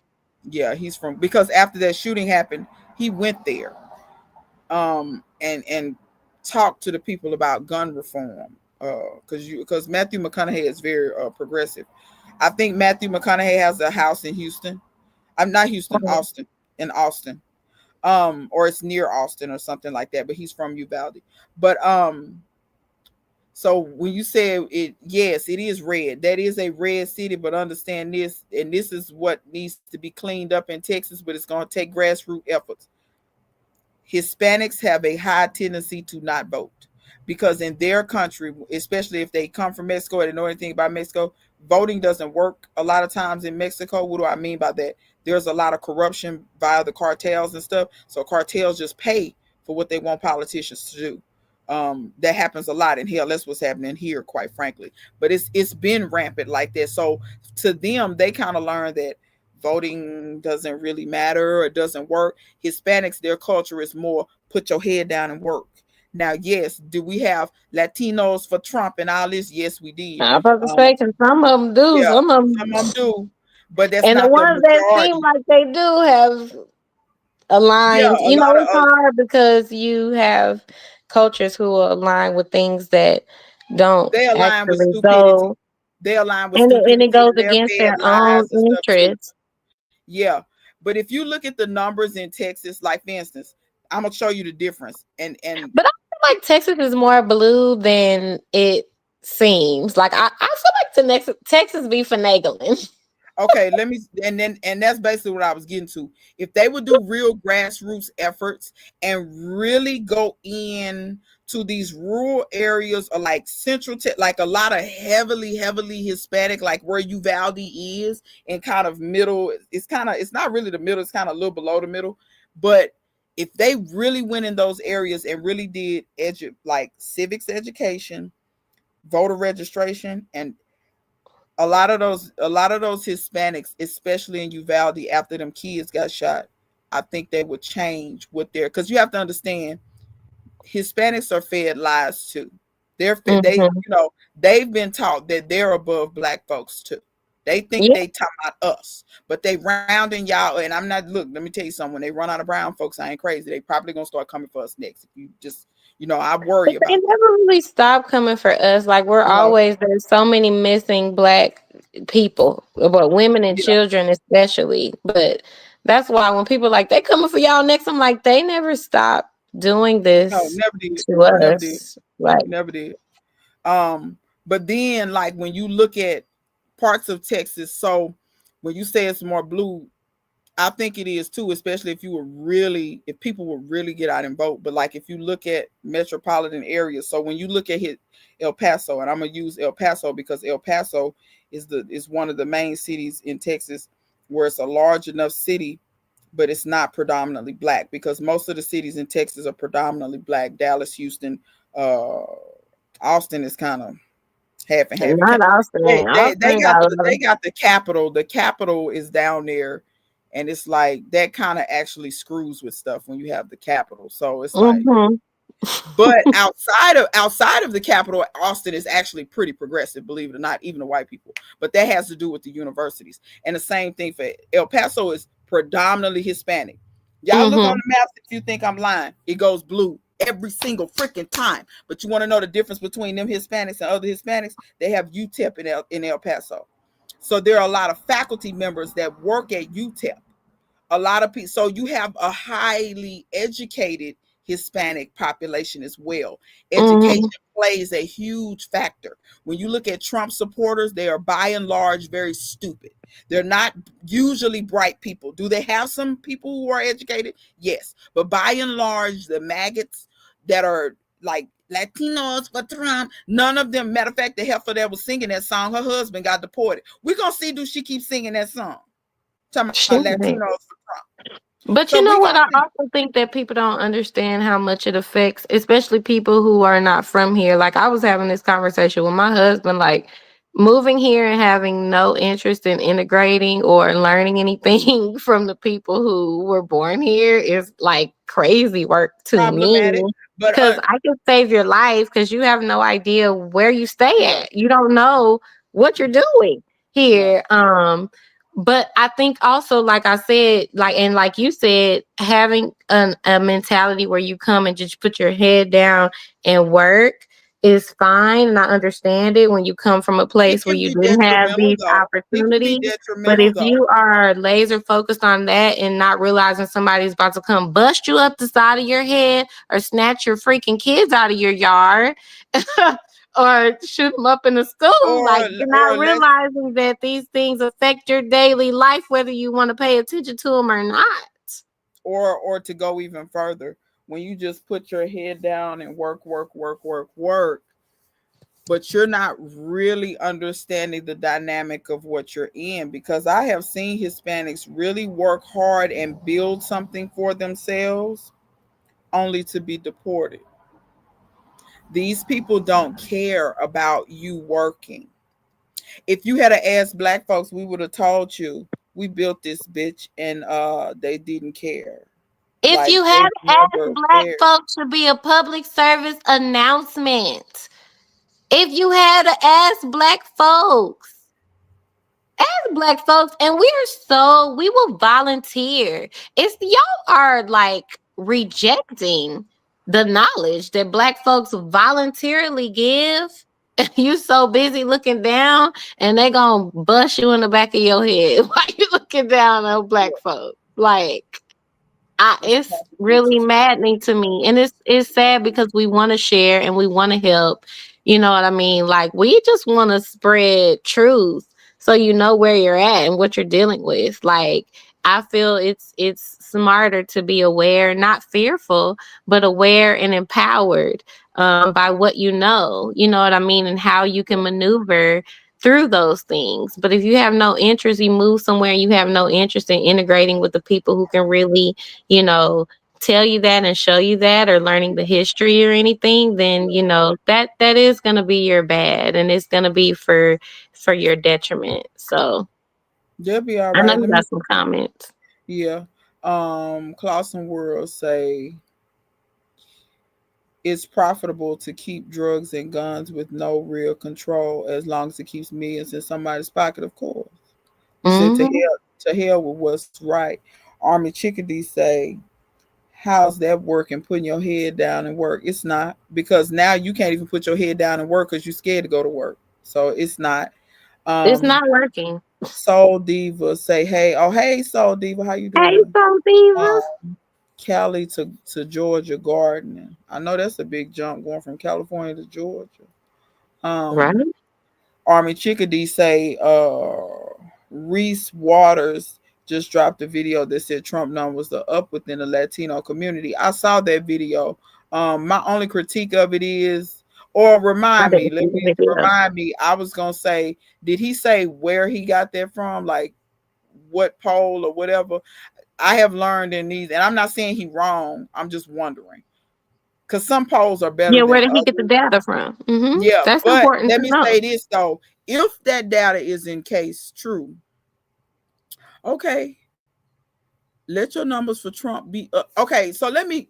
I've seen some interviews because I'm always understand that I'd love to kind of look and see how because humans are so perplexing in number one, humans are so different from person to person. Number two, just the way the mind works is so like kind of perplexing and often interesting to me because I saw Hispanics doing interviews and I like this is so some of it is willful ignorance. Some of it is you heard because ain't no way you're not gonna tell me you didn't hear Trump before his first term say the Mexicans doing all the raping and the killing. Now, Right. now keep in mind when he say Hispanics, understand this. Sometimes Hispanics is dog eat dog. So, oh no, he said Mexican. I'm Cuban. But here's the thing: when you out on the street, you ain't figured out a lot of people can't tell you motherfuckers apart. Not trying to be funny. A lot of you can't tell you apart. Like if you speak Spanish and you're brown, that's one right there. Get them. They talking about you. Yeah, they don't actually And care where you're from, which is a level of ignorance in itself that you need to because know is out here. the They don't thing even is, know you guys are from different places just the thing because you speak is, Spanish. I think they think because I've met different Hispanics that they can't like I met a Costa Rican woman, she can how they say this or it's ways that she know. You know what I'm saying? Hmm. And I was like, oh, that's cool. That which I'm sure is probably But the does same for she know that Asians. they I'm don't know? this is my thing. The woman that I met that's Costa Rican, she kind of identifies as she considers her understand that Hispanics identify as white, black, this, that, and she kind of identifies as a white Hispanic. So but I explained it to her. Now, if she try to say she don't know now, she's a lie because I told her. I said, but you know, Yeah. white folk don't care nothing about that. You may be lighter colored, but you still speak Spanish and you don't look white. So they know you one of them. They don't care where Just you to be come from. clear. Yeah. Yeah. And she kind of looked at me and didn't really say nothing. You cannot say nothing all day, I'm telling you. You know what I'm saying? So, like I said, I don't know if she fully digested. It probably took a while. She probably had to go because understand that sometimes when you live with these ingrained or indoctrinated thoughts, it takes a while to get that up out Yeah. of you. And some experiences too. Some people are learning the hard way. Like sometimes, you know, like I think Meghan Markle is a good example because she said she wasn't treated like a black woman before she married Harry. I don't know why. I know I never thought she was white. Well, let She me looked ask she you. Let looked me black ask you to this me. question. Let me ask you this. She does look black to me as well. But let me She ask you. looked black to me. But I will say this. Though she looks black, my question is this because I always wondered what circles did you run in though? Did you run in a lot of white circles? Because there are black people darker than both of us put together that run in very, very white circles. And yeah, they don't, but when you stepped into royalty, what you thought this was? What you thought this was? Cause see, from my understanding, Meghan Markle wasn't never poor, was she? I think she kind of come from a little bit of money. I don't think she was ever poor. I know because I could understand Harry saying, like, oh, I really didn't know Harry. We know you didn't know. Yeah, we You know could have you didn't know. never really fully known. You still don't really know, but you got an idea Yeah. now that you And, married. and understand that I think Harry. Now I don't think his brother. What's his brother name? I can't think of his brother. The Um, one that. But you I know don't what I'm know. talking about. Harry always was a rebel. I feel like Harry probably He low key was. was running with black folks. Like I'm talking about dudes. I bet you he got homeboys. Like Yeah, I I think always so. felt like his brother is not like Well, his that. Harry mom was was also always like that a way. She rebel. was very much more down to earth. Like she was the Yeah, mama that yeah. was gonna run in the Because the school race, brother is even the though more she was a polished. princess. Yeah, the brother is the more polished, and that's why they didn't like Princess Diana. They didn't want her going to Africa hugging on those babies and kissing on Yeah, those black babies. exactly. And I They think didn't like he that. very much has her spirit He does. He has her like spirit. that. It like let me like this the thing. This how I knew Princess Diana was about that life. Because my mama, she didn't care nothing about the royalty. But when Princess Diana died, she cried. And I knew something was up then. Because I'm like, Mom, here Mm. crying about this white woman. But I'm a little kid. I'm not really understanding. But it took for me later to really kind of study and read about Princess Diana, to read about the things that people said about her and Mhm. how she was not just like a lot of their royalty would go to these countries just for show. Now, they said even when the cameras wasn't rolling, a lot of times she was doing humanitarian efforts, and she would follow up with the people like, where are we on this? Is it getting any better? How are the children? This, that, and the other. And I think the royal family really saw that she actually cared and she wasn't doing it for a show. And they was like, oh no, we can't have this. This was That's she right. They too didn't much like over here that. with these Negroes. Like they didn't like that she actually had a soul. You know what I'm saying? Like the way Meghan Markle has them people rather put some sparkle in my. She crazy. The way she was. Missy Grando say the way Meghan Markle has them folks rattle, put some sparkle in my eyes. She do. She got them people. But you know, maybe that was best for both of them because maybe now she realized that she black, and then she can embrace that. And then, you know, people gonna also see the royal family for what it is. You see what I'm saying? Yeah. It's a two I for one. definitely think it's our job as parents though, because I know her dad is white and her Yeah, mom is black. And yeah. so, you know, like we talked about last week, that you can have a spouse that is not the same as you and still be for your race. Well, you definitely want your kids to be fully empowered and aware of both sides of themselves, because whether you want to keep them in a bubble for a little while or not, the world is going to see them. Like, that's why I was like, Meghan Markle is not white passing to me. Maybe it's because I'm black, and and but and to be all the way real, understand that it's like when I forget who said this. I think it was Dwight that used to be on Housewives. He said, "An apple know an apple when it see an apple." I think right. that's some of it because let me That's what I say think this it is. to some white people, like I've seen like you ever seen a white person that's not as fair skinned, like maybe their skin is a little bit more, as they say, olive colored, and people will Hmm. wonder, well, what are they? Well, I'm white. I said real Yeah. quick, what make you think that they? But see, they're only looking at certain things. See, me as a black woman, I look at several things. I look at your facial features. For instance, and I'm gonna tell you the reason why I'm saying this. So when I went to Grambling, I had never before I went to college. I had never interacted, to my knowledge, up close and personal with any Creoles. Maybe I did, but understand there are different levels of Creole too. Because some Creoles they're darker complected and look black, but then you got some Creoles, they're so fair skinned that they burn. And so when Hmm. I got to Grambling, there was a professor like that. And it was so perplexing to me. She was beautiful. And I kept looking at her and I kept saying, she black, but she's so fair skinned. Because she was way lighter Hmm. than me. Way lighter. Because I don't burn usually. Um, and I was just so perplexed. And she finally made mention that she was Creole. And I said, oh, Creole. Oh. And I had heard that word before, Like, but I that's was what it not is. fully aware of what is Creole. So I had to really like, oh, this what this is. And so even then, because I somebody saw her one time and they was like, oh, she a white woman. I said, no, she not. And they was like, Hmm. well, yes, she is. Look at it. I said, no, she not. I said, you can't see. I said, what are you looking at to say that she's a white woman? Her color. I said, so you completely overlooked her facial features. I said, But what then we white can woman? create everything anyway. So Exactly. that's not a good enough basis to go on.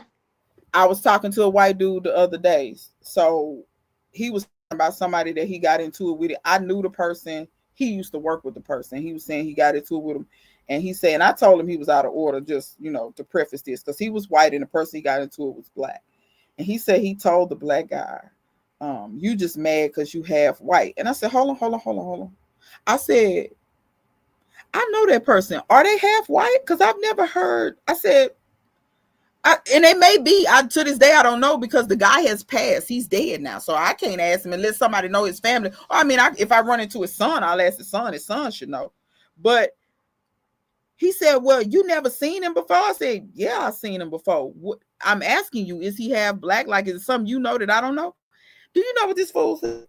He said, "Well, he had green eyes." I say, "My mother had hazel eyes. What the hell does that mean?" He looked at me like I But was black crazy. people I can said, have green eyes. that goes to show you how ignorant some people are. They have no clue. They think if you have blue eyes, gray eyes, green eyes, whatever, that you must be half white. Let me tell you something. Used to be when I was younger, I used to get asked, was I half white because of my skin color and my hair? Because the way it is correct, because when I was younger, my mama used to, just plait my hair. Like, how girls, you put them in ponytails and you may braid them down or twist the ponytails and put the little barrettes on. And then my mama would take them down after a while, and you leave a ponytail, but the hair be in the pattern of it. And people used to say that, like, you must be half white. I said, nah, both my parents black. Nah, ain't no way. You gotta be half white. Look at your color and how your hair is. I say, people be that ignorant. They be that ignorant, super ignorant. Didn't believe me till my parents came up to the school. And I have to tell people, it's black people way lighter than me. Like, I realize I'm quote unquote light skinned, but it's black people lighter than me. One of my close friends is. She's so fair skinned. You know what I'm saying? But you won't ever mistake that she ain't black because she look like a black woman. But like I say, I often wonder when people look at people, what are you looking at? But I've noticed that before. You ever seen it where somebody changed their hair and somebody like, oh, I didn't even recognize you. So they must look at their hair and not really looking at the person. Because my face didn't change. Yeah, my face didn't change. Somebody told me that one time. Like, when I went natural and I cut my hair, like, because I didn't go immediately. I kind of went natural, but was still straightening it. But then I quit straightening it and I cut it. But my new growth was like about 4 inches. So I cut it down to where my hair was like 4 inches. It was short. And somebody saw me and was like, you look familiar. And I called their name out to them. I said, yeah, it's me. They was like, I didn't recognize you because your hair. And I'm in my head like, you seen me 2 weeks ago. My face ain't changed. Right. People be, that's why I said so. And that's the stuff when I say the way humans work and they mind and what they focus, all of that stuff interests me and perplexes me. Like, that's why I'm a people watcher. Oftentimes, if I'm by myself, I just be watching dynamics, not judging per se, but just observing. Like, how do this person, oh, they must think like this, or they must feel this way, or whatever the case may be. You know what I'm saying? So it's like, let me see these comments. There's plenty of them. Okay, so I got to go back. Europeans work. They often go to work later, get off later. Not all, but when it's time to be in, leave, they leave. I got you. Yeah, I was exaggerating when I say when do they work. I know they work, but I do. No, but they do have a better system of vacation time, and I would even say like maternity, paternity leave time. Yeah. Just seems like a better work-life balance from the outside looking in. Many don't respect what blacks have to say. Don't respect the advancement made by black people, demonizing and criminalizing. I agree with that and understand this too. Facts. Who said that? Clausen World. Mexico also has colorism and more or less racism. Okay, it's very perplexing when it comes to Mexico, because understand that, so slavery, when slaves were getting free, you always hear about them going north. There were slaves that went south into Mexico because Mexico abolished slavery before America did. And there were these colonies or clusters of free black people. That's why when you see Hispanics that are very dark colored, much darker than me, darker than Aisha, those probably are descendants of those people. However, they still have colorism. They still have this thing that comes from colonialization. That's, you get what Mm-hmm. I'm saying? Colonialization is what created all this white, black, and you light, and that mean you all that mess come from these And it's colonizers. everywhere because even between like Haiti Even and the in Dominican India, Republic, like they yeah, like, even oh, in I know India, how, like, stop it even in on that even in connected India, land. because India was colonized too, and that's where they started with the color. Because Indians come in every shade, from light Mm-hmm. all the way down to black, ebony black, and even them. That's why they have the caste system. That's based on, they talk about untouchables and all these things. All that come from color. Indians didn't have none of them problems till them colonizers got there and started saying, "Oh, if you're lighter skinned, that means you're less likely to break the law. You're more of a human. You're this all this crazy mess. It's just Mm-hmm. mess." And then somebody said, "You better speak on that, Diva. Straight facts." That was so deep. I try, honey. I try.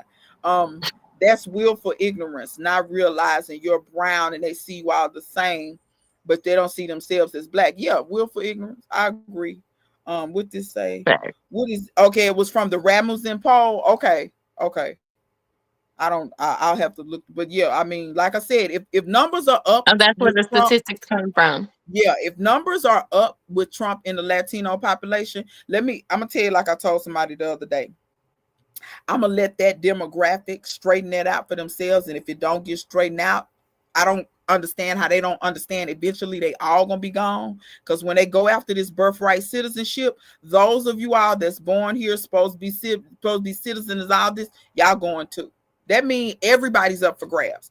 Anybody that don't agree with this administration is up for grabs. Just understand that. Now, if they can't get that together, I don't know how to help their ass. I don't know what to tell them.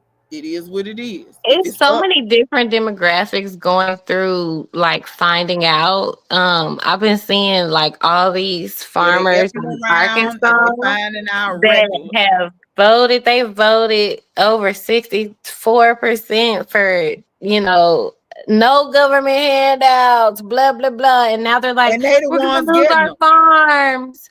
They Oh, the we ones, need some help for our yeah. farms. Like, you've had that farm for 5 generations. First of But all, they've been functioning off the off big of what they ag, say they don't vote the for. welfare queens. Those are the welfare queens. They say that me and you, Aisha, are the welfare queens. No, they are the welfare queens, because I For ain't never generations qualified for and welfare ever. generations. Like, we've had this My farm for mom six and daddy didn't generations. qualify for Then you should welfare when have I was some, but growing up. if I you've don't had qualify that for it. farm for 4 or 5 generations, you should have some bootstraps.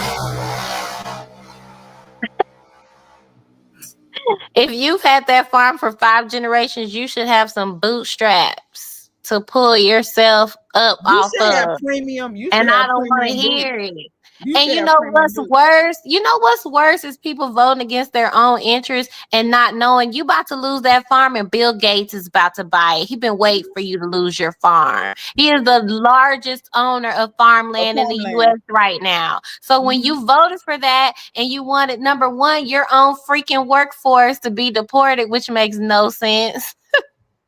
And number two, your own all your USDA stuff that you love to be shut off, which makes no sense. The 1% was waiting for you to lose your farm. While you thought they loved you, they're waiting for you to lose your farm so they can buy it You're and really gonna be control a our food welfare queen. You're system. really gonna be a welfare queen when you got to depend on these rich folks for whatever the fuck they talking about they gonna grow. Because I bet you they ain't talking about growing no food. I got a sneaking ass suspicion. And they I about don't to think buy they gonna your grow no land food. for pennies on the dollar. Okay? That was on purpose. So, like, Yep. the way these people are finding out, it's like we don't even have to do nothing but watch. But if you got some money for land, keep a lookout, guys. Looks Yeah. like there's gonna be some Yeah. land coming And available, some farmland coming available. I'm gonna say it again. Like I said, we said this last week on Aisha's channel. If you didn't catch it, for the people that's new or don't know, we go back and forth. Last week we was on Aisha's channel. This week we're on mine. Next week we'll be back on Aisha. So we go back and forth. But I want to let y'all know now. Get it. Think about getting you a farm number. Even if you don't have no land, think about getting your farm number, because she just mentioned think about getting some land, because these farmers, when they sell stuff, a lot of time it's way undervalued. You can get those USDA loans 0 down. Now let me say this. Disclaimer, I am not a fan of the USDA. If you research the USDA and how a lot of black farmers lost their land, it was through these predatory loan practices and things like this. But be smart, because if I can get a piece of land for way under and I can put 0 down, be a hustler. Hurry up and pay it off. Yeah. Hurry up. Do what you There's have to do. also grants Do some and things strange that things are for some available. change. Pay it off. Yeah. There's also grants and stuff that are available, or different programs that may not give you specifically money, but may build something on your property, or you know what I mean, or discount something, or you don't have to pay taxes because you're a sanctuary for birds, or find those different, you know what I'm saying, things lands. that will like add up. When you buy this land, sometimes you can buy some land and you will get huge tax breaks if you say, I'm designating this for conservation. I'm not going to do nothing to it. I'm just going to leave it as a wildlife. And because they do give you breaks for that, and they also give you grants for that. If you need to fence this conservation land, if you need to fence it, they'll pay for your fencing. And so therefore you can leave that as woods. You can lease it out to hunters, do whatever, just long as you don't cut down the trees and raise the land. Fence it. You can make money on deer leases, get a tax break. So on the property taxes, different things of this nature. Y'all better start knowing these things and looking around. Let me get in these comments. This is the most stuff. Absolutely.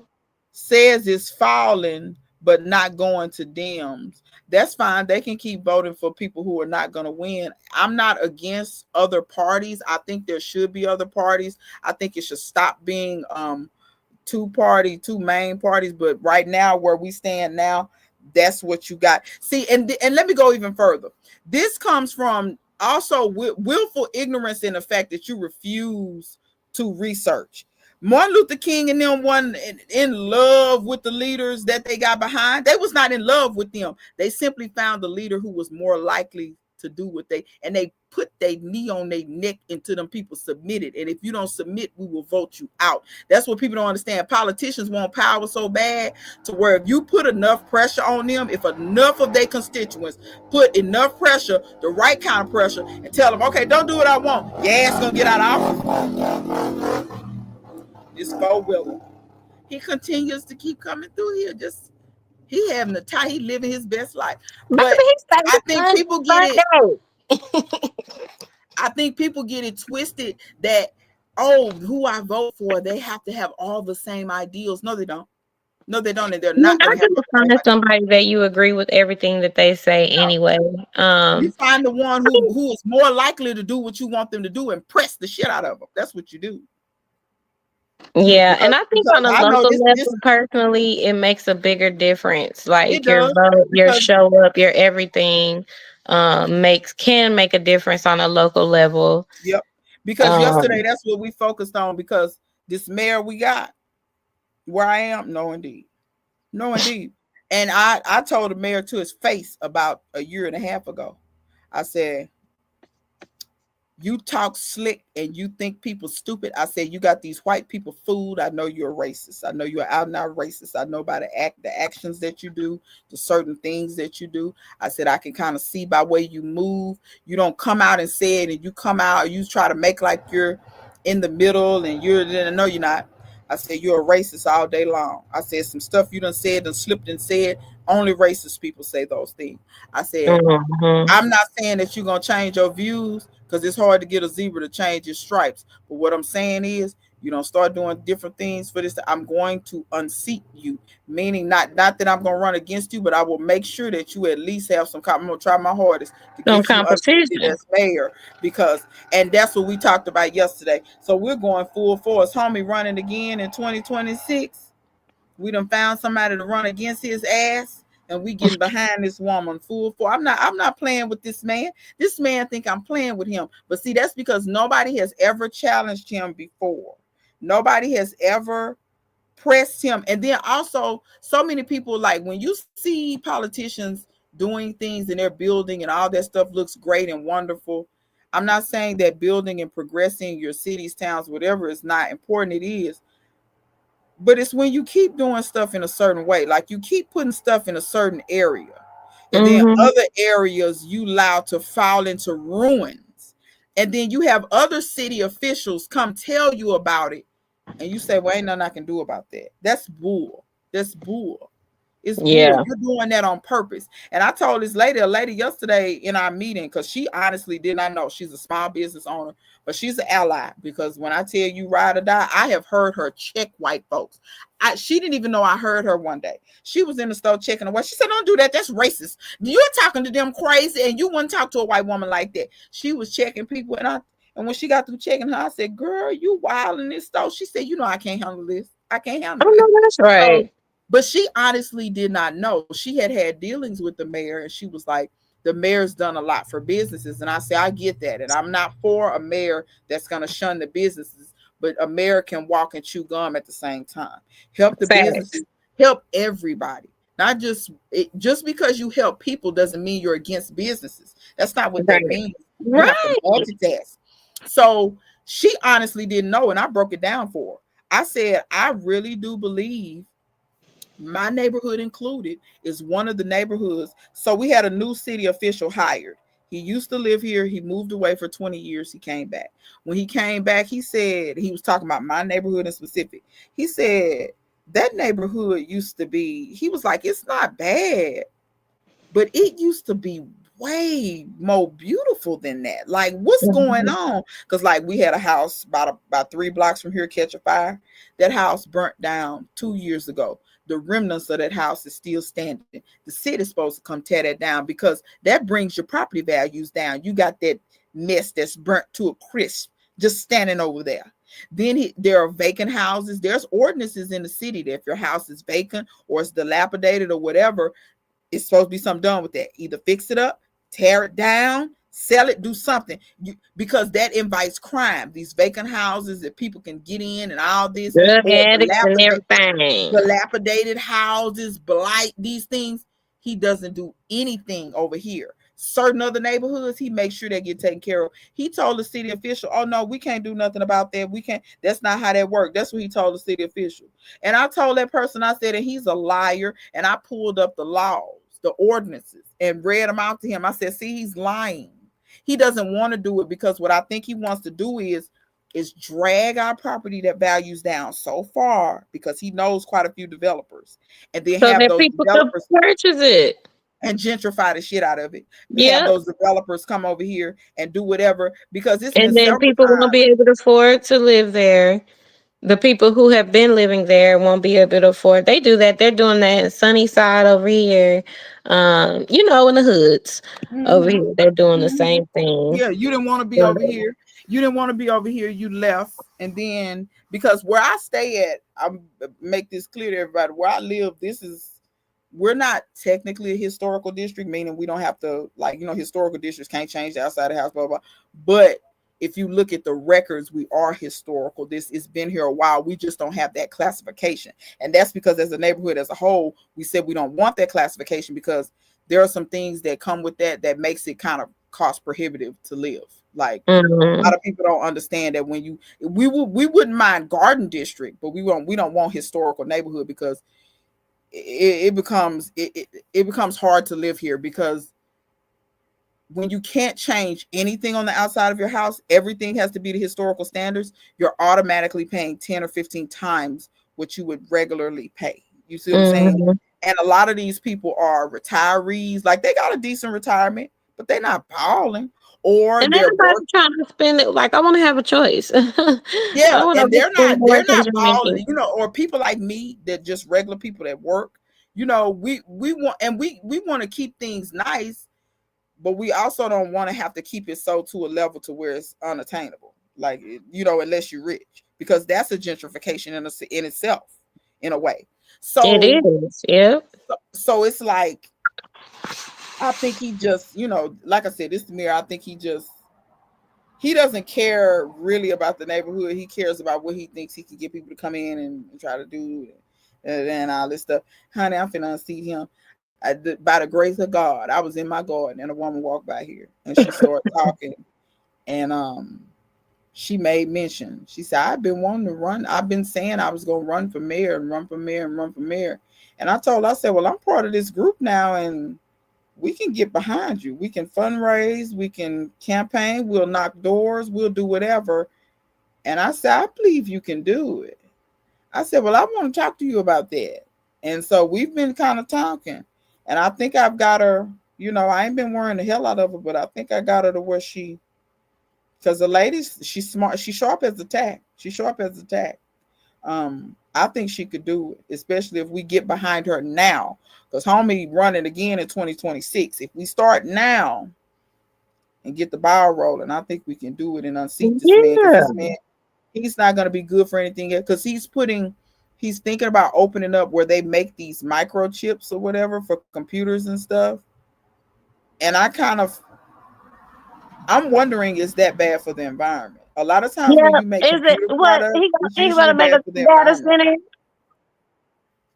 It's not a data center. They're going to be making like microchips for like cars, it's going to be bad for the environment. Yeah, it's bad. That stuff is usually bad for the environment. And he wants to, and he won't tell nobody where he wants to put it. Like, where within the city do you want to put it? That's what he wants. So and I got a feeling I know where he want to put it. I got a sneaking ass suspicion. And he keeps telling everybody how, oh yeah, if you be working there, you could be making $85,000 a year and blah, blah, blah. But the average person can't apply for that. You have to have the correct requirements. Like, to make those chips is not like, oh, I graduated from high school and I can go work over there and make $85K. No, that's not what it is. The people, like, you're gonna have to have some. I think you need a certain degree to work over there. Yeah. And he not telling that part either. So, or at least a 2-year certificate or something. You need some. You ain't making no $85,000 straight out of high school. You cancel. Yeah. So it's like, let me see what the ooh, that's hot. Ooh, that's hot. Okay. Newsweek says it's falling, but not okay. Black is demonized in all cultures. Of course, it's globally demonized. Father was in the movie business, I believe. Who father? Her father. Who was we talking about? Say black is demonized in all cultures, and then to be. Oh, what? I think she's talking about Meghan Markle when she said her father was in the movie business. His name is William. What did I put up there? Yes. Yeah, Meghan Markle. Yeah.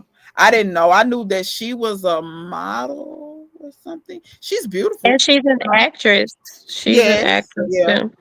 I was gonna say black is demonized in all cultures, and then to be black from America is even demonized in black cultures from other places. Yeah. I'm in garden water break. Y'all still here. David, we still here, but you know what? We homeschooling tomorrow. We starting book club tomorrow. Okay. And stuff. So I probably won't be on here for too much longer because I got a lot of preparing for the week to do. The water fountain, chilling. Albert at the water fountain. They get federal funding to run their farms, but don't give anyone else a handout. Exactly.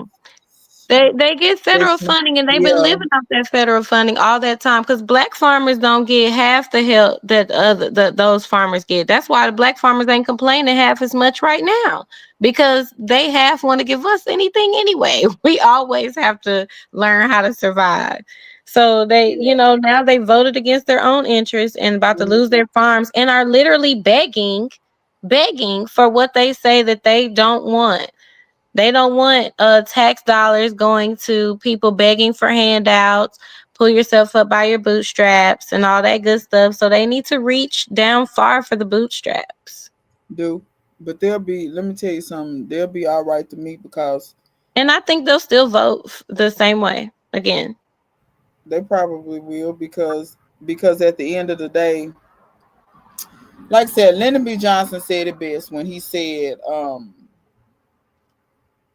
basically when he was talking about how if you give a person somebody else to look down on or whatever, just long as they not at the bottom of the totem pole, they'll go for that all day long. And that's really what it boiled down to. These people can be homeless up under a bridge. But But as long as they long as they still, not black, we still somebody. We still got some kind of status or something. Okay. and Whatever. it's Enjoy so your sick bridge. to the point where they will destroy themselves, lose jobs and everything, and still hold on to it. Lose your farm, lose your everything. I will tell you something. One time in San Diego, me and my husband were called the N word by a homeless man. And I was like, you are filthy outside. I'm Well, walking past you to get in if my that's all car, you and said, if that's not to all say you that I look said, down on homeless people, because I feel for homeless people. I yeah, do be I do wondering too. sometimes when they look like this, how you had a 400+ year start and you outside. I'm just saying because this isn't set up See, for and you, that's what I but was I gonna say. do If feel for all you homeless said, people. But the if fact that's that you could be outside and filthy and you have nothing and you still think you're better than me, like, is mind boggling to me. So I'm gonna get my car and go to my house. Filthy. when I tell you, like I said, that type of stuff tickle me because it's like You're really, outside. like You're outside. like because You just came from what the I have started restaurant. what I have started telling anybody who I can obviously tell that you've had some things go on, I would tell them immediately, I'll be that. I'll be that, but watch this. How many people in your generation effed up? Because you ain't been stopped from doing anything. My great grandfather could not even go to the lumber yard to buy lumber to build his own home because the white man was so jealous of him building a home. So he had to go to Sears and Roebuck catalog and get all the wood and materials and stuff, just about 80-90% of it out of the catalog. Your people never had to go through that. Your people never was redlined. Your people never was stopped from getting an education. Your people was never. It's I could go on and on and on. So And y'all still out here homeless and where did stuff. the people f up in your generation, in your family line? Where did the people f up for you to be sleeping outdoors? Well, I will be going to go get in my vehicle and go get in my house, and you continue to sleep out here. But I will be that in. I'll be an in all day long in the air, Cozy in my bed. in the heat when it's cold outside. And people dying in the cold. Chiefs on Main said update on my farm number being surrounded by cropland. They need that's Army Chickadee. My bad. Army Chickadee said because remember she said something about checking on her farm number last time. Update And on they my already farm number. had one, maybe. Being surrounded by cropland, they need to relook at the boundaries. And since we are at the end of the fiscal year this month, it will be done in October. Okay, so they just Oh, okay. need a little time, but that's a Okay, that's good not thing. bad. That's next month. Um, not do strange things for the girl. You have to do what you have to do. Class and work. Let me tell you something. I'm not above. Let me tell you something. Y'all gonna holler when y'all hear this. So my house was unreasonably cheap, and I was wondering why it was so cheap. The lady who lived here before me, she took out a reverse mortgage on this house for like $4,000 or so to pay for her daughter, to pay for her daughter's wedding or a piece of the wedding or whatever. I didn't know the Mhm. lady, but it was something about her daughter's wedding she wanted to pay for. And her daughter did not pay her that money back. And she did not have the money to pay on the reverse mortgage. So they took this house from her. And then the Mm. government wasn't in no rush for the money because this was uh, a HUD house. The government wasn't in a rush for the money, so they just sat on it. This house sat vacant for 7 years. Nobody living in it or nothing. Um, Waiting on you. Hello. And what they didn't put it on the market or nothing. It was just sitting here. They was actually paying somebody to make because you have to mow the grass and stuff. They was paying somebody to like just mow the grass and just do basic maintenance, Mm. weed eat and things like that. But that woman lost her house over. I think she paid down on it. She got it down to like 3,500, but she paid down on it, and uh, she lost her house. There's no way I would have lost my house for $3,500. Y'all think what you want of me, say what you want. I have to pray and repent later. I will give blowjob till I go get the money. I just have to slip my wrist later or pray on it or do something. I'm not losing my house for $3,500. Not $3,500. Now understand this, I have other skills. The blowjobs would be the last thing I would do. That would be the last resort. But I'm just saying. I do some stuff for the way she bending over. Aisha is gone. Oh my God. Just saying. I'm not losing my house for $35. I'm not gonna be out there with that homeless man calling me an in for $3,500. I'm gonna be in my house. Cause You I'm can gonna say have what me you a want about me. shelter. I'm gonna I'll have me repent a later. shelter. It's always a job that can't be done. If it's a blow job, baby, you better do it. And that's my last resort. I will go cut grass, trim trees, fix cars, paint houses. That's the last resort. But doggone it, if I'm $35 short and a man come by here and say, look, what can you do for me? You put on 4 condoms and I might get that $35. I might get that $35.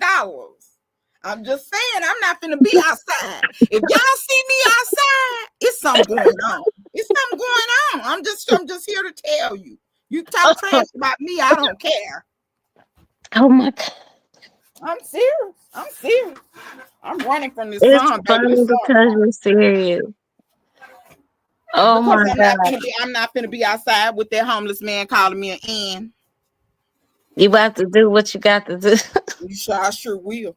I'm gonna do Oh whatever my I got God. to do. I will sell all my possessions. Like I said, it's levels to the stuff. It's priorities. But when I get down to the bottom, I'm still not going to be outside.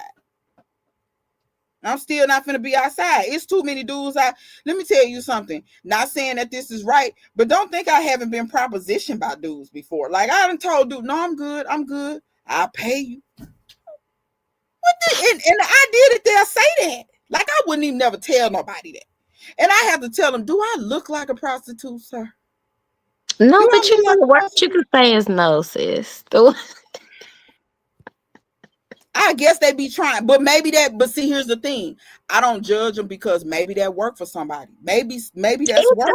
does. If it Maybe did, maybe say they what you telling some say. chick, I'll pay you, and she be like, all right.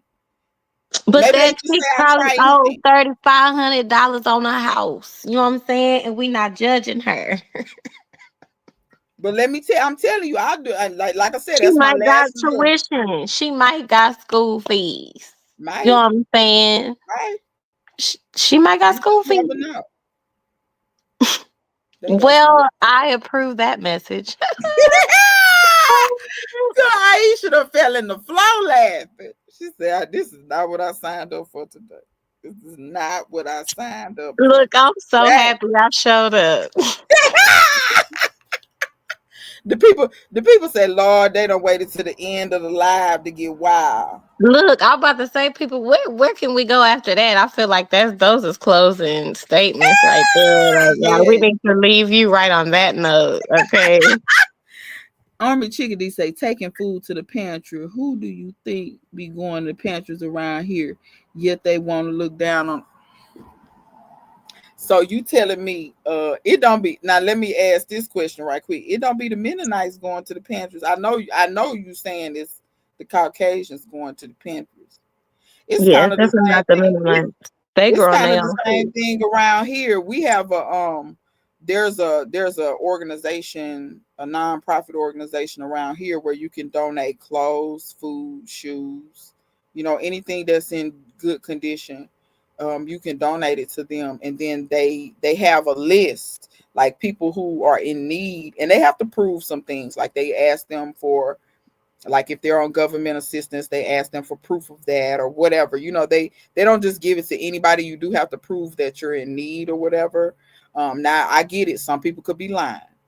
I Yeah, don't but go some around people there and do lie. that. Some people I fake don't go around homeless. there and lie. It's none of my business. I do donate to the place. It's none of my business who they give it to. If they lying, the Lord will handle them. But True.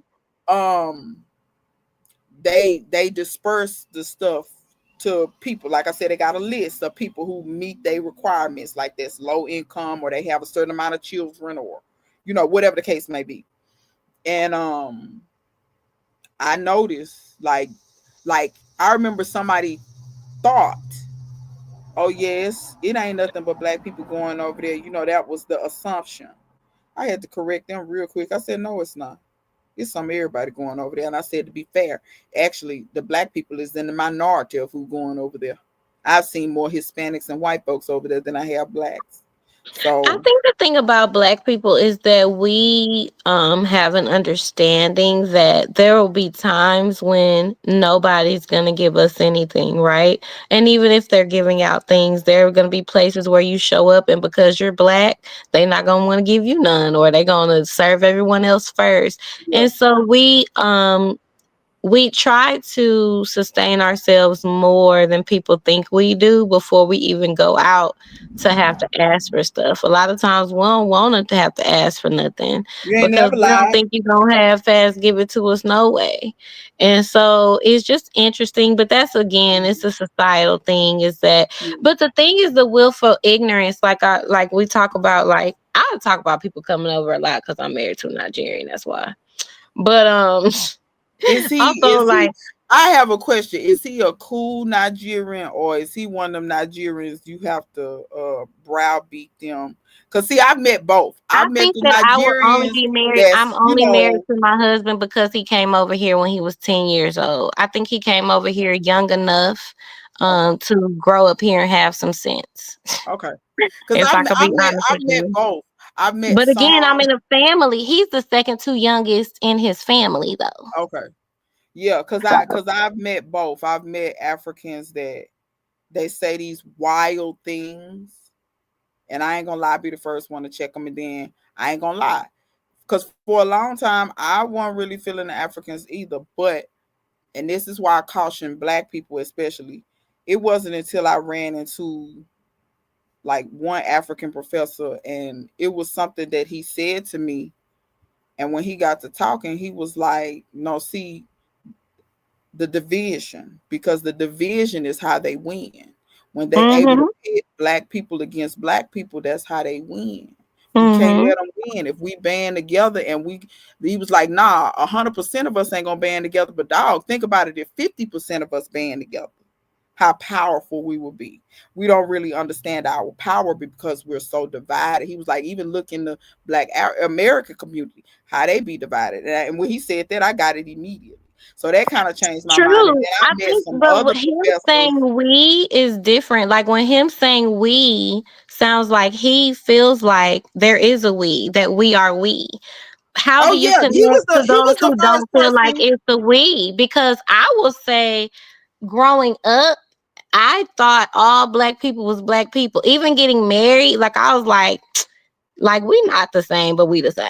You know what I'm Yeah, he saying? was the first person because I remember vividly the But first thing. being The first, in going to conventions and village things and even to the house is when I learned from experience that it's not. And there's no way to connect or for someone to learn from you who has no interest in oh yeah, connecting or learning from you. Like, yeah. and it's really off-putting because you live in my home. It's not like I moved to where you are from, right? You talk about And you live in my home. decided because I didn't move to your home. It's like when you go to Yeah, somebody's house, take your shoes off, I speak. You know feel what you. I'm saying?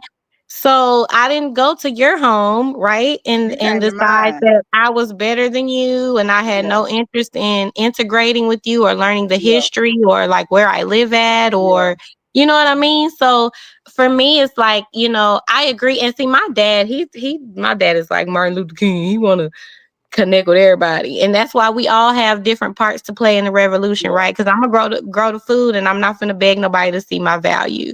Like yeah. I will even be honest and say I met my husband when I was 20 years old. Okay. And young me just love that man and just want to we just held on to each other so tight.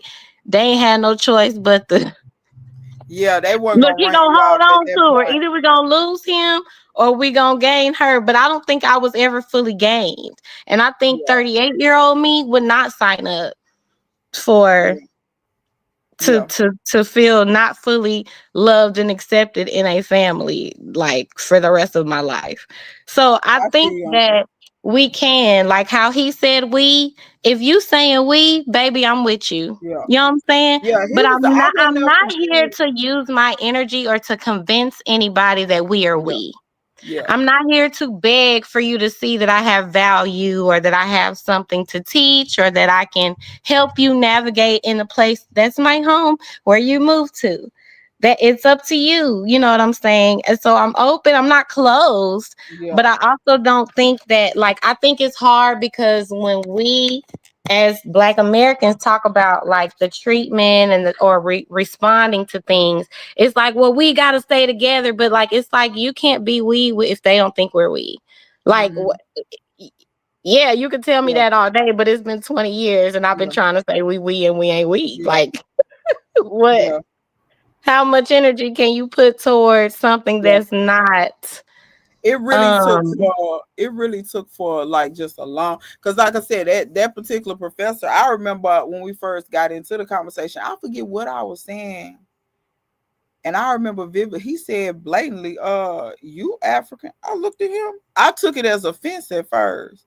And then when that he he kept said you were on, African. yeah, because at that time in my life, keep in mind, I hadn't really met no Africans that was. I had all the ones, and don't get me wrong, I'm not saying I had met a ton of them because I hadn't met a ton of them either. Like, and when I say meet or known, I'm talking about we done sat down and had a conversation. I'm not talking about I saw you at the corner store and I heard you had an accent and I could tell you from Africa. I'm not talking about that. Yeah, yeah, yeah, Like, yeah, I'm yeah. not. I'm talking about we done sat down and had a conversation. I know your name, you know my name. Now we don't know each other intimately, but yeah, up until that point, a lot of like they was on some bullshit, and I wasn't coming at them with that energy, but they would say little slick stuff. But when he said that, and then he kept talking, and then I thought to him, I said, well, you a little, and I told him, I said, do anybody ever tell you that you kind of come across different, a little different? He was like, yeah, I Hmm. know exactly what you're talking about. He said, because Like them Africans, you seem like you feel connected to me, yeah, and like you think we are we, and I love that for us. Like and I love he was that for like, us he if was we can like, have it. number one, he was Eritrean, and if you know the history of Eritrea and how they've kind of done that country with the oil and gas and some different things that have gone on, he explained some of that to me. He was like going through that and actually having to leave, like his family did not want to leave; they were Mm. forced to leave. There were circumstances that forced them to leave, and then when that happened, he said he came to America and it was some black people that embraced him, you know. And he said that kind of over. So he said from now on, he's embraced. He said, but I try to tell other Africans. He said, I know what you're talking about. I know exactly what you're talking about. But let me be full disclosure too. Also, I have found, and I'm not trying to shit on Nigeria because I love Nigeria. I'm 30% Nigerian, so I ain't want to shit on it. But I have found Nigerians are the worst with that. Ghanaians, now I've never met a Ghanaian do me like that. I've never met a Ugandan do me like that. I've never met a Kenyan do me like that. I've never met an Egyptian. I've met all the Cameroonian. Let me tell you, the Cameroonians, I used to run with them in college. Used to run with. Mhm. Never met a Liberian that did me like that. I don't, and I'm not saying that there aren't people in those nations that don't. I know they probably have, but I promise you, like real talk, 7 out of 10 Nigerians be on some S. And I be like, why are you on this? And you know what I love about what you said about the professor is, and that's what brought this to me was the will for ignorance that we were talking about. Because when everybody comes over here, especially if you look like us, we embrace you. I could tell you probably, Mama, you a nurse. Girl, I know when you went to them different nursing homes and different places, you was working They at didn't them want black you touching nurses. them. But them black nurses was gonna help you and they were gonna Oh, show you the ropes they'll and help they you. were gonna But I meant train you like and the stuff. patient. Yeah. No, the patients, yes. But the thing is, it's like you come and you start working with us. Okay, for instance, just like desegregation, right? It should have been easy for you to lie to white people and say we were dangerous, we were this, we were that. Well, when their kids started going to school with us, half of them were like, okay, I see them, they're my friends, they look and they act kind of like, you know what I'm saying, me, we kind of have same hopes and dreams. Some of them like art, some of like they seem like they just people, right? So it's like then half of them still decided to be willfully ignorant. No matter how many black people you seen at work, when you go out, you gonna still say we lazy. No matter how many, you know what I'm saying, professional black people you meet at work, you still gonna say black people are unprofessional. And I think it's the same thing when you move to a new place. There are some people like your professor who's gonna like actually come in and say and open his eyes, right, and have his own experiences and say, wow, these people are kind of cool, or let me learn some things, or let me get to know, or wow, look who really embraced me. You know what I mean? And then some people are gonna still just decide. I feel like it's a decision at this point because you're working with us, you're going to church with us, your kids going to school with us, you living in the neighborhoods, or maybe you're not, because there's a lot that try to purposely, they want to go stay with certain people and in certain neighborhoods, and that's the mentality that they have when they come over here. But it's like you're responsible at this point. Let me also say this too. I have noticed sometime, and I think sometimes people get caught up and think everybody the same, and they not understand. Because I was talking to somebody recently about this, my friend from Cameroon, because she went to school here. She stayed here for 10 or 15 years. She's back in Cameroon. She went back to Cameroon. I didn't know it. She went back to Cameroon because we don't talk super frequent. We talk, when we can. Well, I ain't gonna lie, her number don't stay the same. She be going, child, something going on with a man or something, she'll change her number. She ain't studying that. She'll change that number. The whole number. So anyway, got a hold to her, and she said, girl, I'm back in Cameroon. I said, for real? Now, all of her family was not here. She was here, her mother was here, and her sibling. Her father died when they were very young. That's why her mother came here. Her mother felt like she would have a better opportunity because her mother was a nurse. She would have a better opportunity for work here. That's how she felt. And then with her 2 children. And so they were raised here until they were grown, went to college. We went to college together and stuff like that. But anyway, she back in Cameroon, honey. She was showing me pictures of and I talked to her and I said, well, how do you feel being back in Cameroon after you lived in America, for 20 plus years? And she said, you know what? I came to America so young, and I kind of had this pie in the sky kind of thing about America, like it's so great and this, that, and other. She said, well, girl, I can't tell you how glad I'm glad I came on back. She said, because I didn't realize the amount of stress I was up under. Not And I really think a lot of noticing people just don't live realize like that that. And then until I think America some done sucked all people, your life, and then now you 70 and you're like, oh, F this. And black people been trying to tell you, hey, and she that's said what it, she I'm was saying. It's like, like we're here to share, yeah, but you don't want to you hear. not You listening. don't want to know. You're just gonna let America suck you freaking dry. And there's nothing that I can do about it. Like I can't save you from that. And it's Nope. no hard feelings. I want to be clear too that I don't think any of this is personal. I think a No. lot of it is ingrained. I think a lot Yeah. of it is societal. And then But that understand doesn't that mean that those I don't get to countries, react or yeah, protect my peace. Okay. understand. And those countries, again, I'm gonna say it again, those countries were colonized too. So they suffer from colonization. It looked differently. Slavery, like it just looked differently, but they were colonized too, and they were brainwashed to believe that they were inferior too. So, but when we got deeper into the conversation, she was like, girl, to be real with you, she said, I'm starting to notice some things.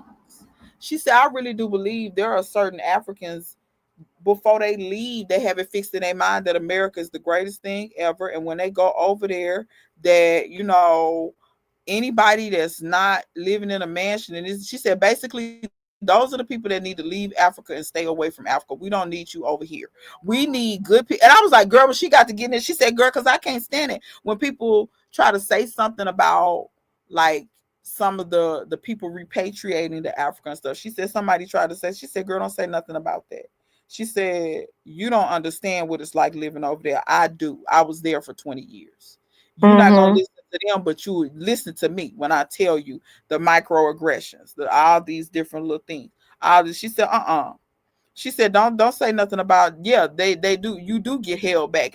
America ain't like what it is on TV. She said she had to constantly be telling people that, just different things. So understand, I do think some of these people deep down, it's some things, like you said, some things that are ingrained, some seeds of colonization that the it's now a tree. When they first planted the seed, it was a seedling. It's a tree now because these It's people huge, big and and grown. in some people it's unpenetrable. Uh-huh. Mm-hmm. Yep.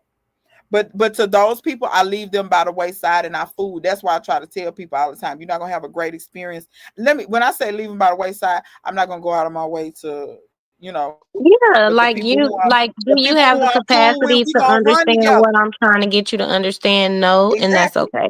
Like, I Yeah, still and wish we you gonna well.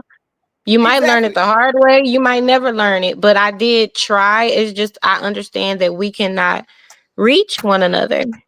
Like, Yeah. And that's we why I just said the can't. Africans I'm cool with, we gonna run together.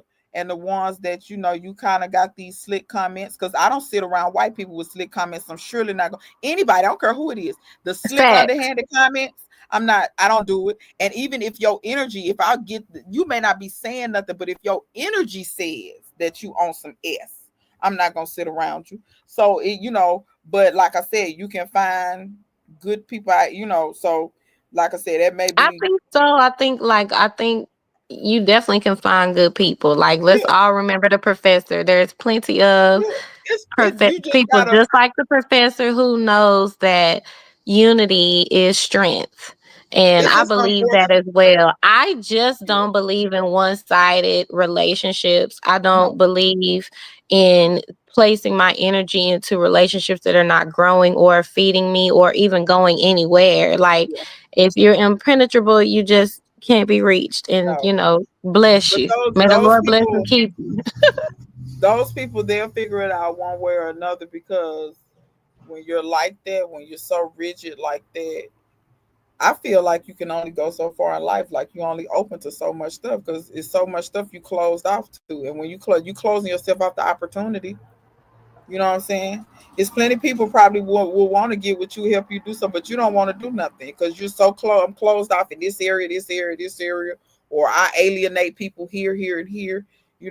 It's unfortunate, but a girl, all I can say is just, well, I guess you don't have to run with them 24/7. So, you know, I guess you just have to. I don't know. You just kind of, it ain't got nothing Oops, to do with and you party. paused. You paused right there. You say you just Yeah, gotta kind of what? you got to kind of, I don't know, just kind of, I guess you just kind of monitor how much time you spend, because that mess is draining when people Yeah, think. that's what you have to do. You have to monitor and honor yourself. For sure. And man, at this age, I'm so different than I was probably 10 years ago, and definitely when I first met my before husband. before you would deal with it, or you would be worse than you are now. Well, I think, I was the first wife. My husband was the second to youngest. We were also in college. Like, I had Anaya when in March and graduated from college in May. So I had to take her to school with me and stuff like that. So I know that was a whole nother thing. But I would say over the years, like even pregnant with Mia, there have been things that made me, and Mia's only 8, uncomfortable or felt isolated in a way. But I think before, at number one, in the beginning, I was so young, I was thinking like eventually we'll be family. Like, Yeah, maybe gonna it's come tough now, maybe around. it's hard now. Yeah, but I also you know I'm careful with my heart. I love very hard, which makes it harder for you to reach me. And it also makes me harder for me to feel a relationship is authentic. So for instance, like I'll easily say, like before I'd be like, oh girl, me and mommy didn't get along at first, but look at us now. But let her tell it was never an issue. And see, to me, that's not real. You know what I mean? Then that just The means this relationship isn't gaslighting, the real. gaslighting, Exactly. And it was so much. Like it bitch. was so much. Like it was so hard for me for you to act like Yeah, just bitch, we was on pins and needles and you was playing couldn't games. stand Talking about, each all right, see, why other. you your thing? But can I say this So though? that's what's I have hard for me. noticed. Even with the garden, for instance, didn't I tell you about like after it was sprayed and stuff? And I was like, hey girl, let me bring the herbs so you could still cook for the kids and stuff. And she just decided to cook anyway. And then was like, you starving the kids because I didn't want them to eat it. I was like, oh my God, I asked you not to spray the garden before they sprayed the garden. I called you this I morning ain't and know. told you I would bring you some I ain't herbs know so you about could still cook for them. And then you gonna I tell ain't me know. like I there's ain't know. no. I knew she sprayed, but I didn't know that she went on and cooked some of the stuff that she sprayed and was gonna feed it to the children. Let me say this though. Let me say this. Africa has fallen victim. Like Africa has fallen victim to sometimes thinking that these chemicals and things that's colonization. The white man brought us these chemicals. They must be okay. And that's See what who I'm was saying? at the door. That was who was at the door. She done sprayed the Colonization. door. And And then she stole her money. Did I tell you that? They had charged her again like the next month or something like that. And hadn't even come and sprayed the garden. And she did you know they took my girl, if you think I'm about to listen to not the man I told you not to spray the garden. If I'm about to sit here and listen to how he stole your who was money, she? like She was spraying for mosquitoes. Am I remembering that right? yeah.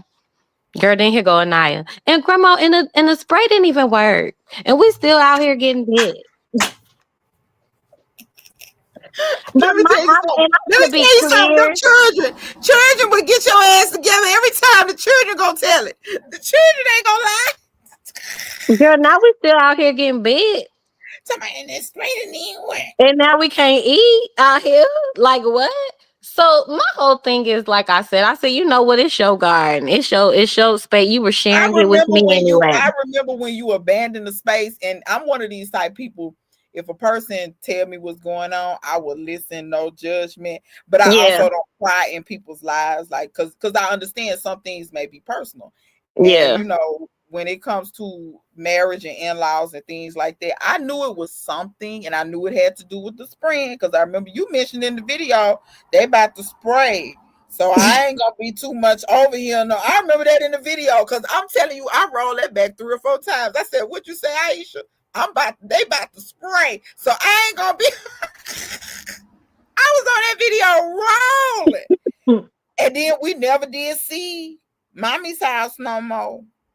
Igbo lessons went out the window. All kind of stuff went out the window. And I said, God, now something done went down. But I didn't know Well, she was I trying to think, use the baby. and But that's what see, I'm that's let me tell saying. you, And that's out of my order. communication is so clear that it was clear before the garden was sprayed. I was like, if you now you could spray it. I'm asking you not to because I work out here. Number one, I'm the one that works out here the most out of everybody. Yeah. Out here trying to feed you, trying to care for you. Daddy gone, and I'm not gonna lie to you. Daddy made everything easier for me, and he done left me here. And I don't know Girl. if I can do it. Daddy was the one. Like I miss Daddy so much. Y'all don't even understand. I'm not gonna get emotional or into it, but my communication was clear before, and it meant a lot to me. That was like a way of me connecting. It was a way of me caring for you when Daddy's gone. Like, and in a relationship where you had been trying to find a something for so long, because to be honest, like some people you could probably get married and they're not close with their family, so it doesn't really matter what type Yeah. of relationship you have But with if they them. close, That's not the type of family that I married into. Like they're super close. Like to be honest, he was like, "Look, I'm marrying her," and then it was like, "All right, well, damn, I guess so." And so, Mhm. which is fine because at the time I was young and I was like, "Look, I got my man, my man, my man." And so I communicated before. I was like, please don't spray the garden. And she's like, I'm probably gonna have him spray. I was like, okay, let me get a whole bunch of stuff out of it. So maybe you thought I was like just kidding, but then once you saw me digging stuff out and getting cuttings and stuff You knew before you then. spray the garden in But the morning, what you was probably out of should have known it order? was important to me. So I was like, after that, we're not eating out of this garden because I don't know what they about to spray. They are, and to be clear, everybody sprays, right? There's certain sprays you can't control. Mm-mm. I can't I control the city and all understand this that. spraying they doing. You think I want them doing all this damn spraying in the city, but hell, I can't do nothing about it. And I understand that, which is why I try my best not to get extra stuff sprayed on my garden. And that's for me and my garden. And again, that's why I said it's your garden, it's your land. I appreciate you sharing it. I'm just telling you that you will miss me, though, if this choice comes with a lack of me. Just so you know. And also, like, I don't want to eat out of here because I don't know what they're spraying. So then she decided to spray it. Fine, cool.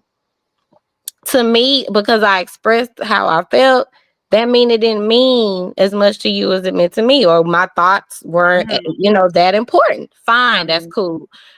I think it took me back once we got to the point of like you still cooking from the garden from like there was another Ebo class where I texted her that morning and said, hey, I'm gonna bring some herbs because I know you love to cook for the kids. I'm gonna bring some stuff over. Didn't get a text message back until it was time to go over there. Then. She had the stove on right then. The stove was hot. The stove was in the skillet. See, my thing is, that to me, and it's the borderline disrespect. And because here it is, I have told you, I don't want my children potentially sucking down those toxins because we don't know what, you know what I'm saying? But you're going to continue on because in your mind, it's fine, but I'm their mother. I know you're their grandmother, but I'm their mother and respect that. See, the disrespect, and yeah, that's where it was like way over the line for me. The other stuff was over the line, like you tiptoeing on the line, you teetering over. But no, that time you jumped over both feet in the deep end over the line. And then said it was me, girl. I was like, they can't eat this food. Like they not eating it. Oh, I don't like you starving the children. Oh they're not gonna starve because we can go right around the corner and go eat. And I feed them, just so you know, like when you don't like call and remind me to feed them, like if you don't feed them for a month, they still gonna eat. Like yeah, because your children are not malnourished. No. Like they miss a meal, they can't go 2 hours without a meal, 2 more hours. We finna go home. And I'm gonna cook with these herbs that I plucked for your ass. Right. And so that's the thing. I think for me, it's like I don't have to take it personal, but I do recognize and I do know and I see, and I'm not going to keep pouring or trying if there's because that's not a real relationship. You could have cared freaking less how I felt about them spraying that garden. My mama used to say, I can show you better than I could tell you. And you could always tell by my mama actions. When she said that, I knew it was finna get foolish. That's the mama finna show you. And isn't the same with me, sis? Did I not say this might be the last time y'all see mommy's garden, and I'll be doggone if that wasn't the last time y'all seen it. Like I'm the same way. Like I will try. I'll be patient. And it's no bad blood. It's just my energy, right? My focus and my attention, my time and my energy is not gonna be poured into somewhere where I don't feel like there's no, you know what I'm saying, movement towards me, no compassion. Like you said, respect. I really just felt like that was not like, oh, okay, you just gonna cook anyway, girl. I didn't say it was me. Yeah, that was completely out of order. If you want to eat that food, continue on. That's because you're a grown person. But when you have minors who they rely on direction and their nourishment and things from the people who are older and mature and grown adults and whose brains are fully developed, that's kind of like low-key manipulation in a way, you know what I mean? Like So you think you finna just and I'm glad that the children didn't gobble the food down before you was able to get there. Right. I'm glad they had sense enough to be like, pump the brakes. Maybe we don't need to eat this. Oh, girl, but I got my mini-me though. So I don't even have to be in the room because she gonna be like, oh no, remember you sprayed the da-da-da-da-da. She's like, oh, you sprayed the garden, now we can't eat the peaches? Like she just Grandma gonna be eating them peaches. Grandma and the rest of the people gonna be eating them peaches. As long as she peaches, cause the way you had to kind of stay on her to water. Like you ain't gonna get no peaches, you don't water that tree. You cancel it. Like, Girl, then I had put my good guava in the ground. I say, not my good did you guava. dig it out? Did you I dig didn't it do up? that. You may need to go dig it up and plant it somewhere and then let it recoup for a few years. You And may then here need go to my do that. husband the other day. Was that last week? He's like, she hasn't sprayed the garden since. I'm like, okay. Why are you telling me that? And she won't even tell me that. She won't say, hey, Aisha, Well, now I see, and understand how but important it was I to you. wonder. And I decided not to spray it again because that's how relationships go, Like, to True, me, but that's at what the I'm same saying. There's time, no. at this point though, it's not just about the spraying though. At this point, At it's this the point, it doesn't disrespect matter. stuff.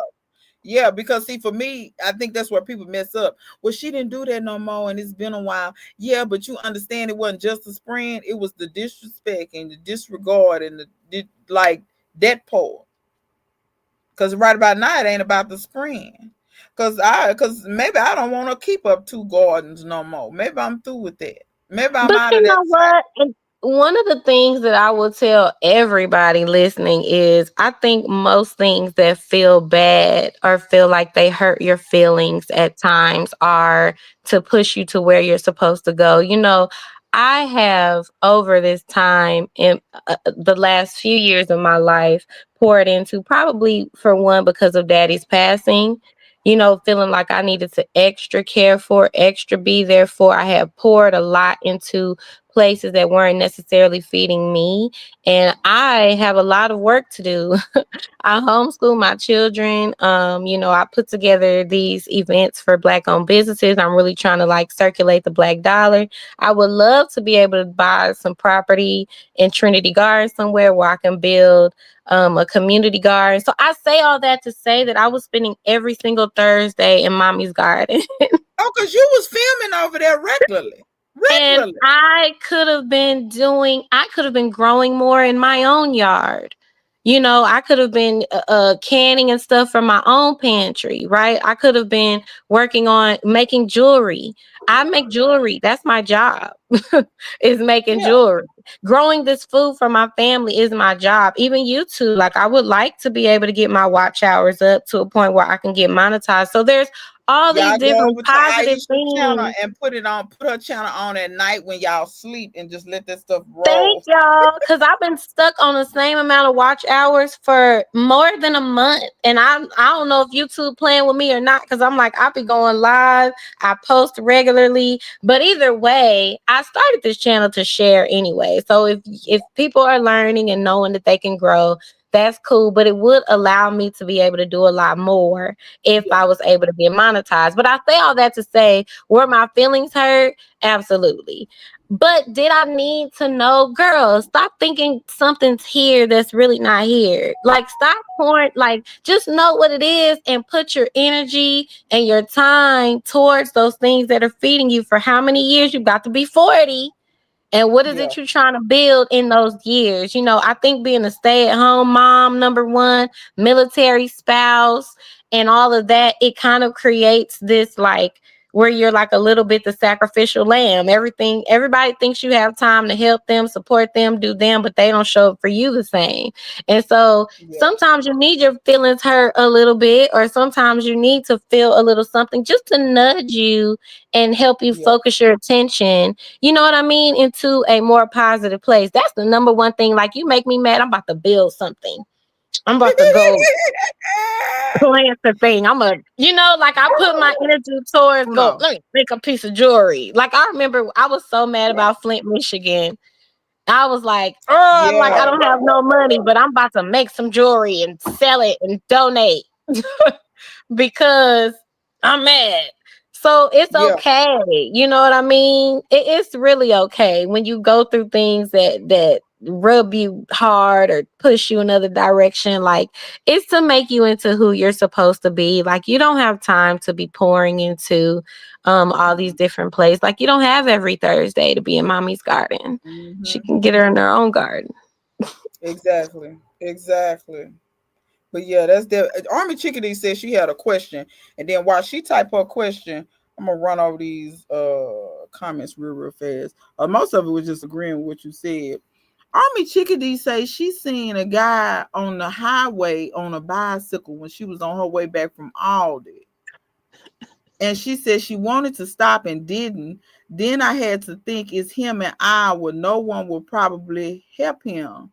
She probably right. I have done that. I have seen. I one time I was walking and I seen this older lady, and it was very very hot outside, and she was walking, and I passed the lady up, and when I passed her, y'all don't know. When I be in the car, even if I'm by myself, sometimes I be talking to myself. I'm always singing because I got music on. But sometimes I see stuff like, what is that? Where they going? I be talking to myself in the car. Me too. And I do that too. I seen that lady. I say, where's she going? It's hot. Baby, I made the block. And some just, I could not. I made the block and went and got the lady. Come to find out, she's still over here somewhere by me. And that baby, she was kind of far from the house. Mm. And I'm not saying I always pick people up, but I don't know. So You'll be able to feel it in your spirit. Like, I feel like you'll be able to feel it in your spirit. Like, if you pass them up and they don't sit right with you.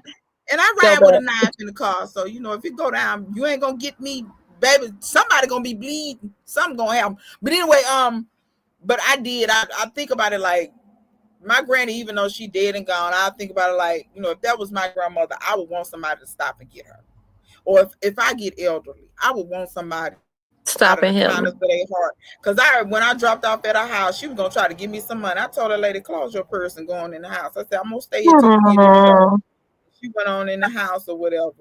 But yeah, something had happened where they were supposed to take her. She needed to get her medication or something, and she didn't have no other way. So she just took out walking, but it had gotten, by the time they got her prescription ready, it had gotten hot. She left that morning, but it had gotten hot. And I said, ma'am, she said, I'm so glad you got me, because I kept thinking, was I even going to make it home? It's so hot. And I was like, oh, Lord, I can't imagine if that lady had fell out somewhere. Would somebody have stopped and helped her? So that, yeah, I'm like that too, child. But like I said, I will say this. If you're going to pick up somebody, you to keep your knife on you or something. That way they can't take you. If they try to, they at least cut their ass. Do something. Because, and it sucks that society is like that, because it's like, even, you know, they tell you to watch out outside of these stores and stuff like that. They be using old ladies sometimes to try to kidnap you or do something to you. And it's dang, you can't help an old lady sometimes, you know. So just be cautiously optimistic, right? You don't want to not be a helpful person ever anymore. Let me read this. Missy Grando foolish. She told Army Chickadee in response to what Army Chickadee said about the food pantries. She said, you spot on about those pantry lines. Those cars are nice and the windows are untinted. You can't be fooled. You know Missy Grando crazy. You know how, because you know white folk have nice cars. That windows don't be tinted. Baby, you girl, Missy Grando needs to come be live with us. Yeah, Missy Grando is crazy. When I tell you one way or another, Missy Grando, you're gonna have to turn your mic on or something. You don't even have to turn the camera on. Your ass. Or you should let me come to your garden and we could have a chat. Missy, we need to do a tour, and you don't have to be on camera, Missy. We can do like I'm gonna do Clark. We just need your voice in the background. Huh? Aisha can do your garden, and I'm gonna do Clark garden because I'm filming his, and he ain't gonna be there. It said Missy Grando say America has a great marketing abroad. They will get you here and watch you starve. And then you see this comment from Clausen where run with those that have like minds. All others will drain you. Facts. Clausen World say, I know what this looks like in my life. I feel you, Aisha. And then Clausen World said, my father-in-law was my bridge. That man loved him some me. I walk in the room and he light up, so I understand what she's saying. And then Clausen World say her mama be saying that I can show you better and tell you. Clausen tell mama, I said, hey, we still waiting on we need mama. If mama not gonna get on the internet, we need her to you need to voice record or something. I know she got some stories to tell because these elders, they got the wisdom. We got to get it out of them before they get out of here. Because shoot, I tried to milk my grandma. My granny, the older she got, she noticed. She said, girl, you can't know everything. I said, well, I'm gonna try. I'm gonna try to know as much as I can. I used to tell her, tell me anything, any stories you ain't never told me. Because she said, you get on my nerve.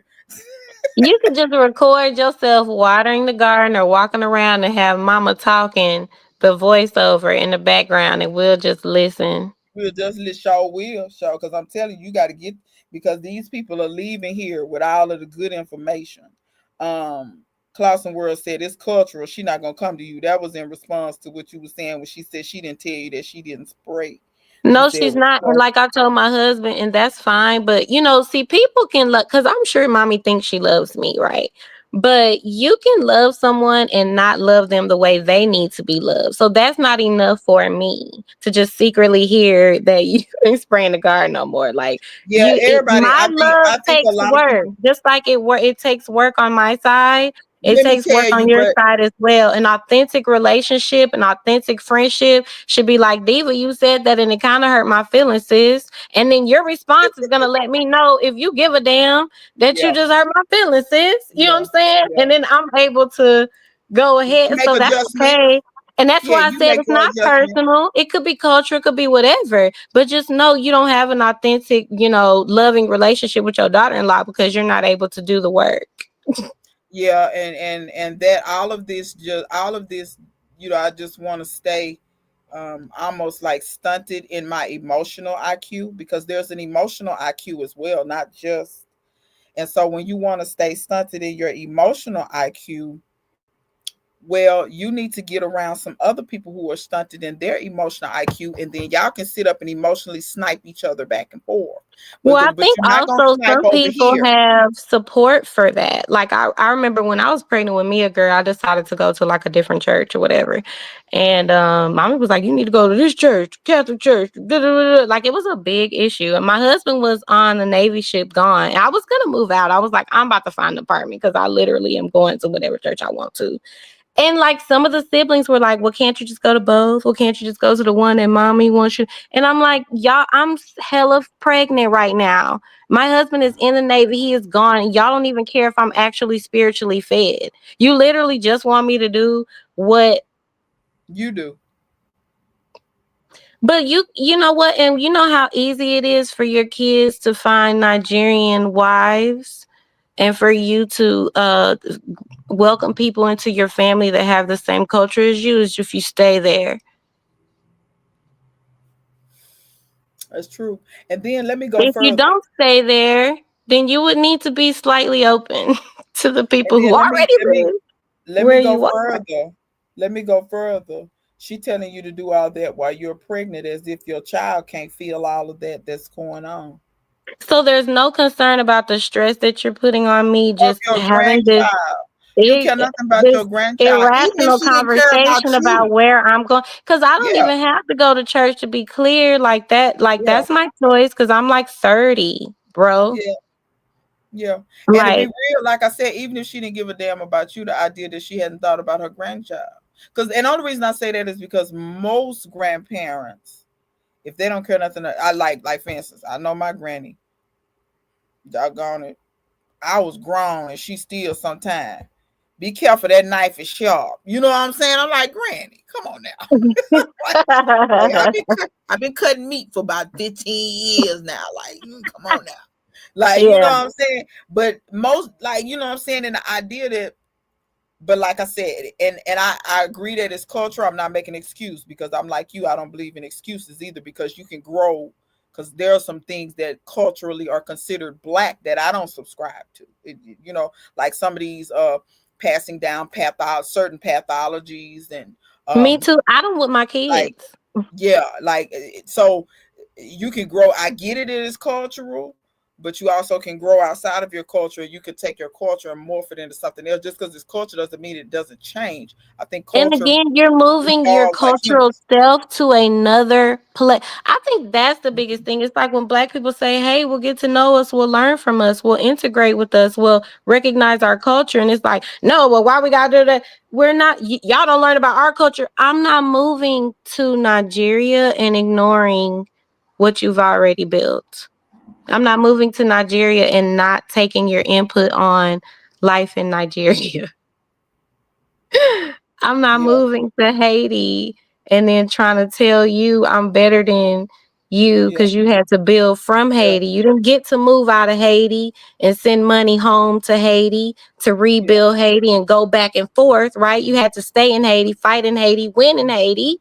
Mhm. Okay, and rebuild from inside of Haiti. I don't get to come then tell you in Haiti, or move in Haiti and make you feel uncomfortable or unloved, or not learn what are the religions or the cultures or the different things that y'all do. You know what I'm saying? In that place, or make you Yeah. feel unaccepted in your home. That's just not, it being cultural is not a thing unless you stay. You have to stay in your own home. I don't even get to move to New York and make it Texas.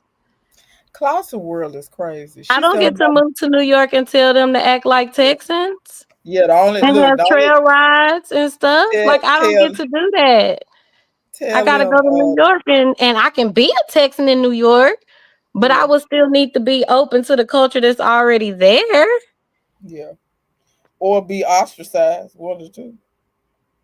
Clausen World says she told her mama, tell me something about yourself I don't know. She said, I don't have nothing to tell you. To Clausen World, tell your mama I'll be down there. Cause look like I'm just gonna have to talk to mama because mama being difficult with you. She said, I ain't getting on the internets. You ain't filming me. You ain't doing none of that. I'm gonna go down there. Real talk though, y'all. Y'all tell me if I'm crazy. I have been thinking about this. So my neighbor next door is an art historian, but she overall loves history just like me. She just so happened to get some degrees in history. I didn't. um Mhm. but we've been thinking about doing some chronicling some of these elders, and it may not all be video. Some of it may be written, some of it may be whatever, but we was thinking about putting some of this stuff down, I was to just have thinking that writing it, like the question and the records, answer. and yeah, because even if people are willing to be filmed or voice recorded, like for instance, for peer-reviewed journals and things like that, because we would publish them there too. Um, or even if we did documentaries enough, you would want to transcribe what was said anyway to written form or whatever. But if they just so dead set on, but I think some people don't think about don't be so afraid. I know people don't, I've heard people say I don't like my voice or blah blah blah. I know people don't like that stuff, but at the same time, don't be so afraid of that, because when I go back and listen to Alan Lomax when he went down in the deep south and recorded like work songs and things, he did all this stuff in the like Muddy Waters, the very first recording of Muddy Waters, Alan Lomax did that. Like that's when he was traveling through the South and through Appalachia, and he was collecting archives for like folk music. So a lot like when you hear people and they sample what sounds like a like slave singing or something like that, Alan Lomax probably did it. But he went and recorded those people, or recorded their stories, or recorded, and it's so cool to hear them people voices, their accents, the way they talk, the phrasing, Mhm. things like that. All of that stuff is so interesting. So I know it sounds creepy and weird, but think about the next generations. They may go back and be able to hear you, because I love to listen to the recordings that Alan Lomax did, and when he got stories from these different people, or had them to sing these different work songs that they had. Because a lot of times Black people sung as they did stuff because it keeps you in a rhythm. Even me, a lot of times when I do stuff, I do it to music because it'll help me stay on a Me certain pace. too. So, Mhm. And a lot of yeah, people work out to music too. It yeah, helps I, you. I can't work out without music, because if I focus on working out, I won't work out.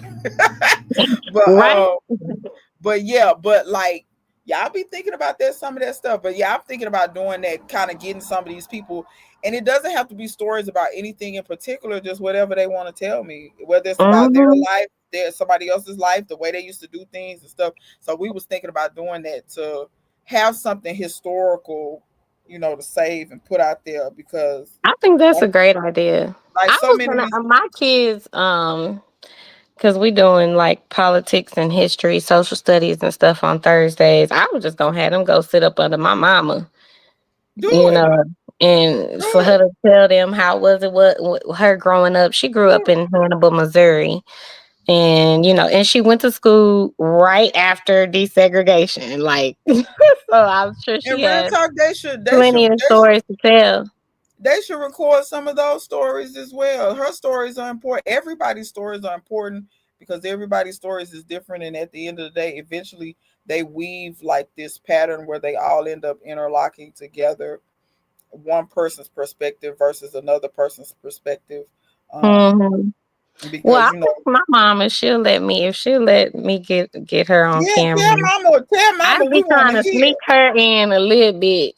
I know she was trying to duck that camera at the community garden and say, I see you, mama. I see you. Mama, you look fine. You look gorgeous. Don't worry about it. You're glowing. Don't even worry about it. You Yeah, don't she even don't look be trying old to be enough on to have grown camera. kids. I know these black people, but we kind of culturally always have been like that. When cameras first came out, they tried to film. That's why there's not a lot of film of black people. We would duck the camera. My mama used to duck the camera religiously. She ducked it. Mhm. She wasn't a picture taker. I don't have a ton of pictures of her because of that. But yeah, people should, this is a beautiful, I'm reading this. Okay, that's Clausen World. Clausen World talking about her mama Miss is. Girl. Clausen said she thanked us because she said she's been shelling her harvested seeds. So apparently she been over there shelling peas We or was whatever. keeping you company. Thank We'll you.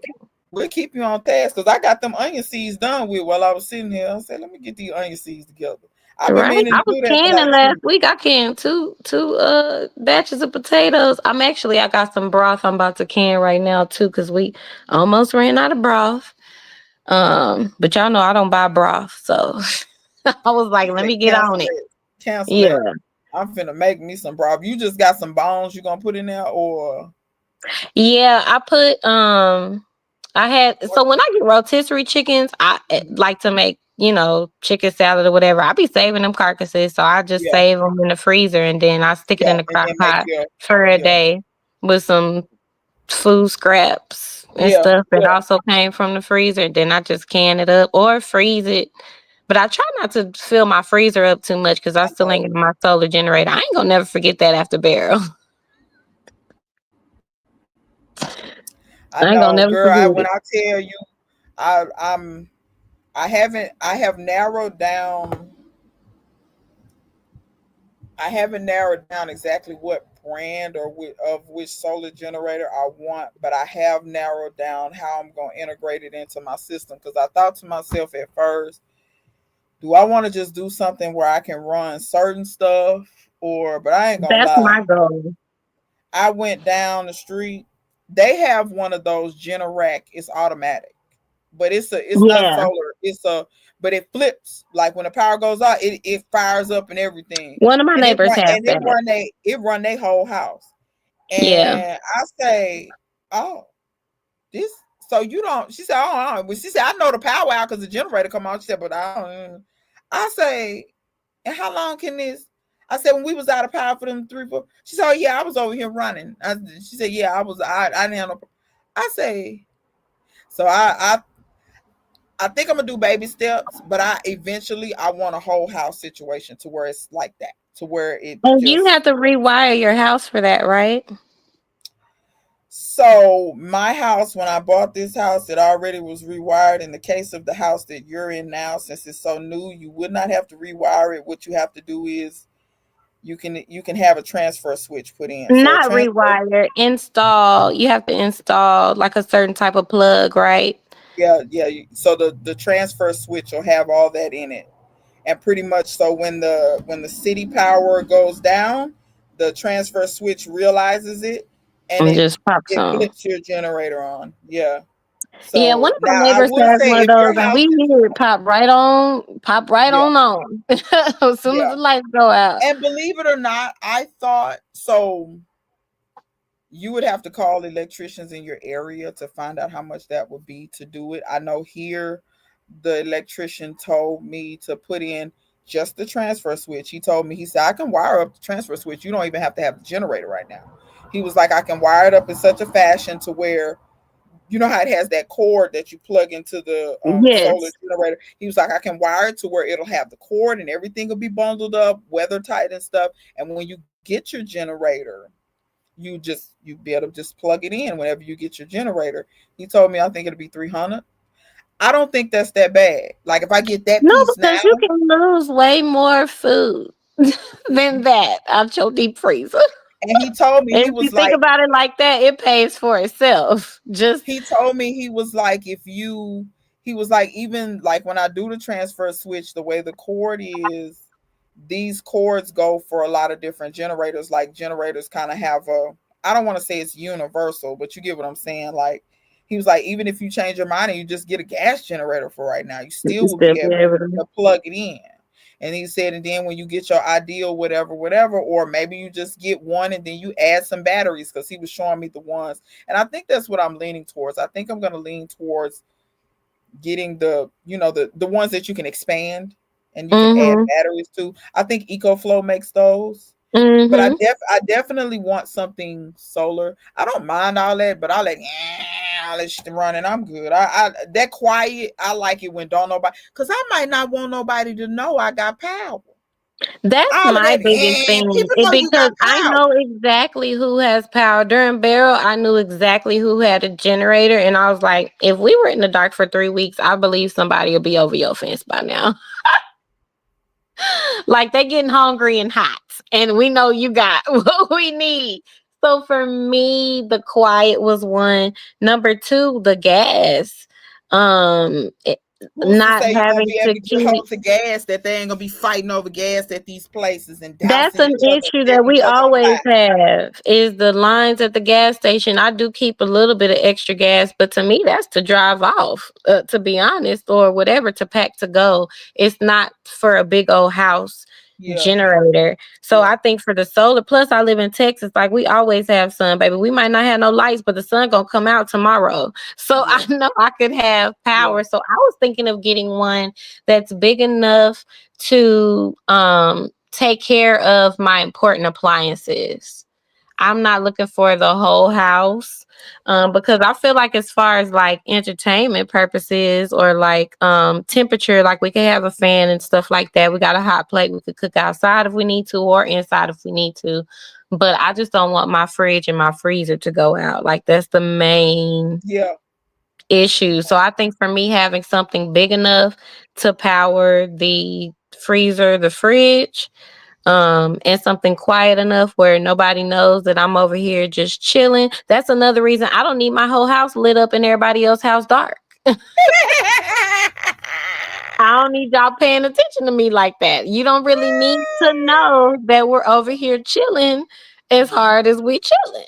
So, but I mean, at this point, any generator is better than nothing, right? So if you have an opportunity to grab something within your budget, because that's another big thing. It's not like you could just run out and grab a I mean, most of us can't just run out and get an expensive piece of equipment. When you was going through that stuff with no power with that storm, I think right then, because that storm didn't make it nowhere up this way. Then is when I got my first kind of, because I have a small one like this. It's not very big at all, but I got that one, and it'll charge my phone, run a fan if I need to run my computer. I can plug my refrigerator into it. It'll run my refrigerator for about 2 hours.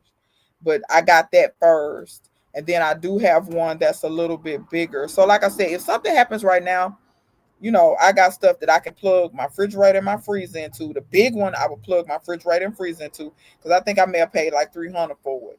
But if it's safe, but my deep freeze alone, if it keeps my freezer on, it's gonna save me thousands of dollars of meat, because my freezer full right now, meat and vegetable, because I got stuff that I chop and freeze or whatever put in there. So, and if you think about it, it doesn't have to power it for long. It just has to keep it from thawing out. Like your deep freezer is already frozen. For me, for Barrel, I think we would have been okay for a couple of days, but it went for 8. So that was crazy. So when you have something that you can plug in for a couple hours or whatever, just to keep it cool and keep it closed, don't open it too much, you're gonna be good. I'm glad I did that video, because I definitely was kind of stressed, but I was like, everybody about to go through it with me, so we can know, like, in real time, like, what are we missing? But I needed to know what was going on in Houston anyway, because I read the news, but ain't nothing like hearing it from somebody that you know. You know what I'm saying? Like, I can't remember what all that. What was that storm that caused massive flooding in Houston? I knew somebody living in Houston at the time, and the news was telling me one thing.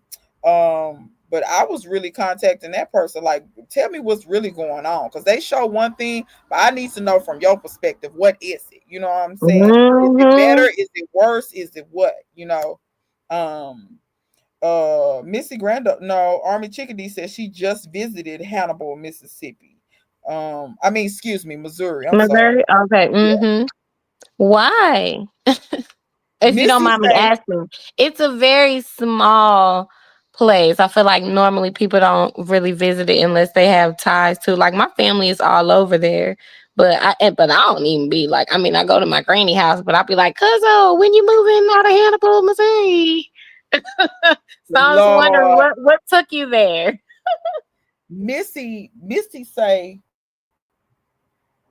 I have done my nails, washed my clothes, meal prep for a weekly lunch, rebraided and greased my scalp. She said, I heard about the Mr. Grando takeover. Y'all know I'm ready to cut up. Okay, next week. We're gonna have to get Yes. with you and see when you free so you can join the cut up train because you already know you cuts all the way up. Because I I'm can't telling you, wait. I don't know how many comments of Missy's I done pinned because them comments be a fool. Let me pin this. Put Oh, I this right can't at wait. the I top. can't wait. I'm excited. Let's do it. Missy says, I was inspired by Aisha's series last year to grab one of the small ones that has panels to charge itself. It has come in Mm. handy when we lose power, even if just for a few hours. Yeah, Missy, my little one is like that. It came with solar panels. I can set the panels out, or I can charge it by plugging it into the wall. So it's got multiple ways to charge Mm-hmm. it up. But I definitely and my big one is like that too. It has a spot where I can plug those same panels that came with that first one. Mm-hmm. I can plug, and so if I need to charge it, but yeah, like you said, we were without power for 3 days, and my deep freezer stayed froze because I didn't open it. But you're right. But if I had gone too much longer, because that fourth day, it was starting to kind of thaw, like it was starting to defrost, and I was like, "Ooh, if we had went too much longer, I was finna be out some meat." But yeah, if you just have something to plug your stuff in, just to keep it froze, even if you just plug it Mm-hmm. in and unplug it for 2 days, plug it back in, unplug it for 2 days. Or If plug a that's what you have fan to or do. something in Yeah, because the temperature was one of the biggest issues over I ain't here. gonna lie, and that's what got me looking like I need something to at least run my air conditioner. Yeah. I want something We to run had my like fans, like we could like get in one room and plug the yeah. fans and stuff up, or like a window unit or one of those like Yeah, now that would be good, even if it standalone. just ran a window Yeah. unit.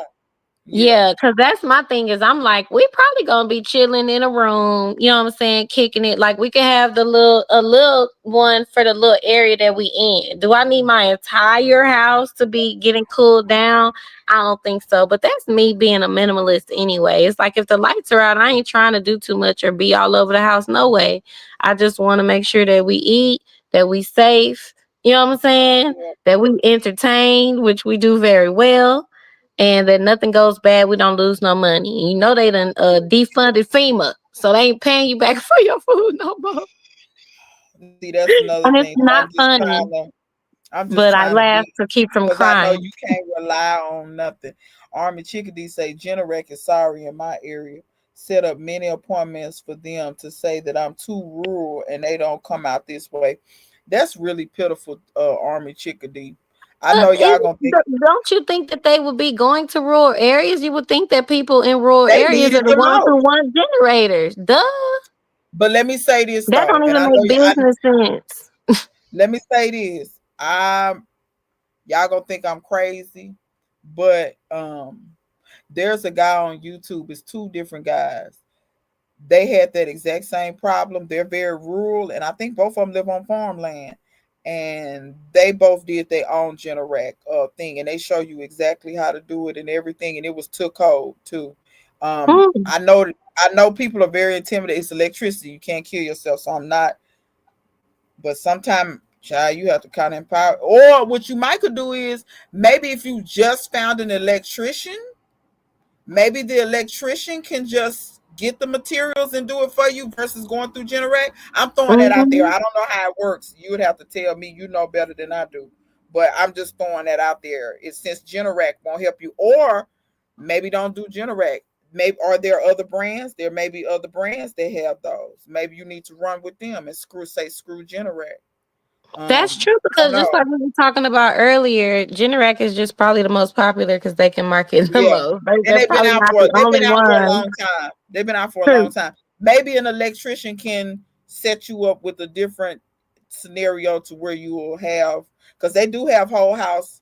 I would tell you And I just would kind of look on YouTube too yeah, to see because because I've a been researching lot a of lot. people shared on Yeah, YouTube what kind of I've been generator they researching a have lot on or putting YouTube. together their own Yeah. generators, the ones that you could get different panels to add to it to, Mhm. cover more stuff and all of that. I think there's a lot of information. Yeah, you could research, and even if you just had the information for yourself, even if you don't end up doing it yourself, or you'll have information so you can hire somebody competent enough to do it and you feel comfortable, you know what I'm saying, doing Yeah. that, you hire somebody. Missy Grando said, I have a bin full of wood and we'll do some marathon grilling if that's what it comes down to. That's how my Yep. dad did. Yeah, let me tell you something I won't never forget. When that power went out here, I think everybody up down the block, once they meet, like if they had something and they meat started thawing or they kept opening the door, whatever they was doing, them suckers, you could tell by that second day, them grills was cranked up. I won't never forget. It was so much smoke in the neighborhood. Them suckers was grilling, grilling, We grilling. did that too. When I was pregnant with Anaya, my oldest,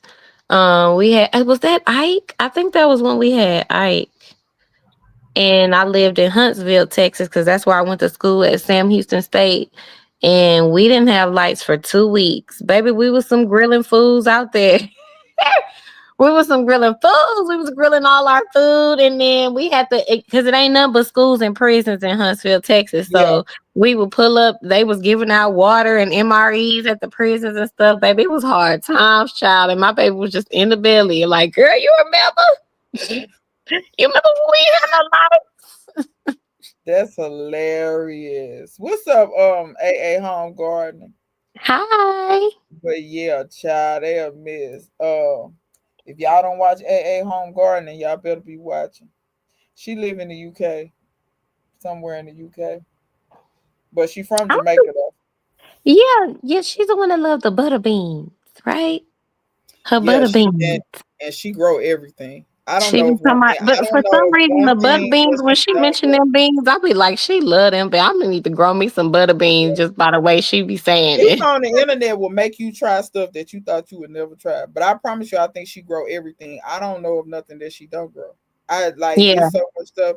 Like if you think you can't grow some, go look at her channel and see how many tropical things she's growing in the UK.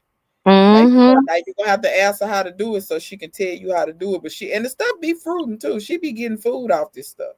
And I'll be Absolutely. like, and I promise you, her channel have me continuing to try. Cause when all else fails, you know what I'm saying? You eventually you'll figure out something.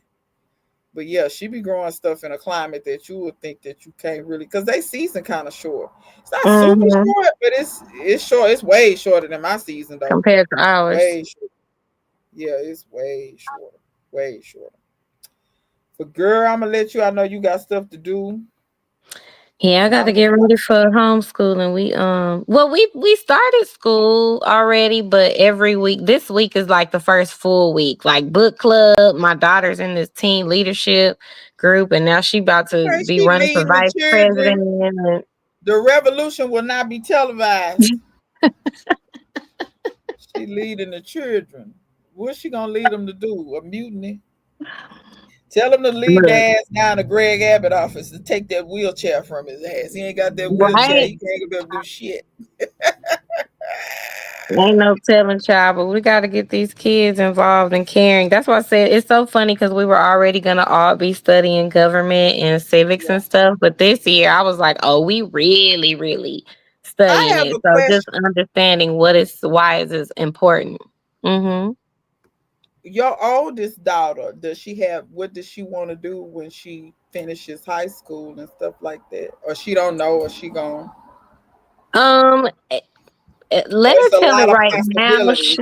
Yeah, there's possibilities, but she says she wants to go to culinary school. Okay. Yeah. She's illustrating a book for me right now. She's really good in art. But I feel like when we make the art feel like work, she pushes away from it. So I just let her do it as Can I be all the way real with you? I don't believe in, like, you know how you can go to art school and people be like, "Oh, this is such a prestigious." I don't think true artists should go to art school, because I think that's why they end up, like, if you ever notice, the people who are true artists, most of them don't have degrees. They don't go to school because like you said, once you go to school, sometimes it can become like work. Not always, but a lot of times, you know what I mean? Yeah. For me, I don't produce art nearly as much, because, to be honest, that's why I could never make art a job for me, because when I produced art, it always went on how I felt. And so if I Mm-hmm. if I wasn't feeling it, I couldn't produce anything. And I said to myself, Lord, if I be a 9 to 5, they don't care about how I feel. I got to produce. And True. so I never, because I wanted to be like at one point in time I entertained like um I'm not gonna say I wanted to work for Disney, but I wanted to do animation type stuff. Mm-hmm. See, my Um, daughter does that. We put her like in yeah, animation class and stuff so she yeah, can. But then I found these classes. I was so excited. I was like, girl, I done already told your dad to get his budget together. And she was like, no, thank you. And I'm like, girl, you see these classes they got? And my sister was the one, she was like, sometimes it starts to feeling too much like work. And then, it you do, don't want it to do. do it. So um Because that the was only one thing. But artist, kids are figuring it out. Even when you go to college and you think you have a major, then sometimes you change your major. So I yep, just kind of follow her behind whatever she thinks she yep. wants to learn now. She does cook. She has 2 days out the week that it's her day for dinner. She like to bake focaccia bread and all kind of stuff. Like I cook for survival and I Oh, like to eat. I don't. But she cooks because she likes cooking. I'm kind of in between y'all. So I don't cook for survival per se, because I need my food like taste is a big part of it, the way it It tastes. is for me too. But Like I like to eat. yeah, I yeah. like that it's good. But I do like it Do sometimes. I It like be to go in and cook? Not really. I don't never just be like, oh yeah, I'm about to go make me some dinner, honey. Like the eating part makes me excited, yeah, but the yeah, actual act of cooking yeah. the food, like, soon as I make enough money, that's the first thing I'm finna pay somebody to do is come cook the food. Now when I cook for I'm other gonna people, grow it, but they gonna cook it. I enjoy cooking for other people though more than I like cooking for myself. I'm like you. I like when I'm cooking for myself, I like the end result. But when I cook for other people, I enjoy it that way. You know what I mean? But Mm, I think that's like my granny was like that. But my granny liked to cook though. But no, she really liked cooking for others though. people, Same, yeah. See, yeah, I like same when thing people with my enjoy what aunties I and stuff. made, Yeah, but that's how. getting in there, I'll be like, When I tell you Clausen, I need some loofah seeds. Let me see. I've been collecting wood too, Missy. We got that right. She come on, said y'all she just prepared in this live. she said I just opened 6 loofah. I messed around and shook one in the garden. I have no idea how many plants. All of them. All of them. Every last one of them. All of them. But somebody saved me some loofah seeds. I need some loofah. I got loofah seeds for you, sis. Okay. I Clark got probably loofah Clark got seeds. some too though. Clark got some. And Clausen, I saw your comment about you wanting some cotton seeds. I'll send them to you. I got plenty cotton seeds too. But yeah, those cotton flowers turned out way prettier than I thought. Yeah, they are pretty. I was shocked. When I saw it open, I walked over there. I said, "What's that white thing?" I thought someone was eating the stuff. I said, "Oh, Oh, that's just a the flower. flower. Yeah, it is the flower." But That's yeah, cool. y'all gonna be shocked when y'all see Clark Garden, because his I cotton got can't wait cotton to on see it and Clark everything. Garden. If Yeah, I'm gonna y'all go over catch there. the replay, comment below some stuff that we didn't think about for our preparedness, because it definitely is Yeah, we hurricane trying to get season ready, coming up especially as in these well. colder months. Especially in these colder months, which really you should have been and already got ready if you ain't ready. But you gotta do what you gotta do. But that's all right. We start Yeah, from today. We don't start yeah. from now. And sometimes I feel like in the thick of it, like I watched this one video and the lady was saying, she was like, okay, right after Barrel, I was gonna get this, I was gonna get this. I had my list, I had my dad. Yeah. She was like 6 months later, I still haven't done anything different. You know what I mean? So it's like we feel it at the Okay, well you moment can and be then hot, time cold, or goes whatever. by and you forget, or you just go through life. Life is busy. Life be so busy. The regular everyday life be so busy that sometimes we forget to go ahead and order that little, even if it's just a hot plate. You know what I'm saying? Because another thing I thought about was cooking outside. What to me, once Barrel hit a week plus, I was like, oh, so they'll just leave us, you know what I'm saying, without lights for however long. So I'm thinking, what if it's 3 weeks? What if it's a month? I don't want to be cooking outside every time after a month because I still have food and a lot of my neighbors don't, and they're gonna be following the smell to my garden. So I got a Aisha, little hot plate. I got a hot plate, so I'm not gonna heat my whole house up, right? But I'm still cooking inside, and the smell's gonna be inside. your ass talking about they gonna be following the smell. Do y'all hear her? Yeah, you know, like on the cartoons when they would float and be following Yes, the it look smell. like smoke. It look You like wasn't gonna smoke. float to my house. So you got to float, float somewhere else. Don't float over Oh here. my God. Look. Blossom Girl say water filter and straws, a camp stove, candles, batteries, flashlight. I also have a camping stove. This is Missy Grando. I also have a camping stove with the canisters that I can take with us. Clausen says she got one of those too. I know exactly what you're talking about. Coleman make them, but you don't have to get a Coleman. But yeah, those Coleman camp stoves with the propane. Mm-hmm. Um, and backup Missy Grando was agreeing. She was like, "You right on, Clausen. And backup batteries too." But yeah, Mm-hmm. those things are very, very Thank essential. y'all. Come on, preparedness. Well, the gardening community, I think we'll be okay. It's gonna be some of these other people. They're gonna have an issue. Yeah. They're gonna have an issue because when all else fails, I do got some charcoal back there in that barbecue pit, and if I don't do nothing but saute me some sweet potato leaves, I got something. You got something out there. I think that's another thing that's impenetrable for some people is like we keep saying plant something, grow something, preserve something, connect with a farmer's market or something. And I think some people think they will always have access to food.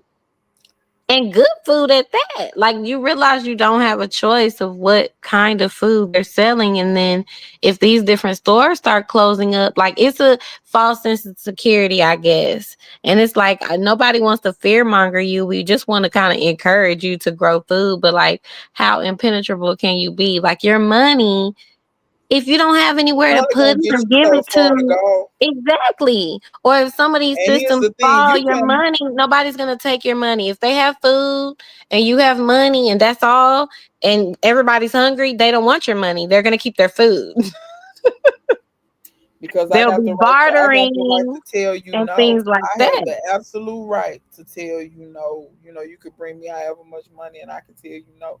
Like, but yeah, you're right. Like, and I think a lot of people don't because they don't really teach the Great Depression right and things like this. All they show is people in these soup lines and different things like this. I'm sure there were people out there trying to barter, but they really didn't have nothing. You have no To skills, you have no nothing. You have, and maybe you have a few little coins, but like you said, everybody hungry. I'm not finna give you this bushel of tomatoes. You keep you keep them that dollar, you keep that. Cause I'm because finna it's really nothing in the grand scheme of Mhm. things. If we're all hungry and we looking for basic necessities, that is paper or coin, metal, and I can't eat it, so Yep, I don't want it. yep, But what I do want is a skill. Can you fix some in my house? I got some sweet potatoes. I got some yeah, greens. I got some, you know what I'm saying? I got yeah. some batteries. I got That's some. why I try to stay skilled up and kind of try to, tell people to. And don't always. You can take classes and things like that, but don't discount what you can find for free online. You know what I'm saying? Before you even spend your money, it's And a lot of also stuff. books too. Like I Yeah, love but books. I feel like we're getting away from books. I have a library. Like I can't get yeah, enough books. My kids think we balling when we go to the library bookstore, child. And we go in there dang near every week. The lady know us. Because I would love to pull out a book and reference, mm-hmm. anything. You can get some, like I have some survival, type Yeah. books that talks about outdoor cooking or foraging or because sometimes when you gotta or sometimes you gotta hunker down and sometimes you gotta evacuate. That's a whole nother Yeah. conversation. Is And like having a go that's what bag. Flossie said something about this. She said have a go bag and make it easy to grab. Then she talking about machetes, bats, knives, pew pews, matches, vodka, save your seed, save lots Yeah, of yeah, all of protection, that stuff. vodka for Because I'm on cleaning rooms and all of that stuff. And something else somebody mentioned in a video that I was watching, she was talking about making wine and she was like, I don't even drink wine, but if we get to a point where we need to get to a bartering system, she was like, I know somebody will trade me for this wine. I was like, come on, you ain't lying. baby and trade you everything up under the sun for the wine. And then I'm gonna go further Mhm. on what you said about the book. Don't discredit the books because I don't know how many people know this. So I have been working on cars for a while, but then I found out about something called what are called factory service manuals. And I was like, what is this? A lot of these mechanics, it's not that they're super smart. They have a basic knowledge of mechanics, but you can get the factory service manual for your particular car, and it will tell you how to do damn near every procedure on your car step by step. Now, whether you have the tools or whatever to do, but that's the starting point. When I got Right. those books, it was insane to me. I was like, oh, this how, and I mean literally they go step by step. Take this off, take that off, move this over. That's how far it's broke down. So every vehicle I have the factory service manual for. So most of the time I know how to do stuff, but just in case I don't, I go reference the book. Oh, how did and it's actually made like say you have a Toyota, the book is going to be it's for Toyota, made by Toyota. It's their service Mhm. procedure that they want their techs to use. So you're following the exact same procedure that a pro would use, and it's a lot of stuff like that, like HVAC books. Like if you don't know much about HVAC, there are books that can teach you a lot. I have one in And the that's house. the one I'm about to get. Yeah, and it will teach you even the basics about refrigeration and stuff. Because my daddy went and got a certification for it. He only got the certification because, like, if you need to buy refrigerant, you have to have the license. In order to get the license, you have to have the certification. But it's a quick. I think he went to school for 9 months. He didn't go to school for long to get that. But that's the only Mhm. reason he got the certification is so that he could have the license to actually buy the refrigerant. Because he does not do HVAC work professionally. Now he does it for the family. Like when my granny needed some AC work done, he did it. He bought and because Mhm. he had the license, he could go to these wholesalers, buy all the equipment, buy the refrigerant. He did all the work himself, and all Granny had to pay for was the unit. Same thing when he Mhm. repairs his unit. When he repairs his unit, he either repair, replace, whatever. But he just does it himself. But he told me he was like, "Nah, you can get everything that's in the books. The only reason you need this license is if you actually want to buy certain refrigerants. Mhm. But if you don't want to buy, if you don't need refrigerant, you can learn how to work on these suckers like through the books, through the internet, stuff like Mhm. that. So that's why I try to empower y'all. Don't be scared. Go online, get you some of these skills, learn about this stuff. You can do this stuff. I know And some I'm a people think, visual learner. I love me a book. I have jewelry books too. So there are certain projects that I just open the book and yeah, follow in the book and make me or something, learn a new setting or whatever. yeah. So it really helps me to be able to see it or read it and tell me step by step. Ain't nothing wrong Class with that. Missy so crazy. Talking about not Clausen World listing the contents of my purse. She talking about that when she said machetes, bats, and Oh, knives. She talking about that's the contents of her purse. And girl, she all the said, protection. Clausen World said, I made wine out of 100% juice. Learn to make wine. Yeah, you can make it out of 100% juice. Missy Grando say, I carry a large purse. She crazy. No, that's what Clausen World say, I carry a large purse. They crazy in these comments. They is pitiful. I am gonna learn to make wine. That's one of my. I have a It's book. that it's not hard. I've done it before. It's not hard at all. I just had to take time to do it. Yeah, Like it's a it's very, just very simple, it's a simple concept once you especially like the actual making wine. I've made moonshine before. I probably shouldn't be saying well, I didn't sell it, so that's not against the law. I that's can say that. cool. I've been watching Moonshiners. Oh yeah, I watch Moonshiners, especially since that black man done got on there now. I really be watching now. Yeah, I like that. I like watching and the history of it and the tradition of it. And they Yeah. like, hell But no, you can't take our moonshine. you know when they make they mash, when they make the Mhm. mash, that's wine. That's wine. Oh, Mhm. okay. So you may not know exactly how to do it, but you get the concept because you've seen the show. But that's Yeah. the mash is wine. When you're doing the moonshine, all you're doing is distilling it, which you know how the mash look all cloudy and have all this stuff in it. It gets so all of that All doesn't of that transfer stuff over. out. The alcohol transfers over and the flavors, but not all of that other stuff. Okay. But yeah, when you Okay. make your wine, like depending on how you make it, now Clausen made hers from 100% juice. Hers that wine would not have any sediments. But if you say you did like how they do cut up apples or use grain, you're gonna have stuff in there. But if you make it from Mhm. straight juice, it's not gonna have all of that. So it's gonna be clear already when you make the wine. But yeah, you just let it ferment and stuff.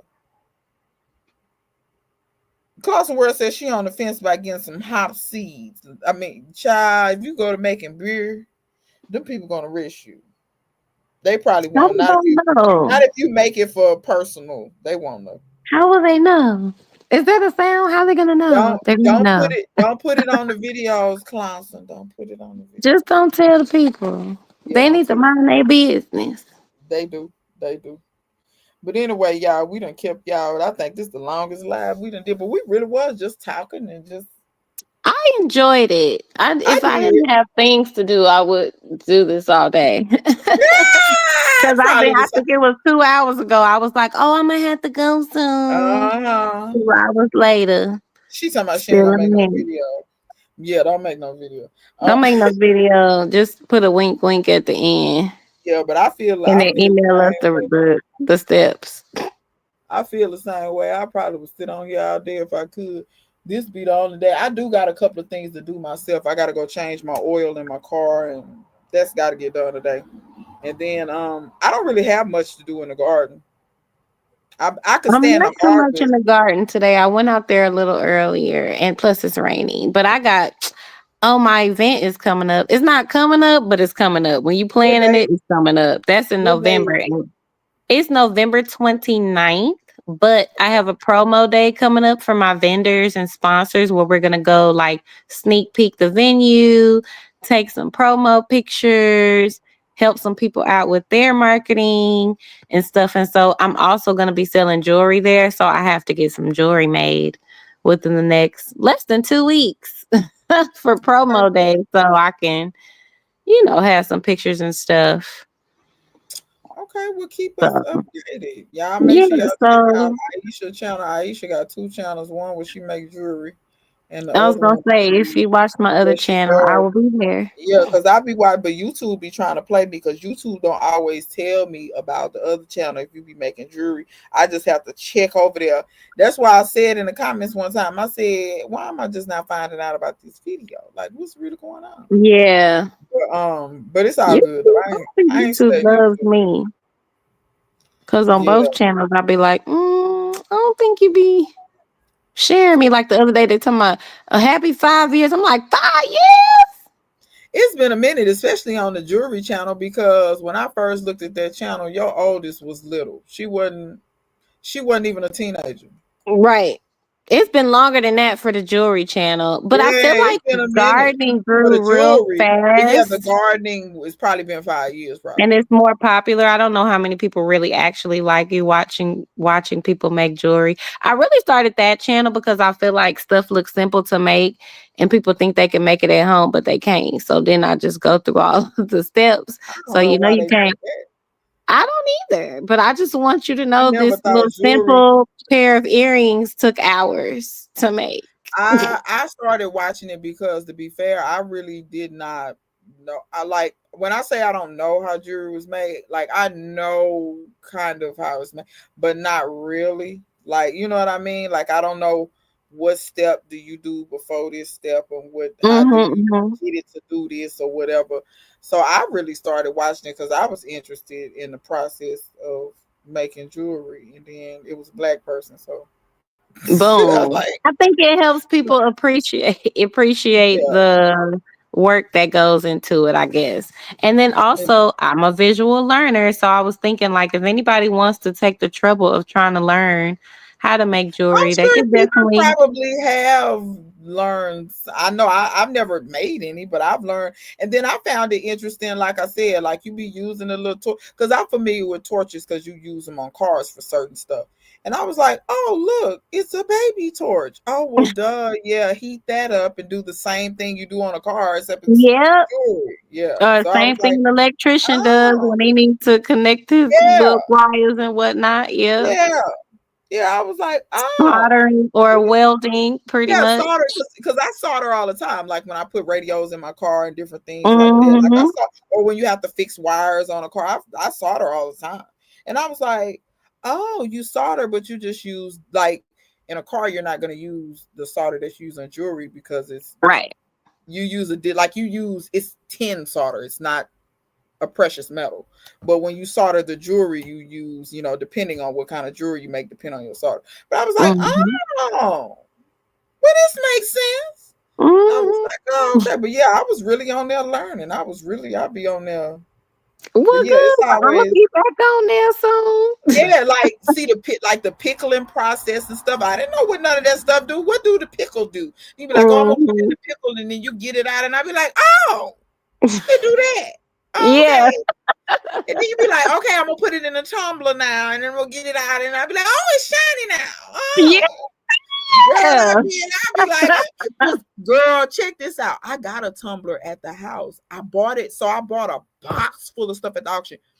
And it was a tumbler at the bottom. Girl, I didn't even know what that was at first. But some say, don't throw that away. And the thing worked, but I didn't know what it was for. And finally, when I saw your videos, I say, that looks something like that thing I got. And I looked, and it wasn't exactly but yeah, it's the same. And what I didn't know was, like, for instance, you can polish jewelry, but depending on what grit of whatever little things you put in there, you can accomplish different stuff. Like if you have rusty tools like sockets and stuff, you can put your sockets in a tumbler and let them tumble. It'll knock all the rust off of them. They'll be like See, brand I new when didn't you get know them out. that. I didn't know that, Girl, but because we work with crystals and stones too, you can tumble like when you buy the tumbles, like the small smooth crystals and stuff, you can put and depending on the grits, you have to go up in grit, I think, or down in grit, either way. But it gets smoother and smoother, and you can tumble your stones in those too. There's until they different tip. kinds. Like mine Yeah, is like a Lord and Jeweler tumble. They have bigger ones for the stones yeah, and stuff. But yeah, yeah. I didn't even know that about the tools. So see, you taught me Yes. something. And like, and the way I found that out was another guy was at the auction, and because oftentimes you can buy ratchet sets and stuff, like maybe somebody left them in a barn or whatever and they got rained on and they got rusty, but they're a Hmm. really good brand and they're really good quality, they're just rusty. And I was asking a guy at the auction because he was buying a bunch of this stuff, and I said, well, how are you cleaning these up to make them be able to use them? And he Yeah. started talking to me about the tumbler. And I said, okay, well, I got one of them things, but I don't really. And so he started explaining to me. He said, yeah, you get a certain grit of the little stuff you put in there. And he said, yeah, let me show you. And he showed me pictures on his phone of what the sockets look like before and after, because they were snap-ons, and snap-ons are very expensive. And then the vintage, like the old snap-on stuff, which they claim is made better, is even more expensive. He was like, no, I'm finna buy Mhm. this stuff for pennies on the dollar and just clean it up. And so he has all of these Mm. like really high dollar tools that he has cleaned up. And so He I done took cleaned that them and up. I've done that too. Like since then I learned what to get to put in the tumbler. And when you're doing sockets, they don't have to be like a mirror finish. You're just trying to Right. get the rust off of them. Yeah. So you just and I put them in there and tumble them, for a while. And when they look like how I want them to look, I get them out. Next, put the next one in. You can put, and depending on how big your tumbler is, because you can put ratchets, but they make some big tumblers. They Yeah, make they some make stuff. big ones. Yeah, Yeah. they make big ones, but mine is more like yours. Like the little container it's just big enough to put sockets in. That's about what I can put. Hmm. But shoot, I be using it, and if I figure out No, something that's else right. to use, if I'm sure, I say, "Oh, look how you should teaching me about this stuff." Because I Okay. promise you, I ain't know what that thing was. I ain't looked up nothing or nothing. I said, "I don't know what this is. What is this?" I'm glad I could be of service. Tenfold. But Look, anyway, I like so we said, we gonna appreciate let y'all get out of here. We've been on him forever. We love y'all. We had We fun. love y'all. Thank y'all for joining. Y'all check in next week on Aisha channel, same time, but on her channel. Thank you, Royal Country City Girl. Let me see, a lot of wisdom and information. You're very welcome. She said she enjoyed listening to us beautiful sisters. A lot of wisdom and information. So yeah, my dad used the tumbler for tools and nuts and bolts. See, Misty Grando, daddy know what's up. Clausen World says she's made earrings as gifts. Okay, Clausen World. Yeah. Love Clausen it. say YouTube don't love her either. But like some Don't of love me. these folks, I don't feel the need to show skin and gaslight to get monetized. You right. Cause baby, Facts. I ain't finna be on here naked for nobody. Facts. Or Unless I need jumping that on money for like my mortgage. controversial stuff just to go viral. I see a lot of that going on, and I'm like, Oh my God. I'm not Don't about to. remind me. I'm not. I can't do it. Missy Grando said it's been a blessing. Stay growing. We will. And We will. until Thank next y'all. time, we'll see y'all next. Like I said, y'all next week on Aisha's channel. Same time, same place. But yeah, y'all show up next week on her channel. Don't forget, put it in your calendars and send people over here. Share it if you enjoyed the video. Share the video, and we'll see y'all next week. Bye, Army Chickadee. See you later. I pressed this.